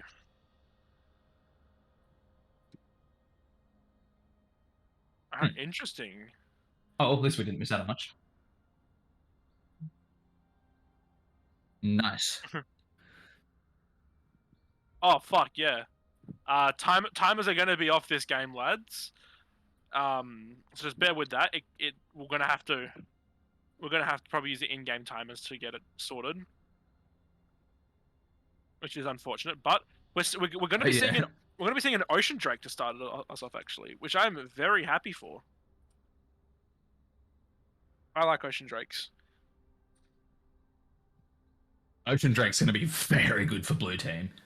Definitely. Ocean definitely wants to be going to blue team right now. Red team is still good on, but I think blue team will just love to like swim in an Ocean Soul right now. Well, not a soul, but you know what I mean. Okay, so Peter, I wanted to talk about like how weird time zones are for me, right? Because we're in a bit of downtime.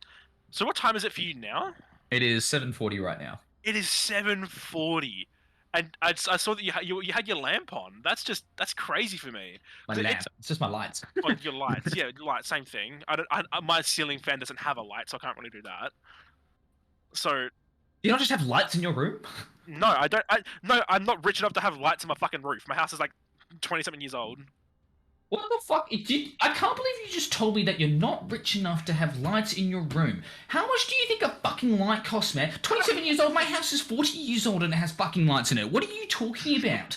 Dude, we have fucking strings attached to the roof, not in my room, but we have strings like attached to the roof which pull like a little light switch, and half the time they just break anyways. But what are you talking? Don't give me that shit. I'm not rich enough to have this in my room. Fuck off. Mate, Well, okay, the only light that I have in my how room old was the light? When the fuck what's his name? Who invented it? Fucking... Who was the guy that invented the light bulb? it was Nikola Tesla, but Edison took it. Yeah, sure. And do you think he was rich? I Do you mean, think you have more money than he did now? Probably because I don't get Probably. paid. I don't get paid anything. I actually. Oh, fucking wet Bicky. God. Ugh. Those what you're seeing in that picture, by the way, guys, is 2 wheat bix covered in butter and tomato sauce. That's genuinely what someone in the server ate. Like it was literally like two wheat bix, and they put butter on each of them, and they put tomato sauce. They sandwich together, and they just go raw dog it. And then there's Amity. I love that, man. Wasn't my idea.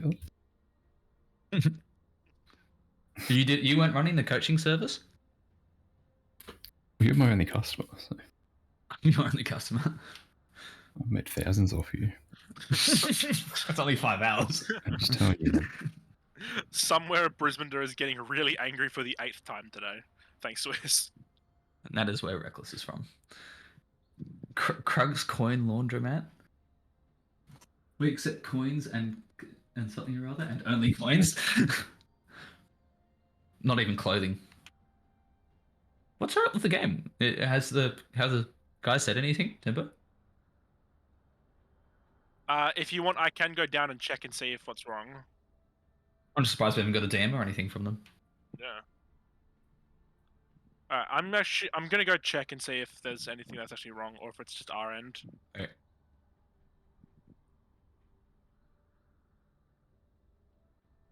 Are we gonna miss like 10 minutes of the game? Hope we're not. Oh no, we won't come because we can just roll it back anyways. Hmm. Can't we? Yeah. Yeah, we can just move the bar.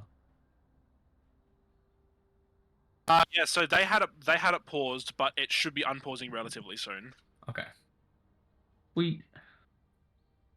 Gamma, you may, but you may miss out on some legendary casting. Even when the game isn't even going, it's pretty out of this world. See, the Vayne is going in right now for this kill. It is absolutely fucking bonkers. Yeah, see, I Ooh, can and tell. Bonky has joined the game at the moment. Somehow he's managed to use this to his advantage. Buggy joined the game as a level 18 Ornn. We already had one in the game. He is one-shotting Zombie Slayer. Will your timers reset after they actually kill the thing?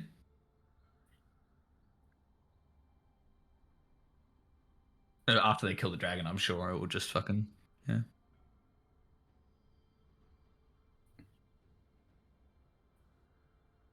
Did you just put some big fat ranger on Lazy's Liquor Wonderland? Big Bubba.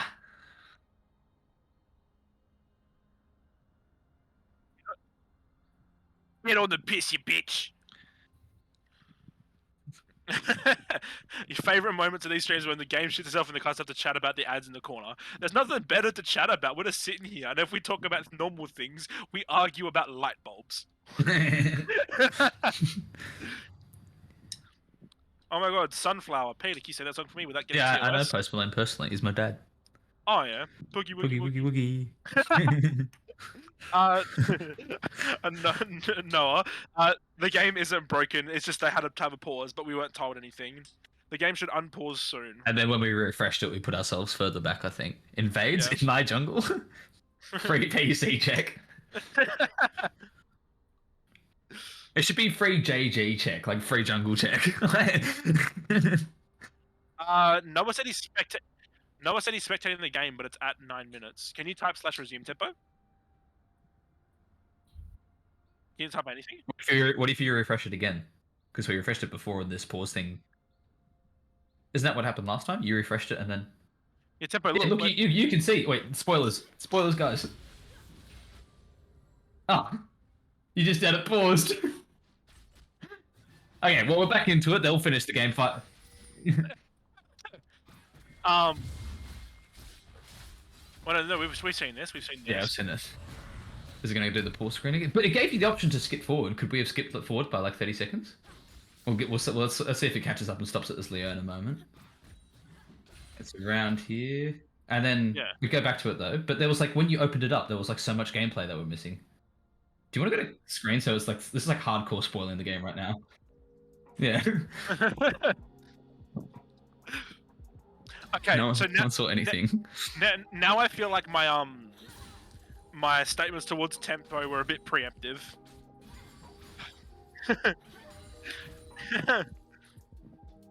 Yeah, all Joe's fault. Do we just need to restart it somehow, or? Alright, so I think we're back in the game. Oh, pause, champ. Hold your breath. Hold your breath. There we Oh! go. Okay, cool. There we go. Hopefully no one looked at what was happening, because I think we just got a little spoiler for the future. Avert your eyes, chat. Avert your eyes.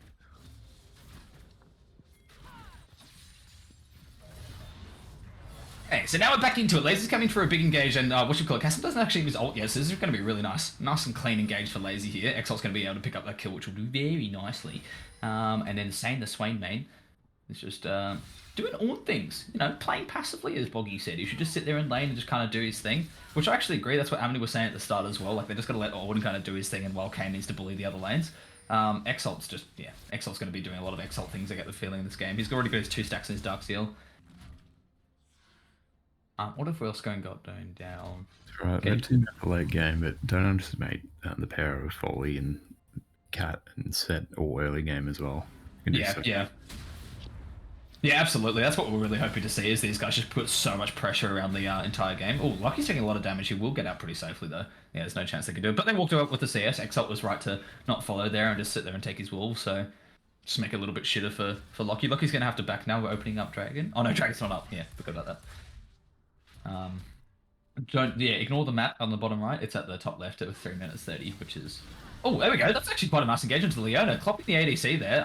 Drago's going to be able to just push away the Kai'Sa, which is definitely the best option instead of the whatchamacallit, instead of the Leona. Leona doesn't really have much follow-up, but that was quite a nice little poke. Oh, she's going to go for it again! That's a second hook just falling straight right into that one. They are trading very equally, but Leona's copping a lot of damage there. They're putting a lot of damage into Leona for, I feel like, an unnecessary reason, and Vane's getting absolutely chopped down there. Lulu's just going to have to walk out pretty safely, I imagine, but Leona is going to try and see if they can try and get to pick up the kill. Maybe they might be able to... No, there's flash coming out of Lulu, so maybe without that, they wouldn't have got the flash, so definitely worth it trying to cop those shots for it. Damo's doing some big plays right now.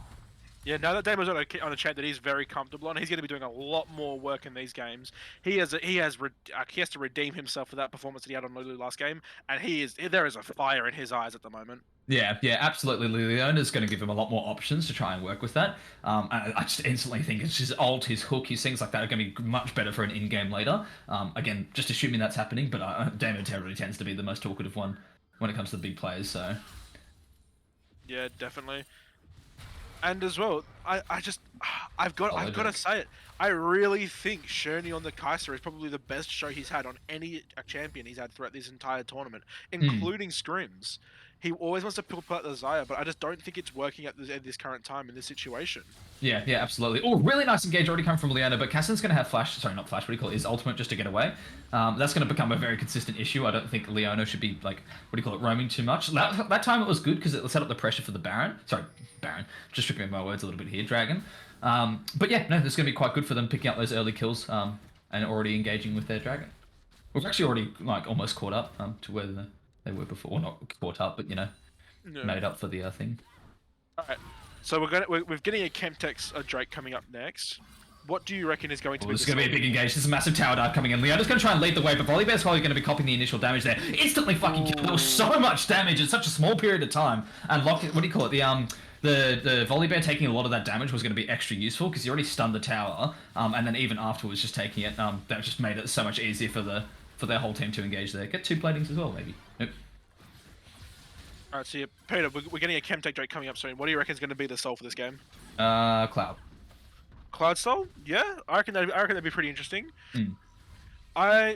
You know what? Not in the bush there. That's bothering me. I really want a Mountain Soul.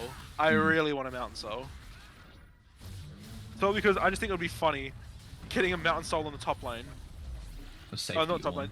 lane. Getting a Mountain Soul for the blue side. Yeah, yeah. And Did then Cassidy they get just any do- platings mid? He got one. So he got something out Yeah, of there that. we go. Nice. Yeah, a bit of Oh, cross but- match in that Rift, which is good. But they're going to be careful about letting that. Anyone that's going to be unattended in this game is going to be really rough for blue team. They do have already this early kill lead, but this was kind of expected, to be honest. I think this is like exactly how the game should be going.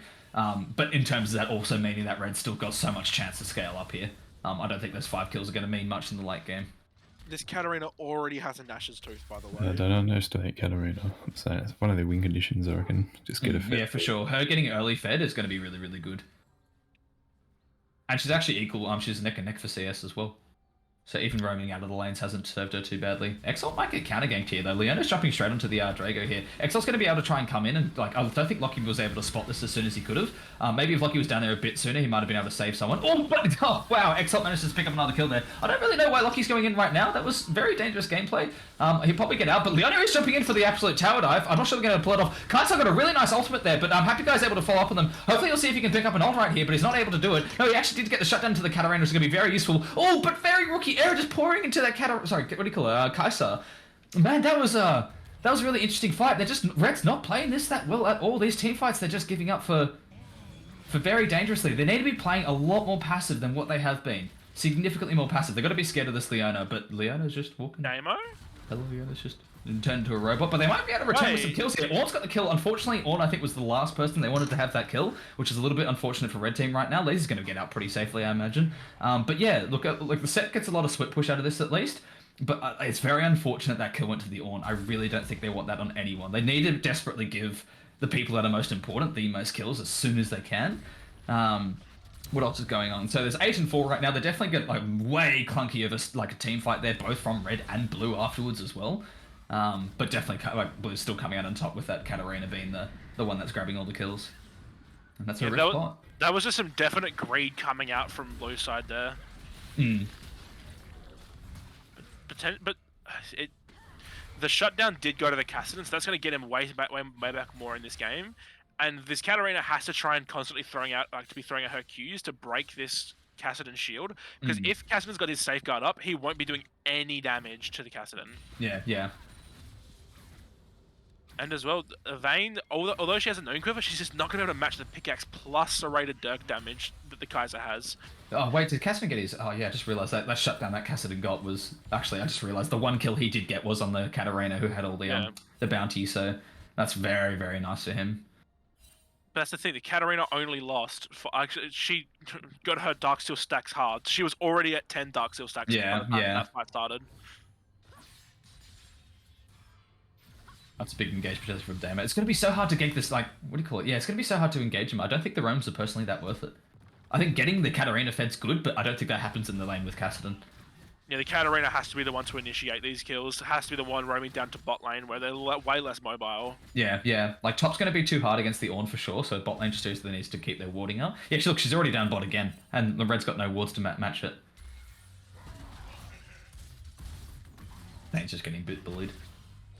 I think this set needs to focus on getting into some team fights as soon as he can. He's getting a lot of that tower damage though already. Actually, that's actually crazy how much damage he's already done, which is exactly what he needs to do. To be honest, I think the Ornn roaming before might have been helpful, but I think the second like set's allowed to get out of lane and get a lot more involved in team fights is going to be rough. Like he's going to have so much influence and so much damage, and just to be there for his Katarina and all the squishy people is going to be very very good for him. Man, this game is still 50-50 at the moment. Yeah, this game really can go either way. As long as like Red Team just shuts down the Katarina, they're gonna have a blast. They've got the CC to deal with everyone else. But as long as this Katarina keeps walking in and just one-shotting people with an ult combo, there's not really much they can do. They have to either be quick on the reactions, or they just gonna have to play it slow. Yeah, Play absolutely. Well, Katarina's going to a big fight up here, though. She's getting actually chopped down at the start of this fight. They still get their walk out with Dragon, which is quite good. She's zoning them out really well there, but this has got to be careful about this team fight right here. Oh, this is a big Ornn engage. This might actually be the first 5v5 team fight that we're going to see come out so far. Oh, they want to. They really want to. All of them have been so hesitant about this. That's good. Yeah, blue team needs to walk out of that. I think I actually agree with that. I think their positioning was that could have been really bad there because their ults work well when everyone's grouped up. Like Leona, Set, like Volibear, they're all really good when they can just have a very clean one. Oh, this is actually massive. Going to be quite a nice pick for a bot team. Did that go to? Oh, went to Leona. Damo, you're throwing. Oh, Leona's got the kill though. That's very, very unfortunate. Went to Leona. They needed to get to someone else as soon as they can. I think that 5v5 there could have potentially actually worked really well for them. Solely because the Kassadin didn't have his crown up anymore. And the Set was down there as well. Oh, Lazy, you're getting a bit greedy. He's straight back into it. He's going to be ready to go into it. He knows the tank's going to have the early game into invasion on them. Then the Kai'Sa was able to jump on top of them as soon as he can. Lockie's not going to be able to get out. Kassadin needs to get out as soon as he can. He really cannot get on top of. Jamo's probably going to have his hook up in time for that. Oh, he misses it! I can't believe that didn't go through. I for sure thought Damo was going to be able to take that. Oh man, but yeah, that was a really good idea by Lazy just to be able to engage there with the Kai'Sa and her ult. She was instantly able to just follow up that aggression. He was not going to be called out too hard there. Very, very well played by Blue Team. That was really, really nice engage. Lazy made a very good decision by what he did there. Yeah, definitely. That was. I honestly wasn't expecting that fight to turn the way it did. I was watching and I just thought that Lazy maybe overstayed his welcome. He wasn't really doing anything that was going to really amount to anything. And then he walks out and I'm like, oh yeah, cool, that's just like a smart thing. He's just going to try and get out. Maybe it's trade a lot of damage. But then out of nowhere comes the Kai'Sa ult. And then comes the Luna back up. And then out of nowhere here comes the Katarina. They just perfectly timed that and I couldn't see it coming. Yeah, absolutely. But Leona did pick up another kill again, which is quite unfortunate. Look, again, not too bad, but I feel like they're both teams have to be so cautious about their kills right now. Honestly, I actually think it's a good thing that Leona got the kill. She now has an even shroud. That's going to make everyone's damage, regardless of how underfed you are, be way higher. 12% bonus damage for literally Leona just existing as a champion. Yeah, absolutely. Man, I'm just looking at the CS counters though. I think we've got to be paying attention to a lot this game. Like again, as soon as that red team starts to just like sit in lanes of CS, and they've got to stop taking too many like fights, which they really don't need to do. They're playing way too aggressively. Like full well knowing that their team is focusing on scaling, they really need to sit back and just kind of let them take the early objectives. But they've already kind of screwed themselves by letting them take it too far. Like I honestly think if they just didn't contest Dragon or anything like that, maybe they're going to contest Rift. This will be another interesting engage. Maybe Ornn's just doing it just to get to top lane in general, but he is going to try and see if they can stop something here. This will be a edgy team fight, but that was a very iffy ult coming in from Ornn. They really kind of need that to start the team fight properly rather than just throw it out for no particular reason. Yeah, they should just walk away. But yeah, red team either way should be playing a lot more passively than what they have been. What did Ornn kill? They got an objective bounty. How did Ornn get it? It's a... Oh, the bot tower. It said Ornn. It said Ornn got it, but Kassadin got the tower. Kassadin got it. That was... What? Yeah. Riot is an indie developer company, by the way, guys. Yeah, but look, I just think Red played way too aggressively already in the first 15 minutes of this game, which has seriously put them in a really bad position. I definitely think they should just sat back just for CS for a lot more. Like, they wouldn't have been at their best power spike. Katarina's going to be starting a good engage here, though, but Lockie's just going to sit there and just try and dodge her abilities as much as she can. She's going to try and do that to wait for their team to get into there. Well, it's going to be really risky. They don't actually have anyone with them. Lockie's able to keep up that aggressiveness. Drago's going to try and do as much as he can, but what do you call it? She's not as influential when there's no tanks around. Katarina's absolutely ripping through them, getting as much damage as they can. There is another shutdown onto them. Zombie's going to get picked off as well. I didn't know. That was a really weird engagement. They had no tanks around them, and that's kind of what they're relying on during this early game. Did both those kills go to Vayne? I think they did. Yeah, they did. Yeah, they absolutely did. Yeah, that's going to be very, very useful for that Vayne to keep ahead. Unfortunately, Vayne wasn't able to exceed as much as she could because there was no tanks around, but she definitely was nice to be able to clean up those kills. Katarina getting picked off there is going to be another rough thing to her Magi's. Oh, she just bought Magi's as well, so that was 10 stacks gone. I think Exalt was just really hoping for something. Like, he was just hoping that that cat didn't have their polymorph up. Yeah. Because the fact that polymorph was up meant that he couldn't get that snowball that he was really looking for with picking up all those different daggers. Yeah. Tempo, if you have to switch anything, please switch screens again. I don't want it spoiled this time. Like, if we need to, like, reverse it or put it, yeah. Going back to cameras, lads. I just don't want to spoil it again when we see that timeline thing. Yeah. And again, play it before we switch back onto it, like, if you want to. Oh, man, Dude, Red's throwing this, but... Yeah. Yeah, we're ready. Yeah. Haven't really gone anywhere. Yeah, okay, sweet. You didn't click play, did you? we never missed that much anyway, so... Yeah, okay. So look, those 2 kills picked up from Red is still going to be quite nice. Like, I don't think, like, Like, I still think they're not going to start really shining now because they were too aggressive at the start until like the 25-minute mark or so. But it depends on how these team fights go. This actually might be quite a good team fight because do they have Ornn ult? Yeah, they have Ornn ult this time, but Locky doesn't have his survivability with his ult, and Lulu's missing hers as well. Actually, 4 of them are missing their ults. This is going to be a really, really tough fight for Red Team right now. They've just used them all recently. Set, I'm not sure if there's a great thing to have on the flank right now, but hopefully he's going to try and follow up on the Volibear ult. This is a really clunky team fight, though. They're just using all their abilities. Set's not really in between everyone, though. He doesn't have that much influence. He's just trying to take Drago out as soon as he can. Katarina's on the other side doing as much damage as she can to the Kassadin, but the Kassadin's replying with a lot more damage as well. The Beast is going to get caught off onto the side here, and we're going to watch Lazy to see... Oh, wow, Set's getting some crazy damage right now. Was that just fast-forwarded? That was crazy. Yeah, I don't know what that was, but Damer's sitting there keeping them zoned out. Who got picked off from blue side? So Kaisar got picked off in the earlier game. Damer's staying in there, being an absolute fucking menace of a person right now, pulling the absolute classic Leona moves. Then whatchamacallit, Cat's Gonna Job's gonna get absolutely railed. Then also whatchamacallit, Ornn is gonna get picked off as well. Dude, what was going on there? That was the weirdest team fight ever. But did you see the Set start smacking the dude like 20 billion times? Lethal tempo Set is so broken. That is crazy. Like, I can't believe Set actually lived that entire time. That was ridiculous. Dude, Red needs to stop getting in these team fights, man. They need to know that they're behind, and they're not getting any further ahead if they don't just stick to the lanes and CS. Like, I get it, it's hard to lose those dragons. But because they try to contest the first 2, they've put themselves in such a bad position. They should have just stuck with it. Just give them the first 2 dragons for free. Just sit there, CS, put your lanes up, get the platings and the thing, let them walk out of lane if you can. But just the aggressiveness that they've been playing has not been suiting them well at all. Yeah, definitely not. Especially with a Kassadin and an Ornn. This Ornn's not going to be doing much in these team fights at the moment. You want him to get to level 13, then he gets his upgraded arc ability, or his upgraded item, sorry, and then he gets level 14, and then that's when your carries can shine. Yeah. Oh man, that Katarina getting ahead though. She had that much influence. She's been a pain in the arse right now, but the other characters coming in, like the tanks right now, I think are the ones that are being the star of the show for Blue Team at the moment. Yeah, definitely. I still feel like there's just a lot of missed farm opportunities for these mid laners at the moment. Like, I'm sitting on 20 minutes, and they're sitting at about 5 CS a minute. Especially with a Kassadin. Like, he needs to be sidelined the most out of anyone this game. Yeah.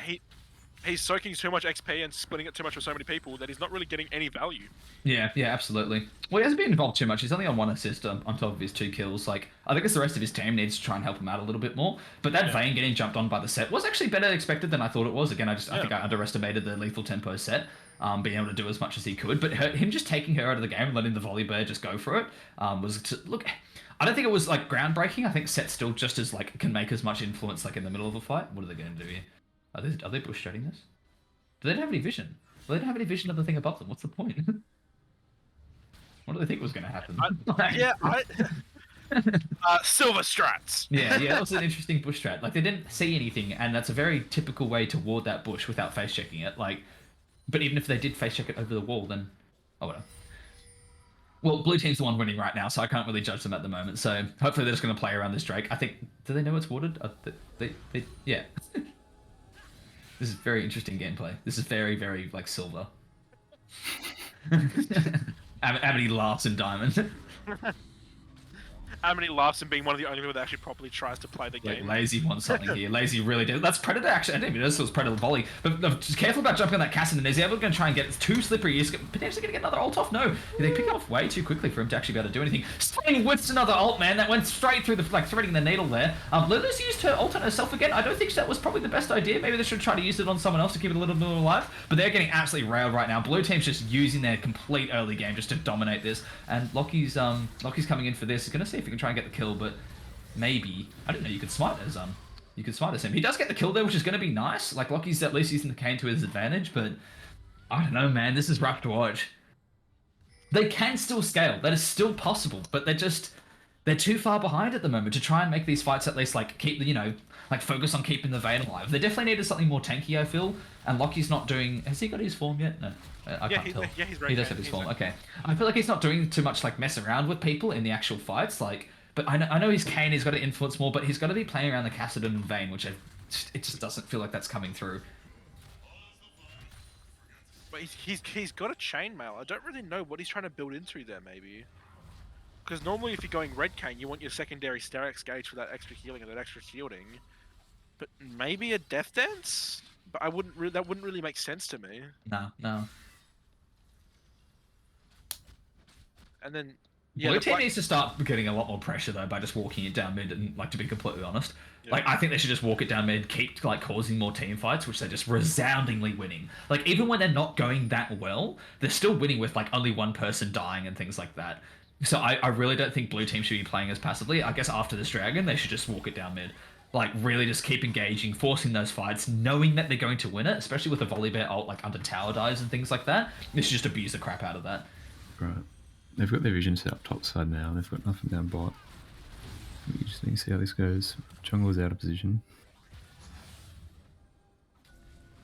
Gonna have to stall until volley gets there. Yeah, Volley's going to be coming in really late here. There's going to be a hard engage for them to pull off. And Ornn might actually get a good hold here. He's only hit one person though. Exile did manage to actually flash away from that instantly, but Exile has been picked off at the start of the fight, which is going to be really unfortunate for blue team to try and catch up. They are getting a lot of damage onto Drago right now. Taking out that Vayne will be useful, and the Lulu at the same time. Yeah, Happy Guy and Sane Main. See, even if the fight is just... That fight was started completely fine by Red, I feel like, but then just... It's just too far gone. They really just waited. They went way too soon into these engagements. They seriously overdid their scaling. Or just overestimated their scaling in terms of going into these fights so early. Oh, this is rough, man. This is a tough game to watch. We saw it before with a game that could have gone both ways, and then it was just some silly plays from back and forth again. Yeah, That just caused the game to snowball in a really unfavorable manner. It's Hex Soul. Well, they've gotten every single dragon so far, literally within minutes of it being up. Blue should go for a reset after this. Spend all their gold. They've won team fight and got 2 objectives. Yeah, if they get too cocky here. Yeah, they're just gonna walk out. Good. Yep. Yeah, honestly, walk it down mid. I think walk it down mid, or even actually don't even split. To be honest, like I think splitting may risk too much. They just got such a strong team fight. Like they probably could split, to be honest, with this much of a difference between the two teams. But I think it's just safer. Like again, that team fight before felt like Red actually started that off by killing Exalt, so like at the start of the fight. But then when you watch blue team walk out with 4 people and full health and killing the entire red team, it's like, yeah, you guys are getting absolutely buzzed right now. Bot side jungle was nothing there. There's just sort of play around top side where the vision is mid lane. Yeah, they need to do something risky. They can't play it by the book right now.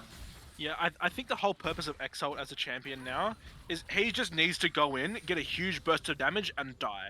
Yeah, That is what his champion is really good for at the moment. And then he's got a Kai'Sa with Collector. He's got a volley and a set to just clean house afterwards. That was a close thing from Liana. Oh, Kai'Sa's gone straight into that. We went to the head of the team fight, but she knows she can get away with it because she just does so much burst damage. Wow, that was a crazy engage. Lucky's just trying to be a pain in the ass. Just stick to your lanes. I don't think there's any point leaving them personally. I think just stick to mid lane. But they are going to see if they can try and follow up on this kill here. Getting the stun to Lucky, but Lucky might have his wall walking up soon. No, he won't be able to have it. He's going to have to use his flash once again to get over the wall. And then the Lulu actually snuck out of there. You see that? Lulu was in a bit of a weird spot there. Yeah, keep the split push up like this right now. I think just get like 2 inhibs potentially, but definitely don't need to be playing it safe or anything like that. I think playing aggressive right now is what's going to win them the game. Playing safe is just going to give them another chance. Yeah, Exalt's going straight into the Lulu. There's going to just delete him off the end of the map. Ornn's just getting absolutely chopped down. If they just Set's push still mid, this game's splashing down the over. pot. Yeah, Literally, the game's over. yeah. That was one of the quickest wins we've seen in the tournament so far. In actual any tournament that we've had so far. Man. GG's. GG's. I can't believe it's actually ending right now. That was so quick. Finally, for once, we're getting a team that isn't just playing super passive. Yeah, it's really nice. It's so refreshing seeing a team that actually knows how to play this aggressive playstyle and capitalize and snowball on a winning lead. Oh man, dude, but like, Red team really could have played that better, man. Madison Beer Sims really could have played that better. I think just any one of them, even just like any bronze player, could tell you just like, hey, you guys are basing your kind of comp on scaling. That's all they need to know, and they just need to work with that information. Just stick with the scaling. Just sit there, sit in your lanes, split push, lose the first 2 dragons. I get that, like, understand that you're gonna lose that initial like fights, but it's like they just kept contesting everything, even when they were still behind. They kept contesting everything. It's like, no, you guys just you're not gonna scale that way. You don't win team fights that way. Like, you don't make the big plays. You just outscale them. Like, you just play the game to the absolute, to the maths basically. So Literally. GG though, well played by GG Easy. They definitely played that fantastically. You can't just put everything against MBS there. Like GG Easy played that so well with Damon and Leona as well. He was able to start so many more engagements for his team. The Volley Bear plus the Katarina was also just a fantastic combination. That's tower dives, quick damage, bursting them down, not giving them a chance. Yeah, very, very well played by MBS there. Now, This is would the one we- we've been waiting for. do you know what I want to get right now? I want to get Ku, and I want to get Sherney in, and I want to hear a bit of banter, maybe, or maybe a bit of shit talking. Who knows? I think we'll get that afterwards. I think I like it when they shit talk each other afterwards, when they're just like, oh yeah, you know, like just the captains are kind of come back. But I don't know. What should we call it? This? So they actually didn't they lose this? Oh no, they didn't. No, GG Easy hasn't versed. No, they did. No, GG Easy They versed did. Coup just before, and so Yeah. So now they're back at their place where they can try and come, you know, bring it back into their favor. Yeah, I know for a fact that there's a bit of a vendetta going on for this game because Damo and Ku have a bit of a challenge going on at the moment. What they want to do is they basically both want to get multiple wins on multiple different roles. Hmm. Because Damo's had a win on, I believe, top lane and ADC, Hmm. and Ku's had wins in mid lane. Hmm. So now Ku wants to get a win as an ADC as so wait. Damo's won on top jungle and ADC. Wait, has Damo won 3 times? Gosh, Damo's gonna go for what's the hat trick already done? No, Damo's done. Damo's only won once, I think. Yeah, I don't think he's won 3 times, has he? I'm pretty sure he's won. Yeah, he's won twice. What roles have you won, Damo? ADC and jungle, thought so, yeah. And support now.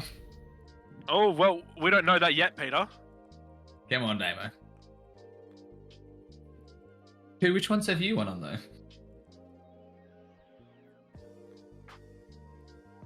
If Ku wins 3 straight. In a row, yeah, true. That is true. Alright. And GG Easy has every single one of their games streamed. Oh, yeah, I didn't even realize that. So who we got now? Pleb versus Lazy in the jungle. I'm excited for that. Am I right there? Yeah, I'm right there. Yeah, this will be good. I like this. Alright, we need to coax Amity into webcamming for this game. Even if it's just for a little bit.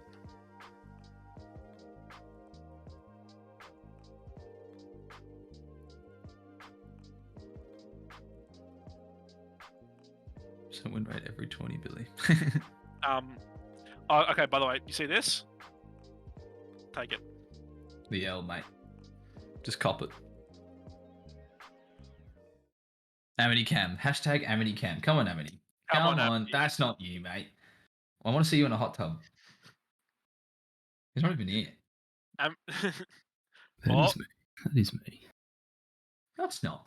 Mike, don't lie to me. I know your haircut doesn't look like that. It does. No, it doesn't. Because you're getting a haircut. You're getting a haircut on Friday, aren't you? Fuck. Shouldn't have told you that. Why would you get a haircut now and then a haircut 1 week later? Because you didn't like it. It's alright. Got all I the think- hair.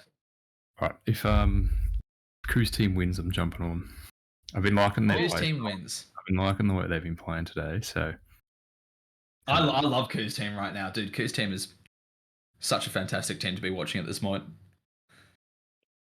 All right, wait, what's the stake that I can put on? Because I can't neck a drink because that'll get you guys banned. You're not allowed to have alcohol. Haven't I seen people smoke before on No, Twitch? it's Oh, you're under 18. I forgot about that fact. fucking ape.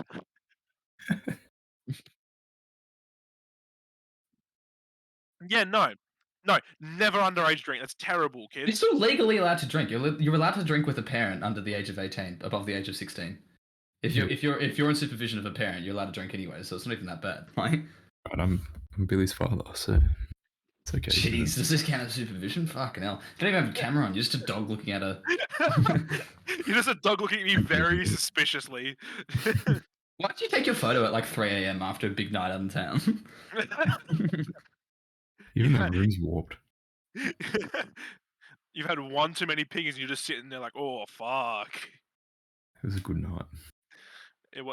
What did you go out? Did you go out from the clubs after the great day at the beach? Oh, 100%. Yeah. 100%. Did they have pine cone ice creams at the nightclub? Always. Oh mate, living the dream. Living the dream. Oh, I'm just living the dream as soon as you get in that hot tub, mate. Yeah. Oh, we're doing it in Sydney. 100%. God. Can we do an actual Twitch stream of you in the hot tub? I will do it. Buy one of those inflatable ones. Mm. You Fees could with- dress. You could dress up as a Lunity. Or Amaranth. Sorry, no Amaranth. Oh, wait, Amity, I forgot about your second favorite flavor of ice cream, mate. Which one's that? Fucking cornberry. Oh, cornberry's so good. What? Yeah. Yeah, my, Cornberry. yeah, my, Where's one of my best flavors of ice Yeah. cream? Ajax is my favorite, but my second favorite is just cabbage. I love cabbage ice cream. So good. Cabbage ice cream. Yeah, It's so you haven't fun. heard of it? It's German. What's wrong with you guys in Perth? You guys are fucking mental. No, I don't sleep on What? it. Dude, what do you get in Perth? You probably just get goon flavored alcohol at that point. Sorry, Goon goon flavored ice cream.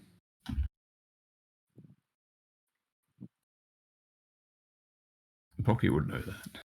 If Yeah. only he was here. Boggy's the one that makes it. They probably make like moonshine. Moonshine ice cream. What is okay? Actually, let's talk about this. What is your favorite flavor of ice cream, lads?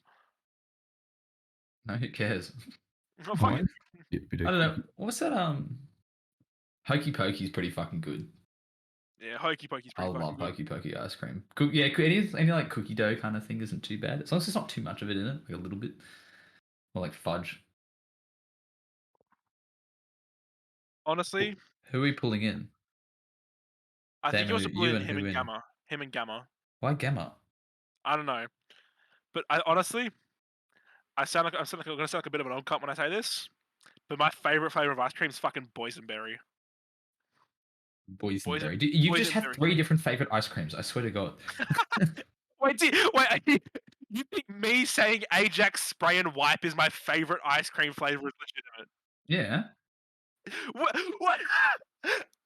It's a good I- flavour. I don't see a problem. Yeah, bit salty. You don't usually have bleach. Who has- Congratulations, your 50th. Yeah, I have bleach. I have tasted bleach before. That sucked. How? Chlorine. Ah, Sitting there with the fucking mouth hanging open, just pouring chlorine in. A little spot went in. I was like, oh god.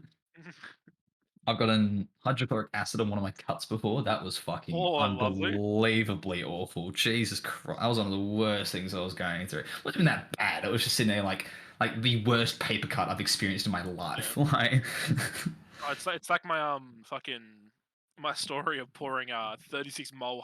I think it was 36, 32.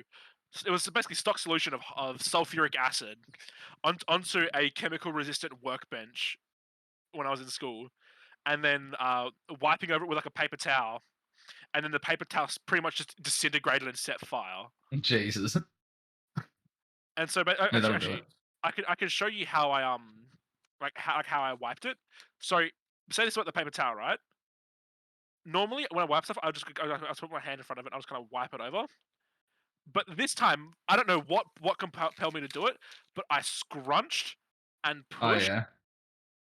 And if I didn't do that, this hand would be fucking gone. Yeah, yeah. We've had some nice little words. Oh, fuck, let's bring in fucking Gamma. And Damo. Where's Damo? Hey lads. Why What's can't I fucking up? drag people? There we go. A boyfriend. Hey, Oh, Gamma. hello. Hey Ah. Damo. Yeah. Hello, hello. Mwah. Welcome. What do you guys want to talk about? You guys are so desperate. Oh, basically, I just want to say that Gamma's going to lose, and it's not even going to be close. And I'm gonna say that Damo's right. Wait, And I would decline that. Wait, what? I just want to say that I love Damo, and I've had a lot of fun this far, and there's no hard feelings when he loses. So I just want to say I love Gamma, but I can't wait to crush his little fucking soul. I can't wait for you to crush my soul. Wait, gonna be Jesus so Christ. good. Just before okay, Annie this crushes one of did you. not go how I thought it was going to go. Yeah, this is really strange. This is not the intimacy I was expecting. I was too intimate. That's the problem. Yeah. yeah, wait, what? Oh, something between Gamma and Amity, to be honest. So There's basically, a our lot of tension. strategy, There's a lot of tension between those two. our strategy is to let Gamma play whatever he wants because he's not going to make a difference no matter what. Yeah, that's fair enough. Amity just keeps like looking at my chair, looking at a photo of Gamma, looking at my chair, looking at a photo of Gamma. Two favorites. Two favorites. And now But, you're playing favorites. Sneaky Ivern pick coming up, so you better Yeah. ban it. Ivern top That lane? sounds pretty int. I'm not gonna lie. Yeah, we hope you play Ivan. Honestly- you play Ivan support. Honestly, you guys are being deadlifted by lazy so hard right now. So I mean, if I'm we not gonna just lie, it's true. It's true. yeah, It man is. is Lazy popping is off. playing out of his brain. But Gamma, you can't say anything. Pleb is literally like doing a 500 bro, what kilo are you deadlift for your team right now. Bro. Pleb is playing out of his fucking mind Bro, more I than think anyone else right I now. think he's died like 2 times, and his very well. KDA is like fucking 50-2 or something. Dude, No, but not even. He's not even getting kills. He's just getting his entire team fed. Dude, Wherever Noah's he playing like dog goes, shit. someone just You know has what- plus one. Bro, kill. Nah, shut He's- the fuck up. Noah's playing like dog shit. You know who's playing well? Our mid laner, Dane. Popping off on Kale, 10 CS a minute, dude. Fucking Nemesis. Yeah, over Kale. here. Kale literally Yeah, just Kale, bro. Kale literally just gets like league slips. Hey, it's 25 minutes. Kane 11 114 E 21 50 fucking Zach 0 deaths until the very last No, second. you're playing Leona! Shut the fuck Bro, up! you're literally getting carried. Okay, I'm putting you guys back into your little cages. Uh, No, Jesus. Sorry about that, guys. Even my ears hurt. Clover's been playing very well. It's a good jungling. It's so- funny because Gamma and Pleb are in the same room. Well, not the same room, same house. So, like, Gamma can just, like, if Gamma's like, hey, I'm like 0-8, and Pleb is like 8-0 right now, he can just go tackle Yeah, Pleb just turn his computer and fix the solution that way. Like, I'm more worth it in his room. No, we'll let the two people that are sitting there investing in Kathmandu backpacks for the rest of their team. They need to take this more seriously. Whereas Dam's playing support. To be honest, that's already a throw pick in the first place, and then Gamma's not throwing. I can't really say that he has actually been playing quite well. But Gamma's worse than Damo, so Damo cops the negativity. Yeah, switches off router. Yeah, Gamma's like, I'll take us both down. Hey, are we ready? Are the other teams ready? Yeah, I'll be quick to go to the toilet then before we start. Wait for them. Yeah, might as well. I'm actually gonna go for a quick payback as well.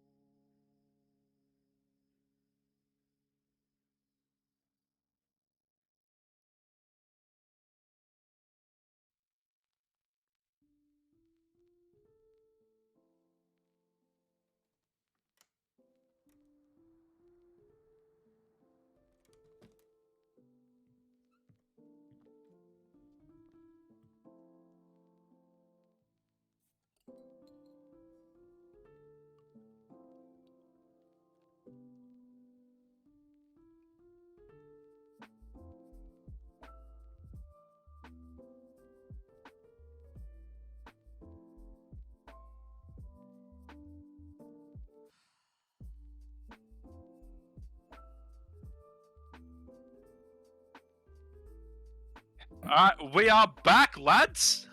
Okay. Are you guys Ali- excited? No, not at all.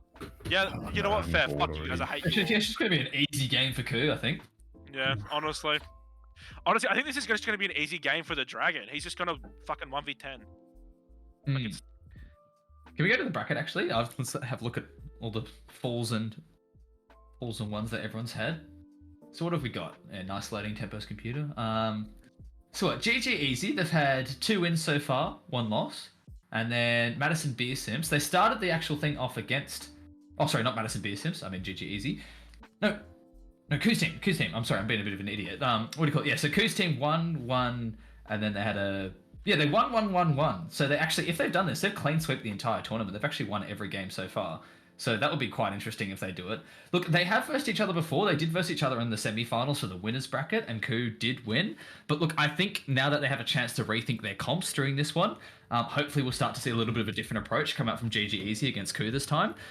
We've seen the power that GG Easy can have in these games where they seem to understand, like, at least better than every other team at the moment, where the aggression's actually deserved. Like, I think in terms of in the other teams, we've seen Pleb specifically has been able to recognize the situations more and put that through. But I think as a whole, GG Easy has definitely been able to you just see lazy turnaround or something, or someone just do something to just absolutely flick around, smack someone and start his engages big time, and knowing that his team can kind of follow up on that. So I think that'll be quite a big thing, and that's what's always not so much about a comp diff, but a team diff.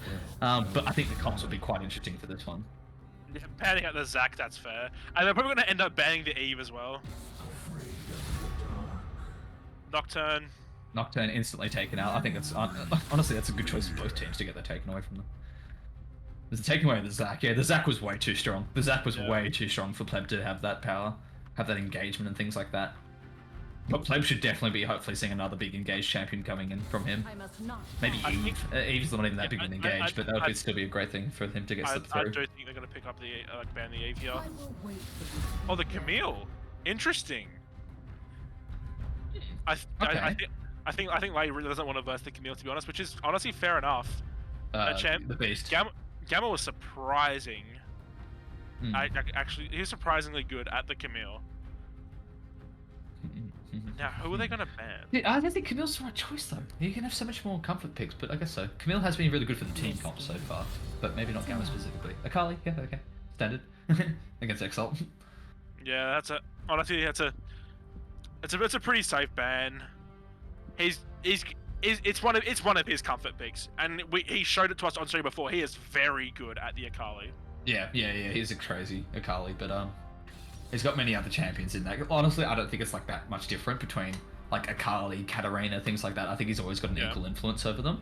At least in the 5v5s, maybe in the 1v1s he does a lot better as Akali. But yeah, I don't think it affects Exalt too much in putting him in a bit of a spot. Yeah. He's He's picked up a top lane. Maybe that might be jungle, but I think it's going to secure the volley so Pleb can't steal it from Lazy. yeah, I don't think that's a bad idea either.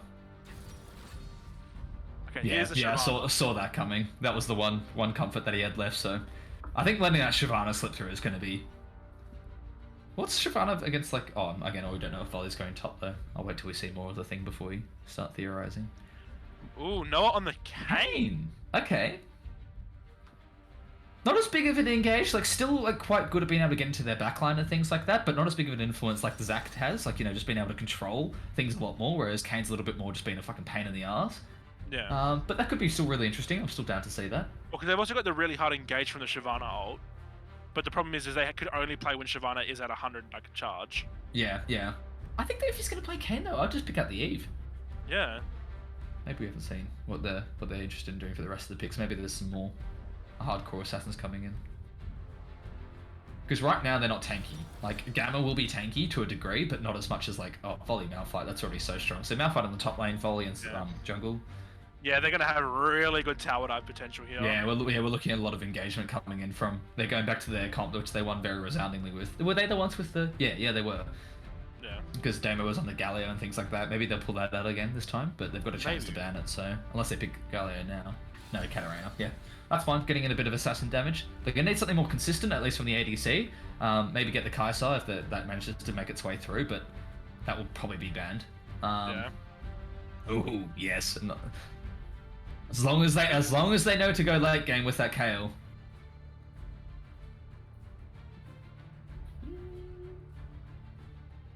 could be a good answer to the Katarina. Okay, so they're going to lose the early game mid for sure against a Katarina, like without a doubt between Kale and Katarina at the moment. Yeah. Which was the issue why they what do you call it? GG Easy definitely had a big influence winning the last game, was because the Katarina could so easily like, be comfortable walking in and out of lane, doing what she could do for whatchamacallit for her team. So that is a bit of a riskier play. I think Anya might have shut her down a lot more, but being the worst scaling champion, without a doubt, it's against a what do you call it, a Kale. Okay, yeah, Xayah. I think that's not a bad choice. I think Xayah's a very slippery champion, and with Kane and Shyvana, who just wants to burst them down. Shall I turn in my Yeah, Yeah, honestly, right I just, as well? I don't think Sherney should be playing the Xayah at this point. I think with the comps that they have, I just don't think the Xayah is going to work. AD, AP. They've got a mix of both so far.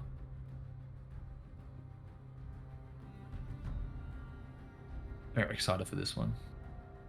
Very, very excited to see what happens here for these next 2 picks. Impure fool. Vayne, yeah. Honestly, yeah, maybe. Maybe Waz is going to go for a more tanky pick, and Gamma's going to probably be going for like a Triforce build on Shyvana, Think what going for a I bit could more offer. survivability, sustainability.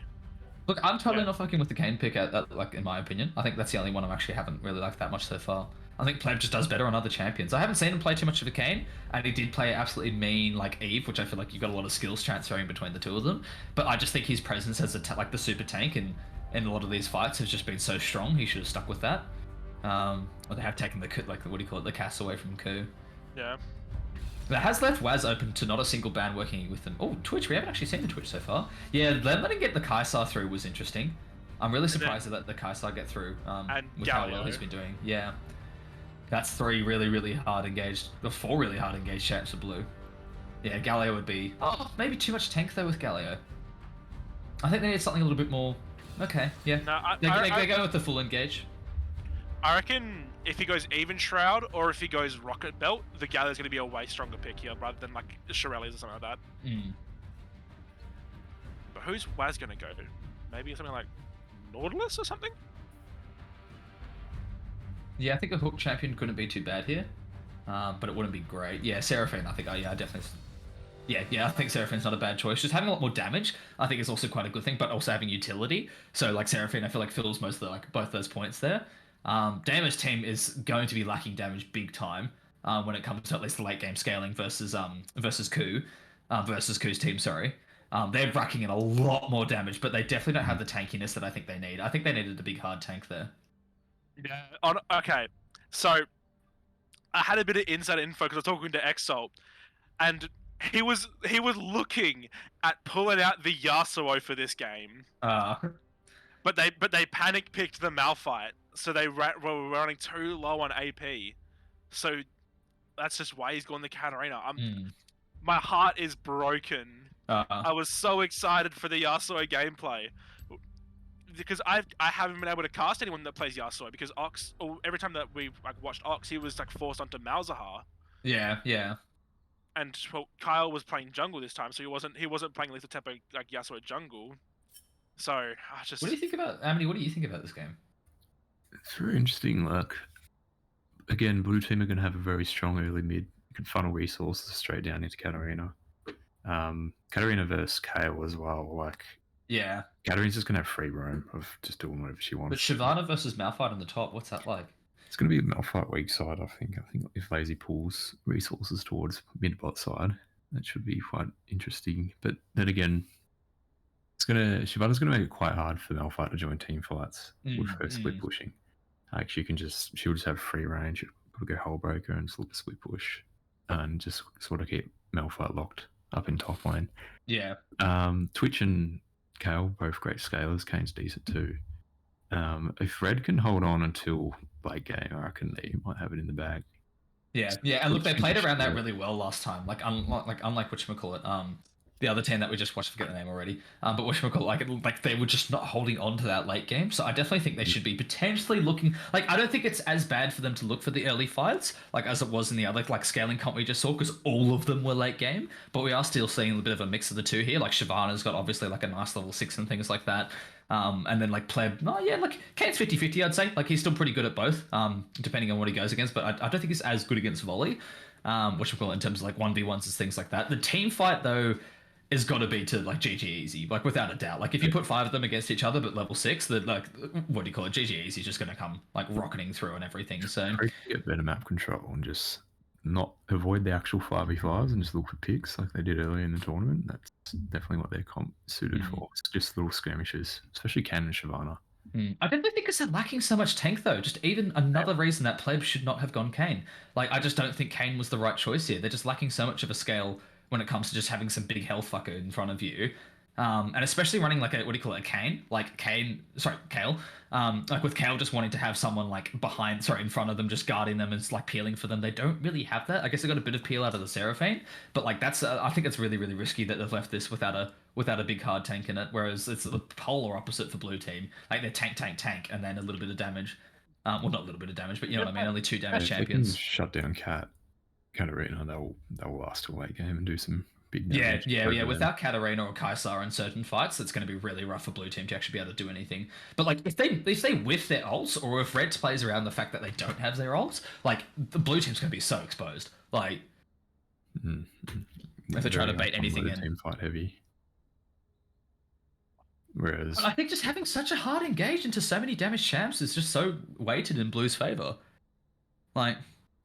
Again, just as soon as they get on top of this team, like Kale's not going to be that much of an issue because there's just no one to really like do much for her. Like, And the only champs that can really get kited by red team is like Volley and Galio. Like Twitch is able to kite those two pretty comfortably, but Malphite just flash R's, and then you can't escape that unless you burn your flash yourself. but Twitch isn't even used that much for like, you know, being anti-engaged. He's just invisible to get onto the backline, but they won't have to worry about a backline against GG Easy. Like Kaisar and Katarina are going to be in the fight with the tanks for sure. Like, oh man, I'm really thinking this actually might be a bit of a comp diff. It's like, look, it's definitely with Kale and things like that. It's still a super strong potential for scaling and taking those late game fights. And Kale can be so much an issue if they literally just protect, like have 4 people protecting Kale. Like at one point, it may even just like be pulled off that way, but. They've got to be really relying on that Kale, who's against the Katarina, and the Katarina is just going to be swiping her like crazy in the mid lane. As long as she doesn't get him too many kills, it should be okay. But they've got a very, very risky comp here. They can pull it off for sure. Again, taking out the damage dealers from blue team will be good, but that's not before they all get on top of them and things like that. So as long as blue team watches their positioning and plays this safe, they'll be a very, very strong comp.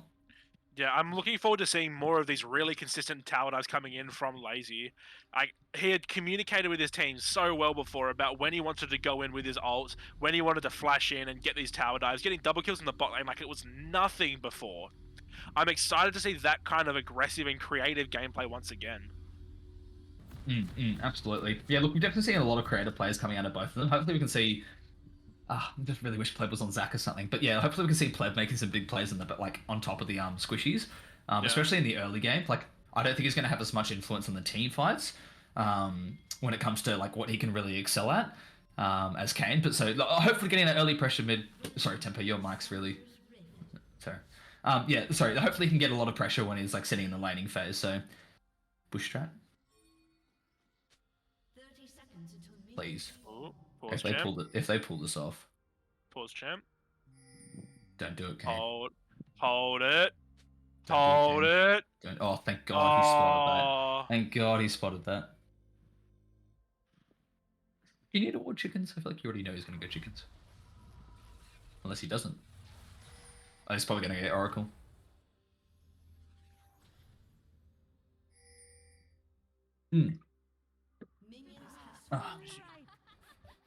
Well, maybe he's actually starting bot side. But I mean, to be fair, if they don't see him popping up at chickens, then they just know he's starting bot side. Yeah, I think they would have just been better off starting chickens, so they already know. Like, them knowing he's not going to be there is probably better than them knowing he actually is there. Yeah. Oh. Better play it safe. That means he will path top lane early, though, which could be quite good against the Malphite. Like, if the Malphite's nice and exposed by, like, level 4, level 5, that would be quite good for him. Yeah, definitely. I definitely think top lane Shyvana should be hopefully trying to win that quite resoundingly. That's what like a lot of my hope is for the red team at the moment. Like if the top lane just gets so much influence over there, that'll be ideal for them. Gosh, Volley's farming is so much slower than Kane. Yeah, it's just because he had the Twitch Seraphine leash rather than just the Malphite. True. Yeah, actually, that's a good point. Oh Yeah, you're not gonna win these trades against the Shyvana. early Oh in man, the yeah, look game, at that. That's already so- so much damage. Top So side easy to Leisure. kill as well. Yeah, put him at a disadvantage. Let Shyvana get the lead. What did he get as his first? Wait, why did he get that as his first? I would have thought he would go Q first. But he got his thing, I don't know if it's his E or his W, but or It his smashes is- with splash. W, I think. Yeah. Interesting. Oh, and then never mind. It was level 2 engage, yeah, makes sense, yeah. Just trying to get some damage out, but that was quite quite a nice return, but it was all onto Dame, unfortunately, not the Kai'Sa. I honestly thought the Kai'Sa was still level 1. Yeah, So yeah. I thought she started W, and I was very confused. And that was a better trade for them though, bot and for the blue side, because again, all bot into Gallia, so he doesn't really care. Yeah, when Gamma gets level 6, hopefully he should start being able to bully this Malphite quite a lot. Because that's going to be what's going to be happening with the Katarina versus Kayle. Kayle actually already had to back. Oh, She didn't lose any far CS out. though, so that's good. This, I really don't know how this one's going to go. Like I've said that for every game though. Well, we kind of had an idea with the scaling with the other one, but the scaling for like red team is just so odd. Like the Kale's the only thing which really gives me like a proper reference for how they'll be scaling. Yeah, worth it. It's worth it to try and. Yeah, I know Joe's very happy for the Twitch pick. That man loves his Twitch because he's a little rat himself. Oh, right, you just mean in general. I was like, Joe's not in the game, is he? Twitch for the win.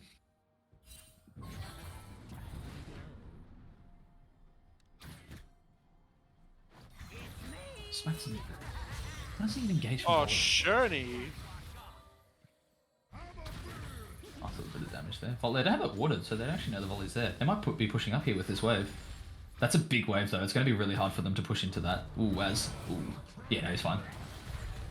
That's good that they spotted that out at least. Stops the red team from potentially overextending. There were so many minions around. Yeah. Ooh, Gamma. He's definitely winning that trade, Beast. Jeez. Does he still have teleport? Yeah, Beast is still a teleport up. That makes sense. Yeah, only backed for nothing really special, though, to be honest. That was a... I don't know why he actually backed that. I think it's either building into a Hearthbound axe or a Noon Quiver. I'd assume it's a Hearthbound. And he's But I going don't think for he should have used a teleport there. That was not worth it, I don't think. I think he had his lane pushed up. If you recalled properly there, he could have just walked back into lane and used it better. Yeah, Malphite's just going for survivability now, so... Yeah, the wave would have I think the wave would have pushed back slowly into Gamma, so we didn't really need to TP. Worth noting, there's a 10 CS difference in mid. I mean, Katarina might be able to pick up a few of those because there's no range from Kayle just yet, so... Oh, just missed it. I don't think he wins that, does he? He's still trying to trade as much as he can, but Gamma did go back for the, what do you call it, the damage items, so I think when the Beast went back for a health thing, he probably shouldn't have tried, and he walked away from his minions as well. He might have been able to trade better there. And the Chemtech. lethal tempo as well is Dragon. just super strong super strong rune at the moment. Oh, I know Chemtech Soul, but what does the just normal base dragon give you, bonus-wise? Bonus current health damage, it's like cut down. Okay. Oh no, cut down max health damage, sorry. So if someone's got more current health than you do more damage to them. Oh, Lazy might be able to shut this down. Oh, that's a nice flash coming from Kayle, but the point and click stun is going to kind of ruin him here. Jeez, yeah, first blood going to Katarina already. I think that's a sign of the times. They want to get that Katarina fed, and Lazy played that very well. Yeah, that was a really nice gank coming in from the top left side of the lane. Kayle had absolutely no clue where the Lazy was coming from. I think Kayle actually, did she have a control ward on her at the time? I don't know if she just bought it then, but yeah, she had a control ward the whole time. definitely needs to be keeping those flanks warded for them. Very, very easy blue. Baron, what do you call it? First dragon. Dragon. Although Blue Team managed to pick up the first Drake, there's still like a 3k or 300 gold lead. Come on, Gamma. Get a bit of big boy damage in there. That's already flash taken out of Malphite though, but the teleport's going to be seen coming in. I don't know if Katarina's going to be able to do that. Gamma's already got enough distance at the moment. I don't think he needed to flash there at all. Ah, man. Gamma's using his summoner spells, I think, really poorly, actually, in this game. Both his Yeah. teleport and his flash, I don't think needed to be used there. Maybe, I guess he could have done it, like, just then, just so to stop him from having to go back in lane. But he actually doesn't have any items as well. He's got a 20 CS, like, against Malphite right now, but he's not using that. Like, he literally hasn't bought any items yet so far with that lead. Because they were neck and neck by the time Gamma went back, so that's actually going to be putting him in a bad spot. Like, if he tries to fight the Malphite now, it'd be so much better if he just had I Catch 30 think more gold. I think Excel's going to be going Bork into maybe a Nash's Tooth this game. I think Is he's Bork as good in Katarina? yeah. Bork is really strong on Katarina. You get a lot of life steal from your ult. It would be against the Kayle as well. Just sustain, over sustainer, just keep so much pressure up in lane. Just walk Yeah. out of it very easily at the same time. Kayle, you missed the cannon! Oh no shot. That deserves a question mark ping. Damn, it's going for a nice influence on here. Oh, Daisy's walking back in there. I'm not sure quite what the mentality was there, but she's probably most likely going to get picked off here. Oh, that's a nice flash, but Damo's going to be able to clean her up if she does get out. At least the kill does go to Damo there instead of Zombie, which is good, but still not great.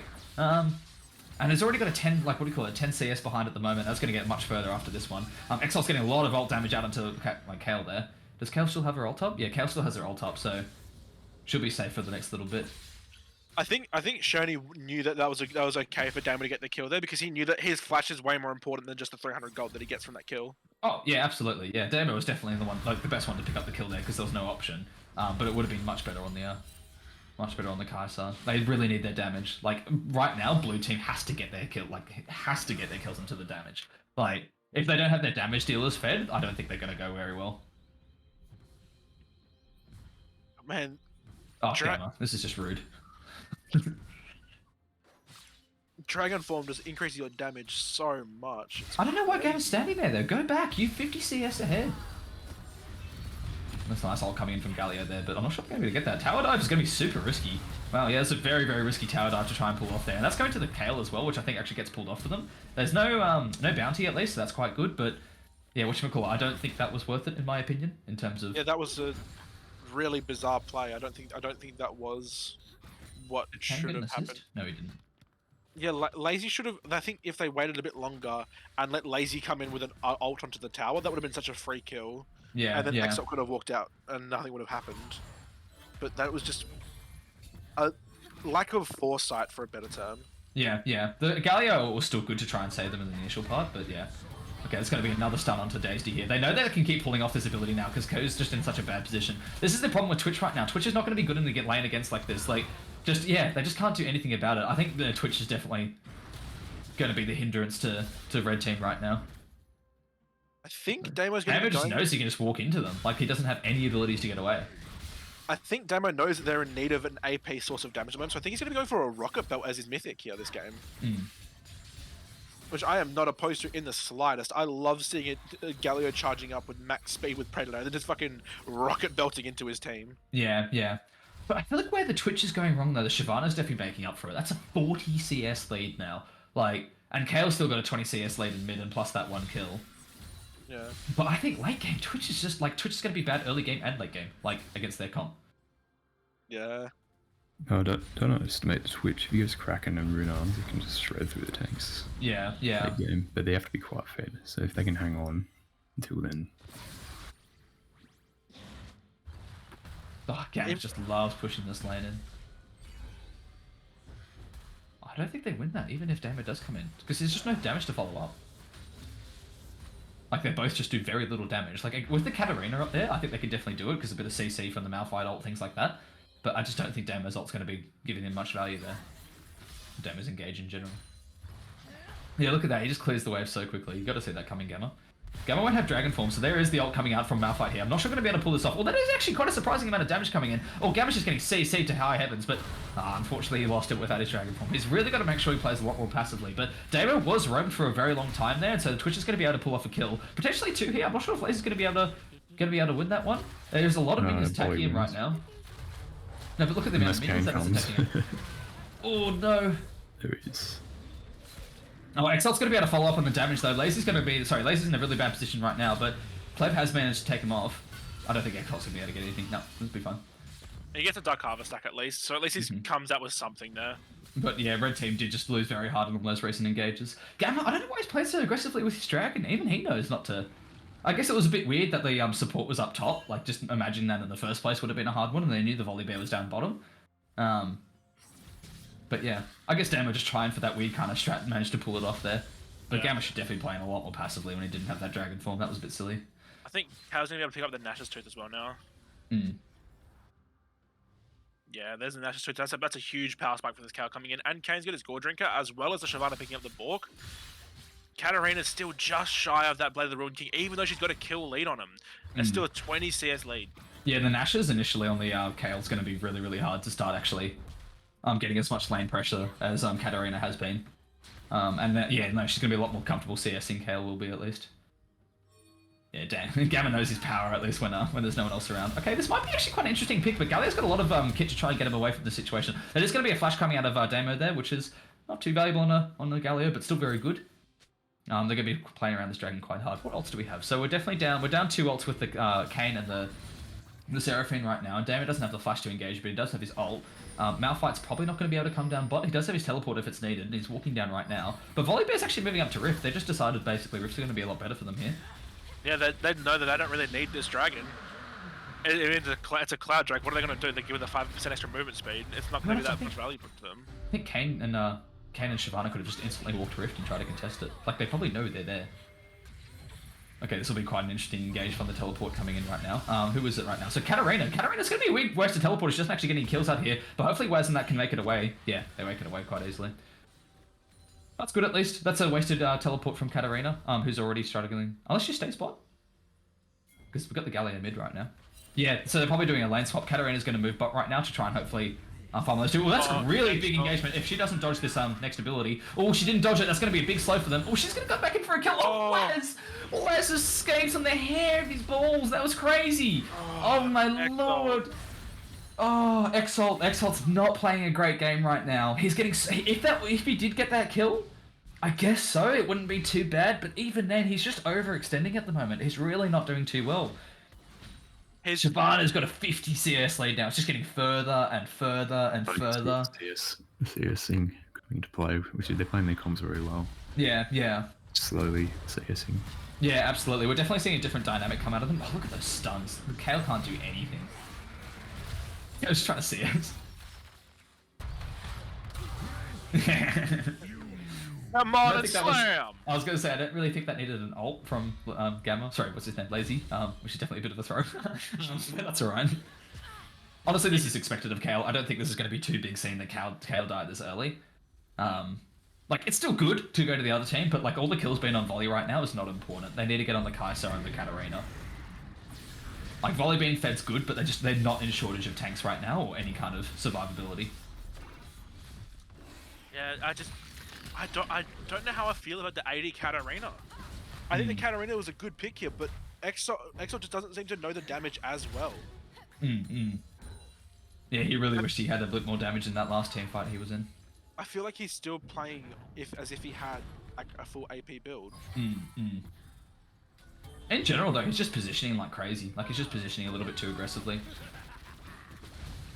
Oh, Yeah, gosh, yeah, oh, dude, you can't win these, man. That was an ISO Q from a Kai'Sa with a nearly fully upgraded Q. If they keep getting these picks, like, this is going to be really bad for Red Team. Oh, the game froze again.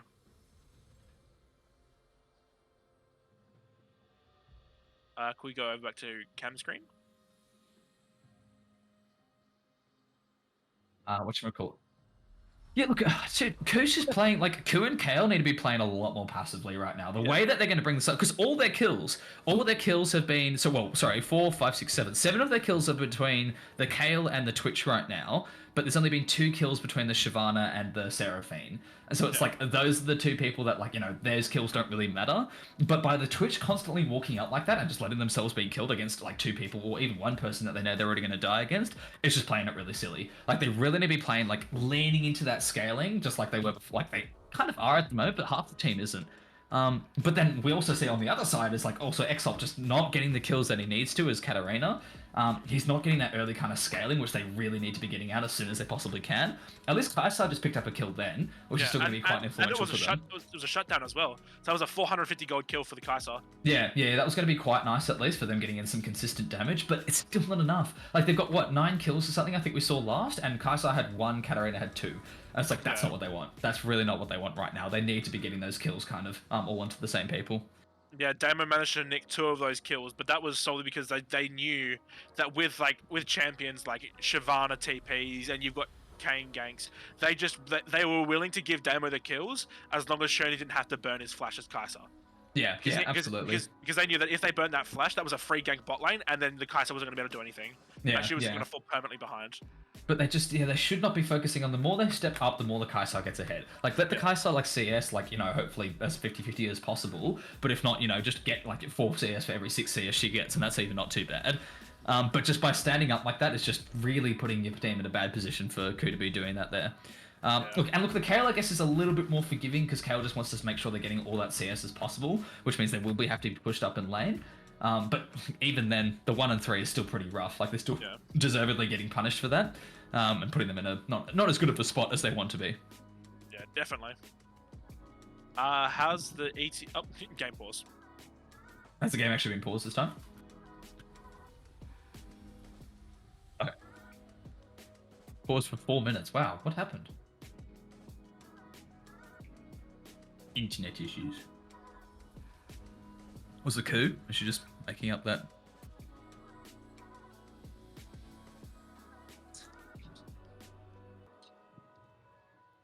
Well, how are we feeling about this game, chap? Yeah, I'm feeling like that too. Yeah, yeah, yeah.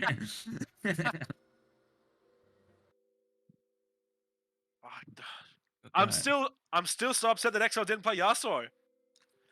Devastated. God, Absolutely if he's inching devastated. now in Katarina, imagine everyone fucking Yasuo. Mate, nah, he had my Yasuo blessing. He wouldn't have entered. Mm. He would have gone 1-11, not 0-10.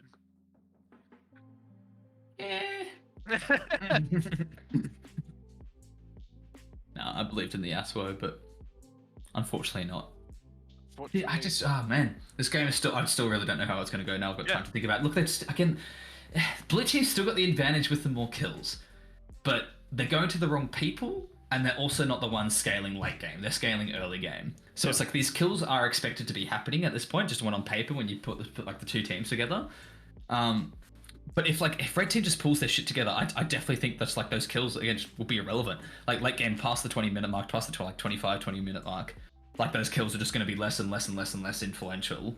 Yeah, definitely. Whereas like in the last game we saw where it was that kind of scaling, they just kept getting into team fights the whole time. Like at least all these fights have none of them have actually been team fights. All of them just been like 2-3 people maximum.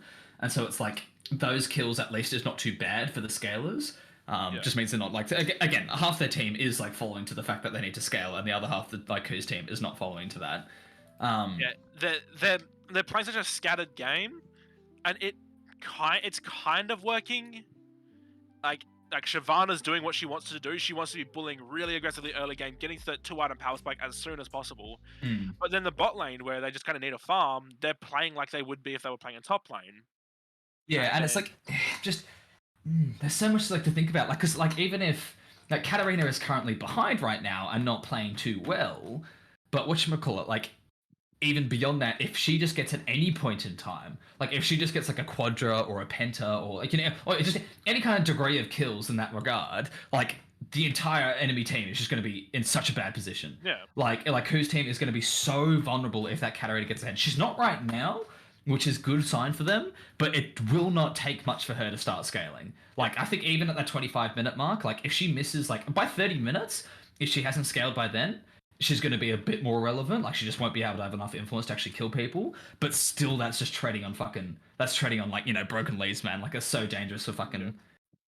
Well, I think the pick on the AD Katarina here isn't. I don't think it's actually necessarily playing for that early game power spike that Katarina normally does. So going for the Bork, you don't do as much damage early game, but then you pick up items like Divine Sunder and Wit's End, and once you pick up those items, your damage really scales up late game. So I think what they're trying to do with this AD Katarina pick here is trying to solidify that strength in the late game and match them.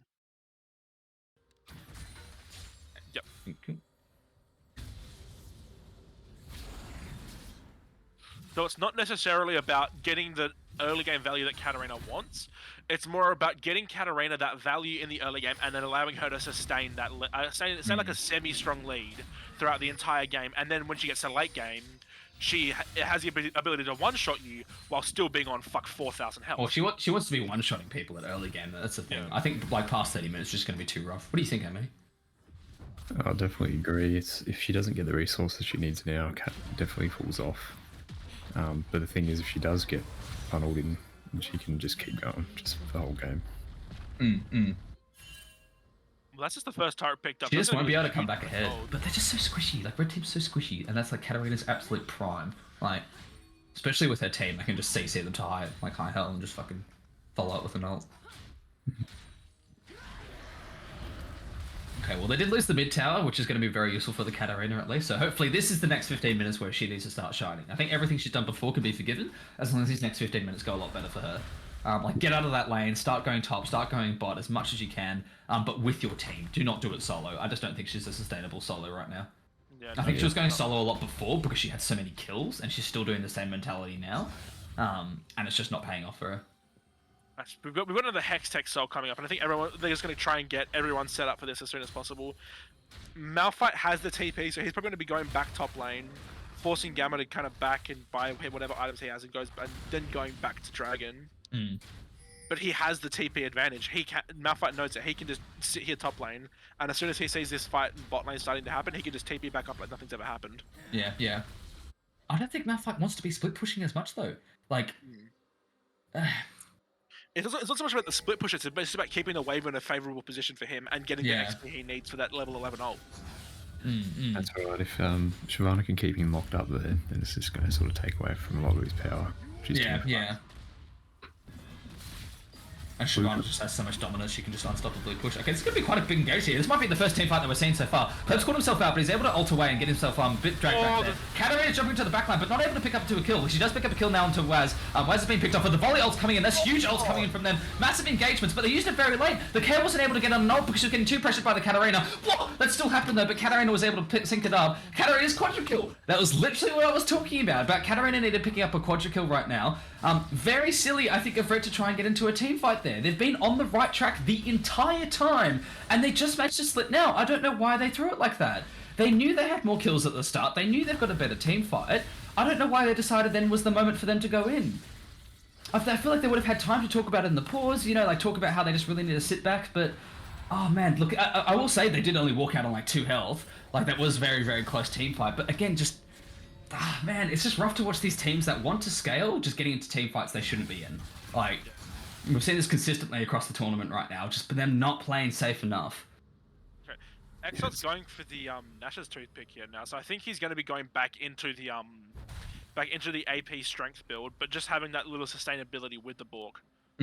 Absolutely. If they still deny, the Katarina can now roam where they want. With the quadra kill, that's fucking insane.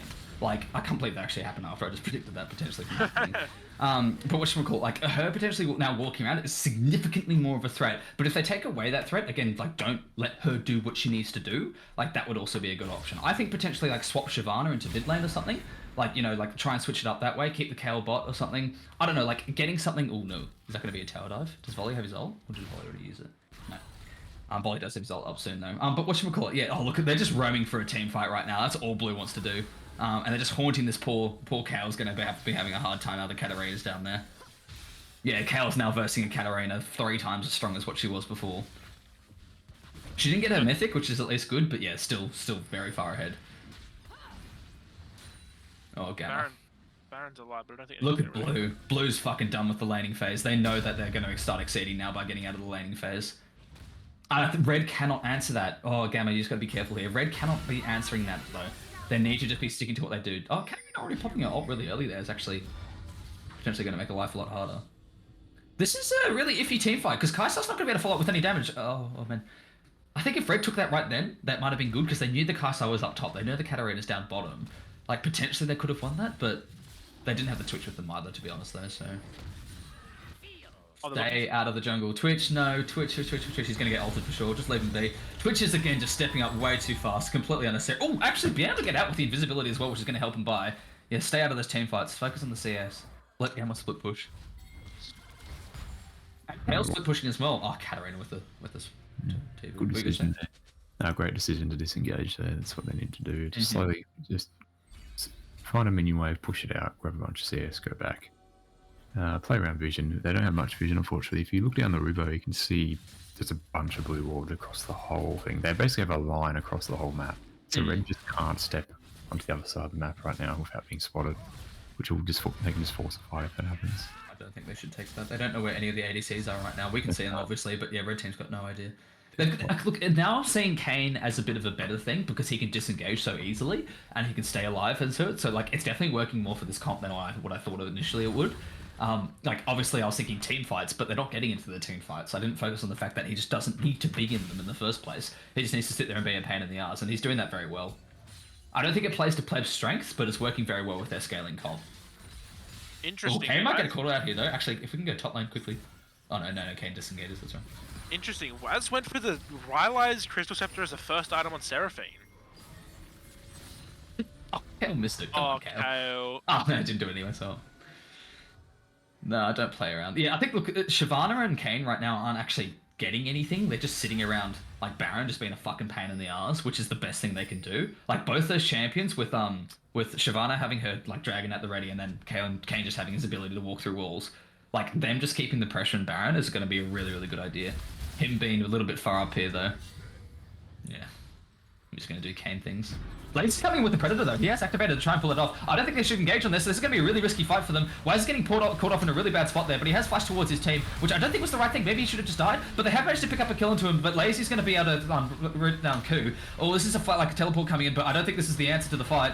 Pleb's still alive though. They might be able to get some big damage off with Shyvana. She is at a really good point right now being fed, but she wasn't able to get zombie. She may actually be able to get it now. But okay, then what do we call? We got Dora's coming in from the side. Kai'Sa going to be able to rip out quite a lot of damage at the moment. That's really, sorry, not Kai'Sa, Kayle. Kayle's going to be able to rip out quite a lot of damage. It's very good that she was the last one to engage there and be able to clean those kills up.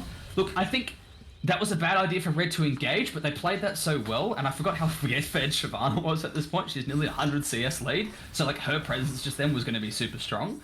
And I definitely lost track of the Kayn ulting into someone. I was like, oh, this Shyvana's about to 1v3, and the Kayn appeared. I was like, oh yeah, forgot about that.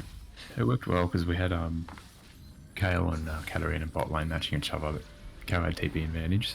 So we know that like they can engage there and not worry about Katarina coming in. Man, this game is just. I'm on the edge of my seat now. Yeah, that was really bad for Blue, to be honest. Like, thinking about it. Look at the money, They're actually ahead. They're genuinely ahead in the team, like, what do you call it, in the team money now. They've just been playing around CS. They've been playing this so well.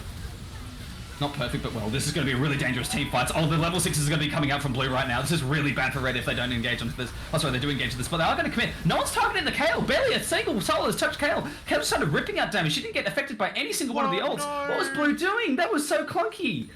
That was so clunky. I just realized the entire time Kayle was just not being targeted.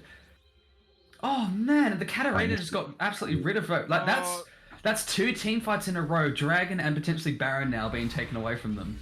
Wow, that's rough.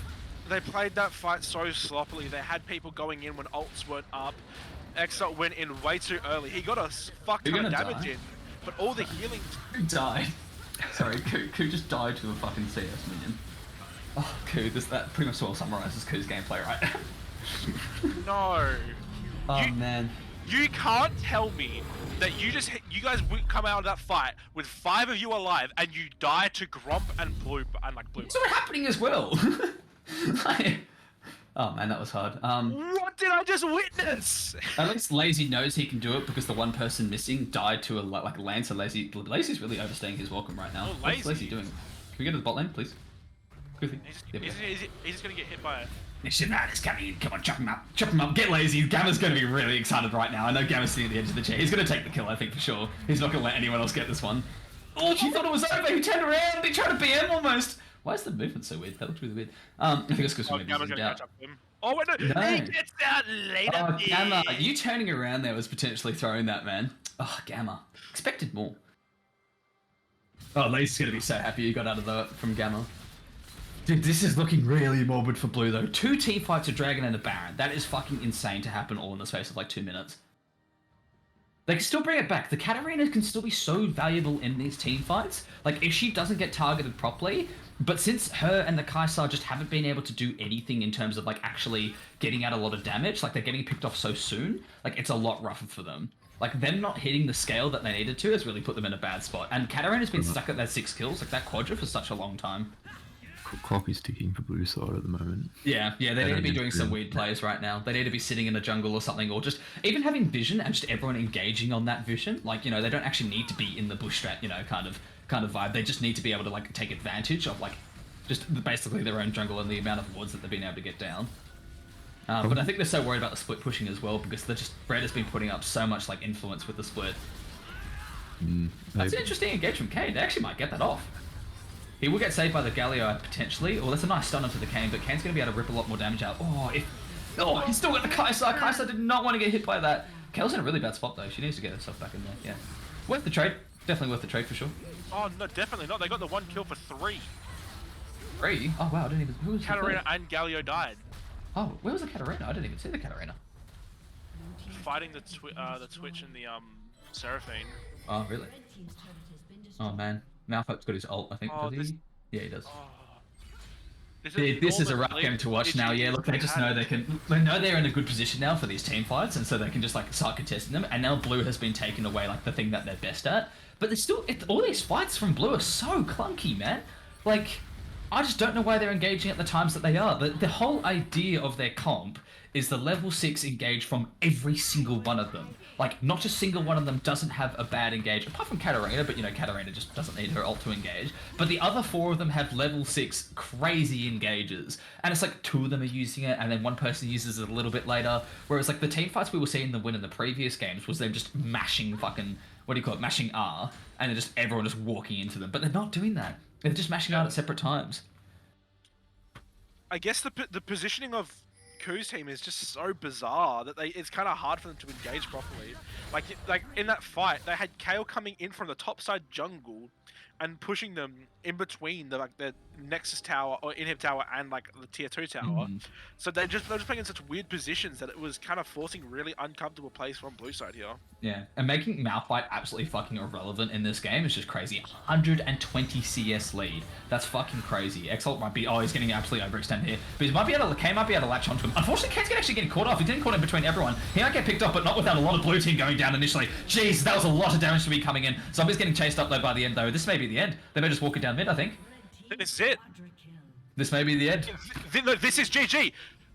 Fuck it. Okay, Kuruti Pies are the Season 4 Average Rivals Grand Finalist winners.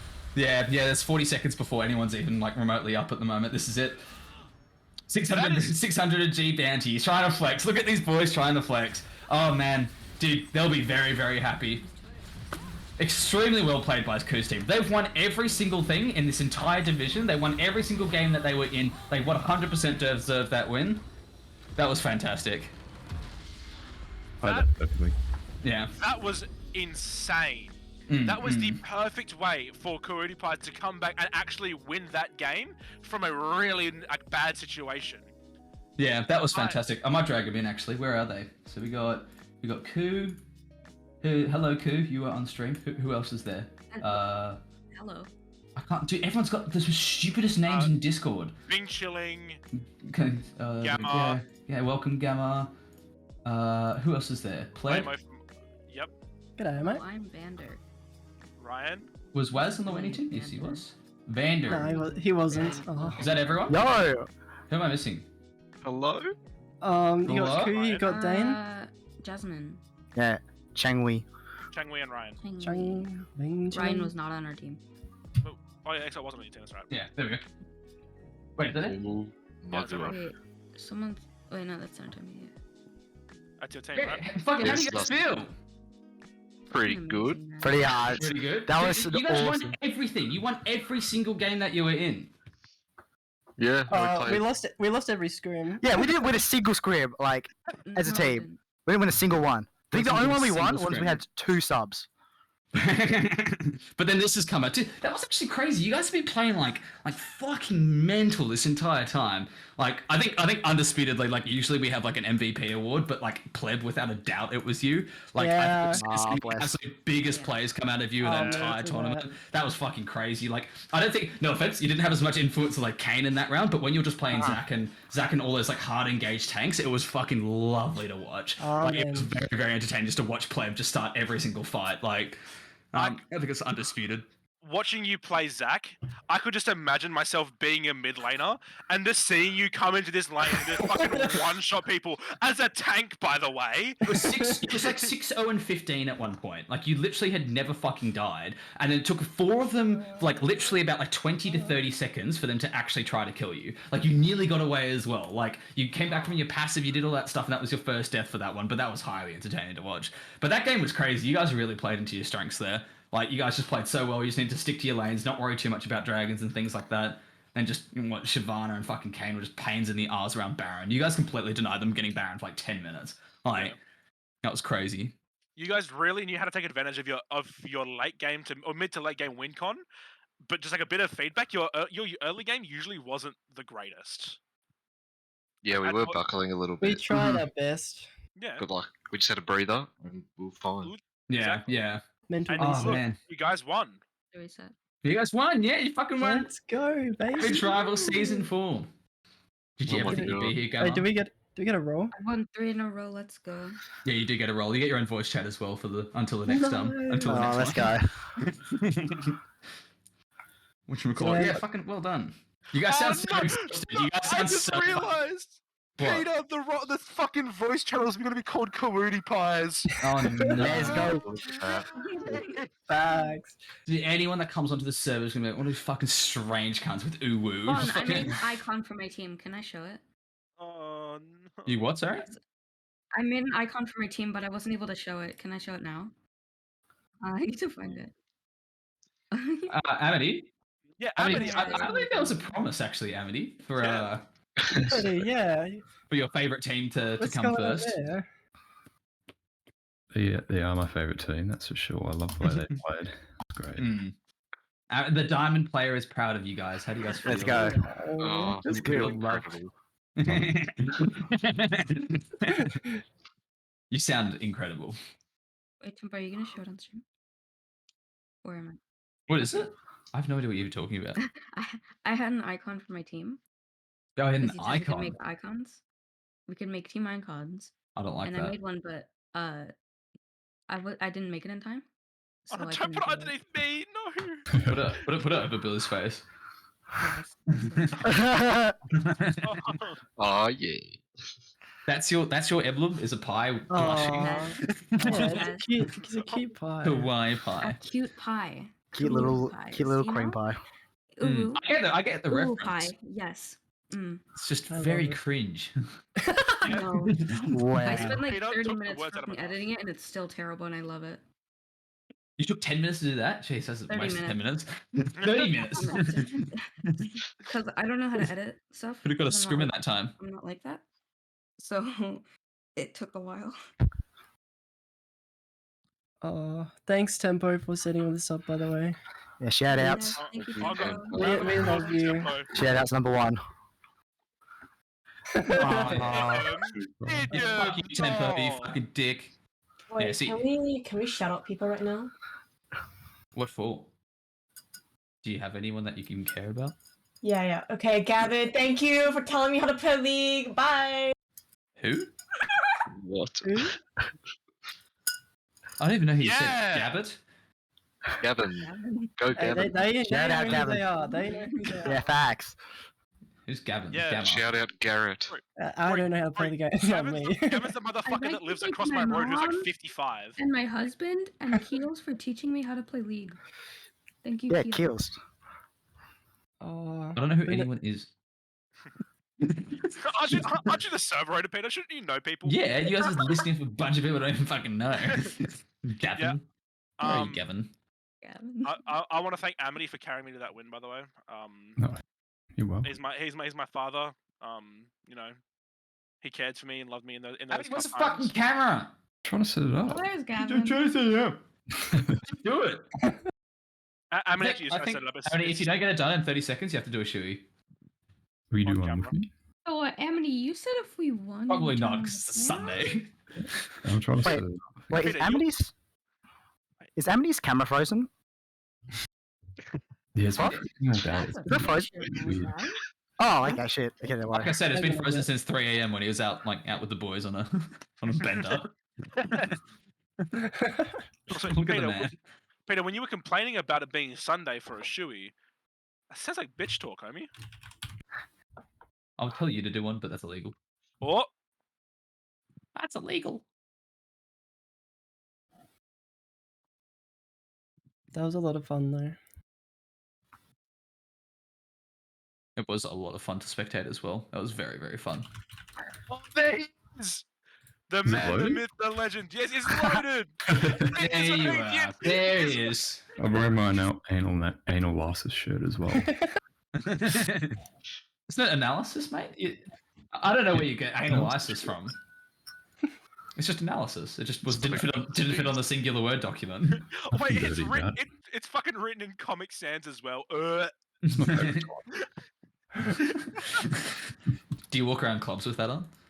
Oh, I'm wearing it to Sydney. I'm going to be wearing it to your party. I'm going to embarrass you in front of Luke. Go on. Anal don't. lysis. It's analysis. What are you talking about? Oh, my bad. I'm dirty about it. I thought it was a weird title for something. Yeah. It's Amity's motto. Yeah. Anal lisis. Anal It- lysis. the words from Swiss, and I quote: "The raw pussy slaying energy from the man." Swiss, you're too nice. No, well done to your team. It was awesome. I love watching you play. Not take those team fights for no reason as well. Just like playing around your vision, just grabbing picks left, right, and center. Thank you. It's awesome. It was all Ethan's idea. Shout out Gamma. Yeah. Yeah, thanks, No. Gamma, for this whole tournament. Yeah, don't even oh, know. we Thank said you, it was Gamma. we said it was Appreciate Noah's carry before, but honestly, I just reckon we should just vote Gamma. Hey, Gamma and Right? Camille was pretty crazy. You actually fucking, that's not even Yeah, a joke at dude. this point. Dude, your Go Camille was actually Camille. cracked. What Oh, the yeah. fuck was that? When I got banned, I got a bit nervous. I'm like, oh, kind of a pocket pick. Dude, Yeah. when you fucking who was it? When it was against Lockie. Oh, on you- the when blast you, like, cone. Yeah, on the blast. Dude, that was so fucking That was cool. lucky. Oh, Like, yeah. like half a second later, and I wouldn't have worked. Oh my god. Doesn't matter. It was still so fucking cool. Yeah, that was really, really cool. Was that an accident or was that calculated? I went for it because YOLO, but You were like dancing next to him for like 5 seconds while he was doing wolves. Like we were just watching you dance next to him. oh, I had no vision of him there, and then I was like, wait, he's probably you, on the you wolves. went back, you went fourth, you went back, you went fourth, and then when you went back, he just finished him and was walking up to the blast cone, and that's when you went around the corner and found him, and he hit it, and you just fucking grabbed him. You're like, nope. My favorite part was when I accidentally hex gated into their entire team. That was Oh, fun. Cass. That actually worked out Fantastic. quite well because you got the ult off. And then, No one fucking see that coming, man. I would have instantly been like, there's a Cass. I just instantly get down. Like, oh man, but yeah, the fact that you got onto 3 people completely clutched that for you. That would have been really, really. So what did you do? Yeah, I Just don't accidentally know. click the hex gate? Oh yeah, we just hear Koo start no. screaming. Okay, so I see them fighting the Echo, and I see he's running towards their jungle. So I'm like, okay, I can cut him off. And then I'm like, well, I see 4 of them. I don't know what to do now because I'm already going through the hex gate. I'm like, might as well run. it was good because you had a comp that could Very just nice. catch up and just instantly just capitalize on that. On You that ult. guys had the best comps throughout all, but like I think what do you call it? The best comp so far was like when they that other team GG Easy first played their like Galio and like what do you call it, Oh. Nocturne and things like that. That was fucking ferocious That to was watch. getting banned straight away. Dude, I'm sorry. that was fucking relentless to It's cringe. spectate. It's like Nocturne was like a big part of that as well, and he was like on a permaban since then. So Yeah. it was like that was the best comp I think we saw tonight. But in terms of consistency, you guys definitely had the best comps. Like very, very good. Okay, I think we should wrap the stream up. I think everyone's so fucking tired. Yeah. 5 hours, 20 It minutes took a talking. lot My of throat's energy a out bit of me. sore. No, 5 hours. Yeah, 5 hours. Jesus Christ. I mean, I you didn't even think keep your it's camera up for 6 that long. How underwhelming. Where's the hot tub? Better. It's still It's only been 6 hours. Still, I'm genuinely angry. I already told you. Local Thanks. water council's onto me. It's like 5 drops every 10 seconds of water, bro. Chill. Expensive, man. Oh, by the way, thanks for hosting. It's really tiring, and you guys kept up energy the whole time. So thanks for that. I Yeah. don't know how I would have gone straight to sleep after like 1 hour, Mhm. but you guys did really well. Yeah, Dude, Hmm. on drugs, I swear. Neither. Easier. Yeah, no, But, that's right. That was a lot of fun. That was one of the funnest tournaments to 100%. cast. 100%.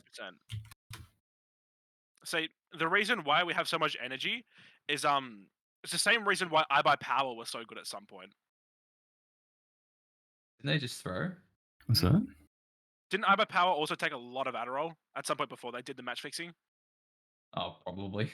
Those guys were always doing something dodgy. They were the guys that got banned from CS:GO for throwing a game. It was the funniest thing ever because it was like, you know, two pro teams versing each other, but it was like watching like Gold Nova play, and it was like they were literally just like aiming at doors and pretending to like not be able to hit people. It's like, wow, you guys are terrible at pretending to throw. And so they immediately got investigated, and then one of them, well, I think one of them caved or something. Then all of them. Well, the person that caved was the person that he left like before the game happened. They're like, "Why did you leave suspiciously just for this game, which everyone was throwing?" And he was like, "Yeah, because someone bribed us, basically." So, Yeah. but yeah. So is Wow, that but, so what- what were we doing about throwing? Why were we referenced No, to no. iBuy Power? Because I'm pretty sure I Buy Power also had a thing with Adderall. Oh, That's how we sorry, had our yeah, energy. that thing. Yeah. Yeah, no, we don't That's take Adderall. totally not how I climbed in League. Prescription there, so it's okay. So there's no rule, right? It's not. Right, I didn't say anything about it. So. If they don't let you talk about prescription drugs, and what the fuck are they on about? We'll cause an uprising. Okay, anyway, let's end the Twitch stream. Hey, GG's. so, well, thanks everyone for going. GG's, lads. Like, can I say the N word now? Everyone. Hey, Tempo, just tell us when it's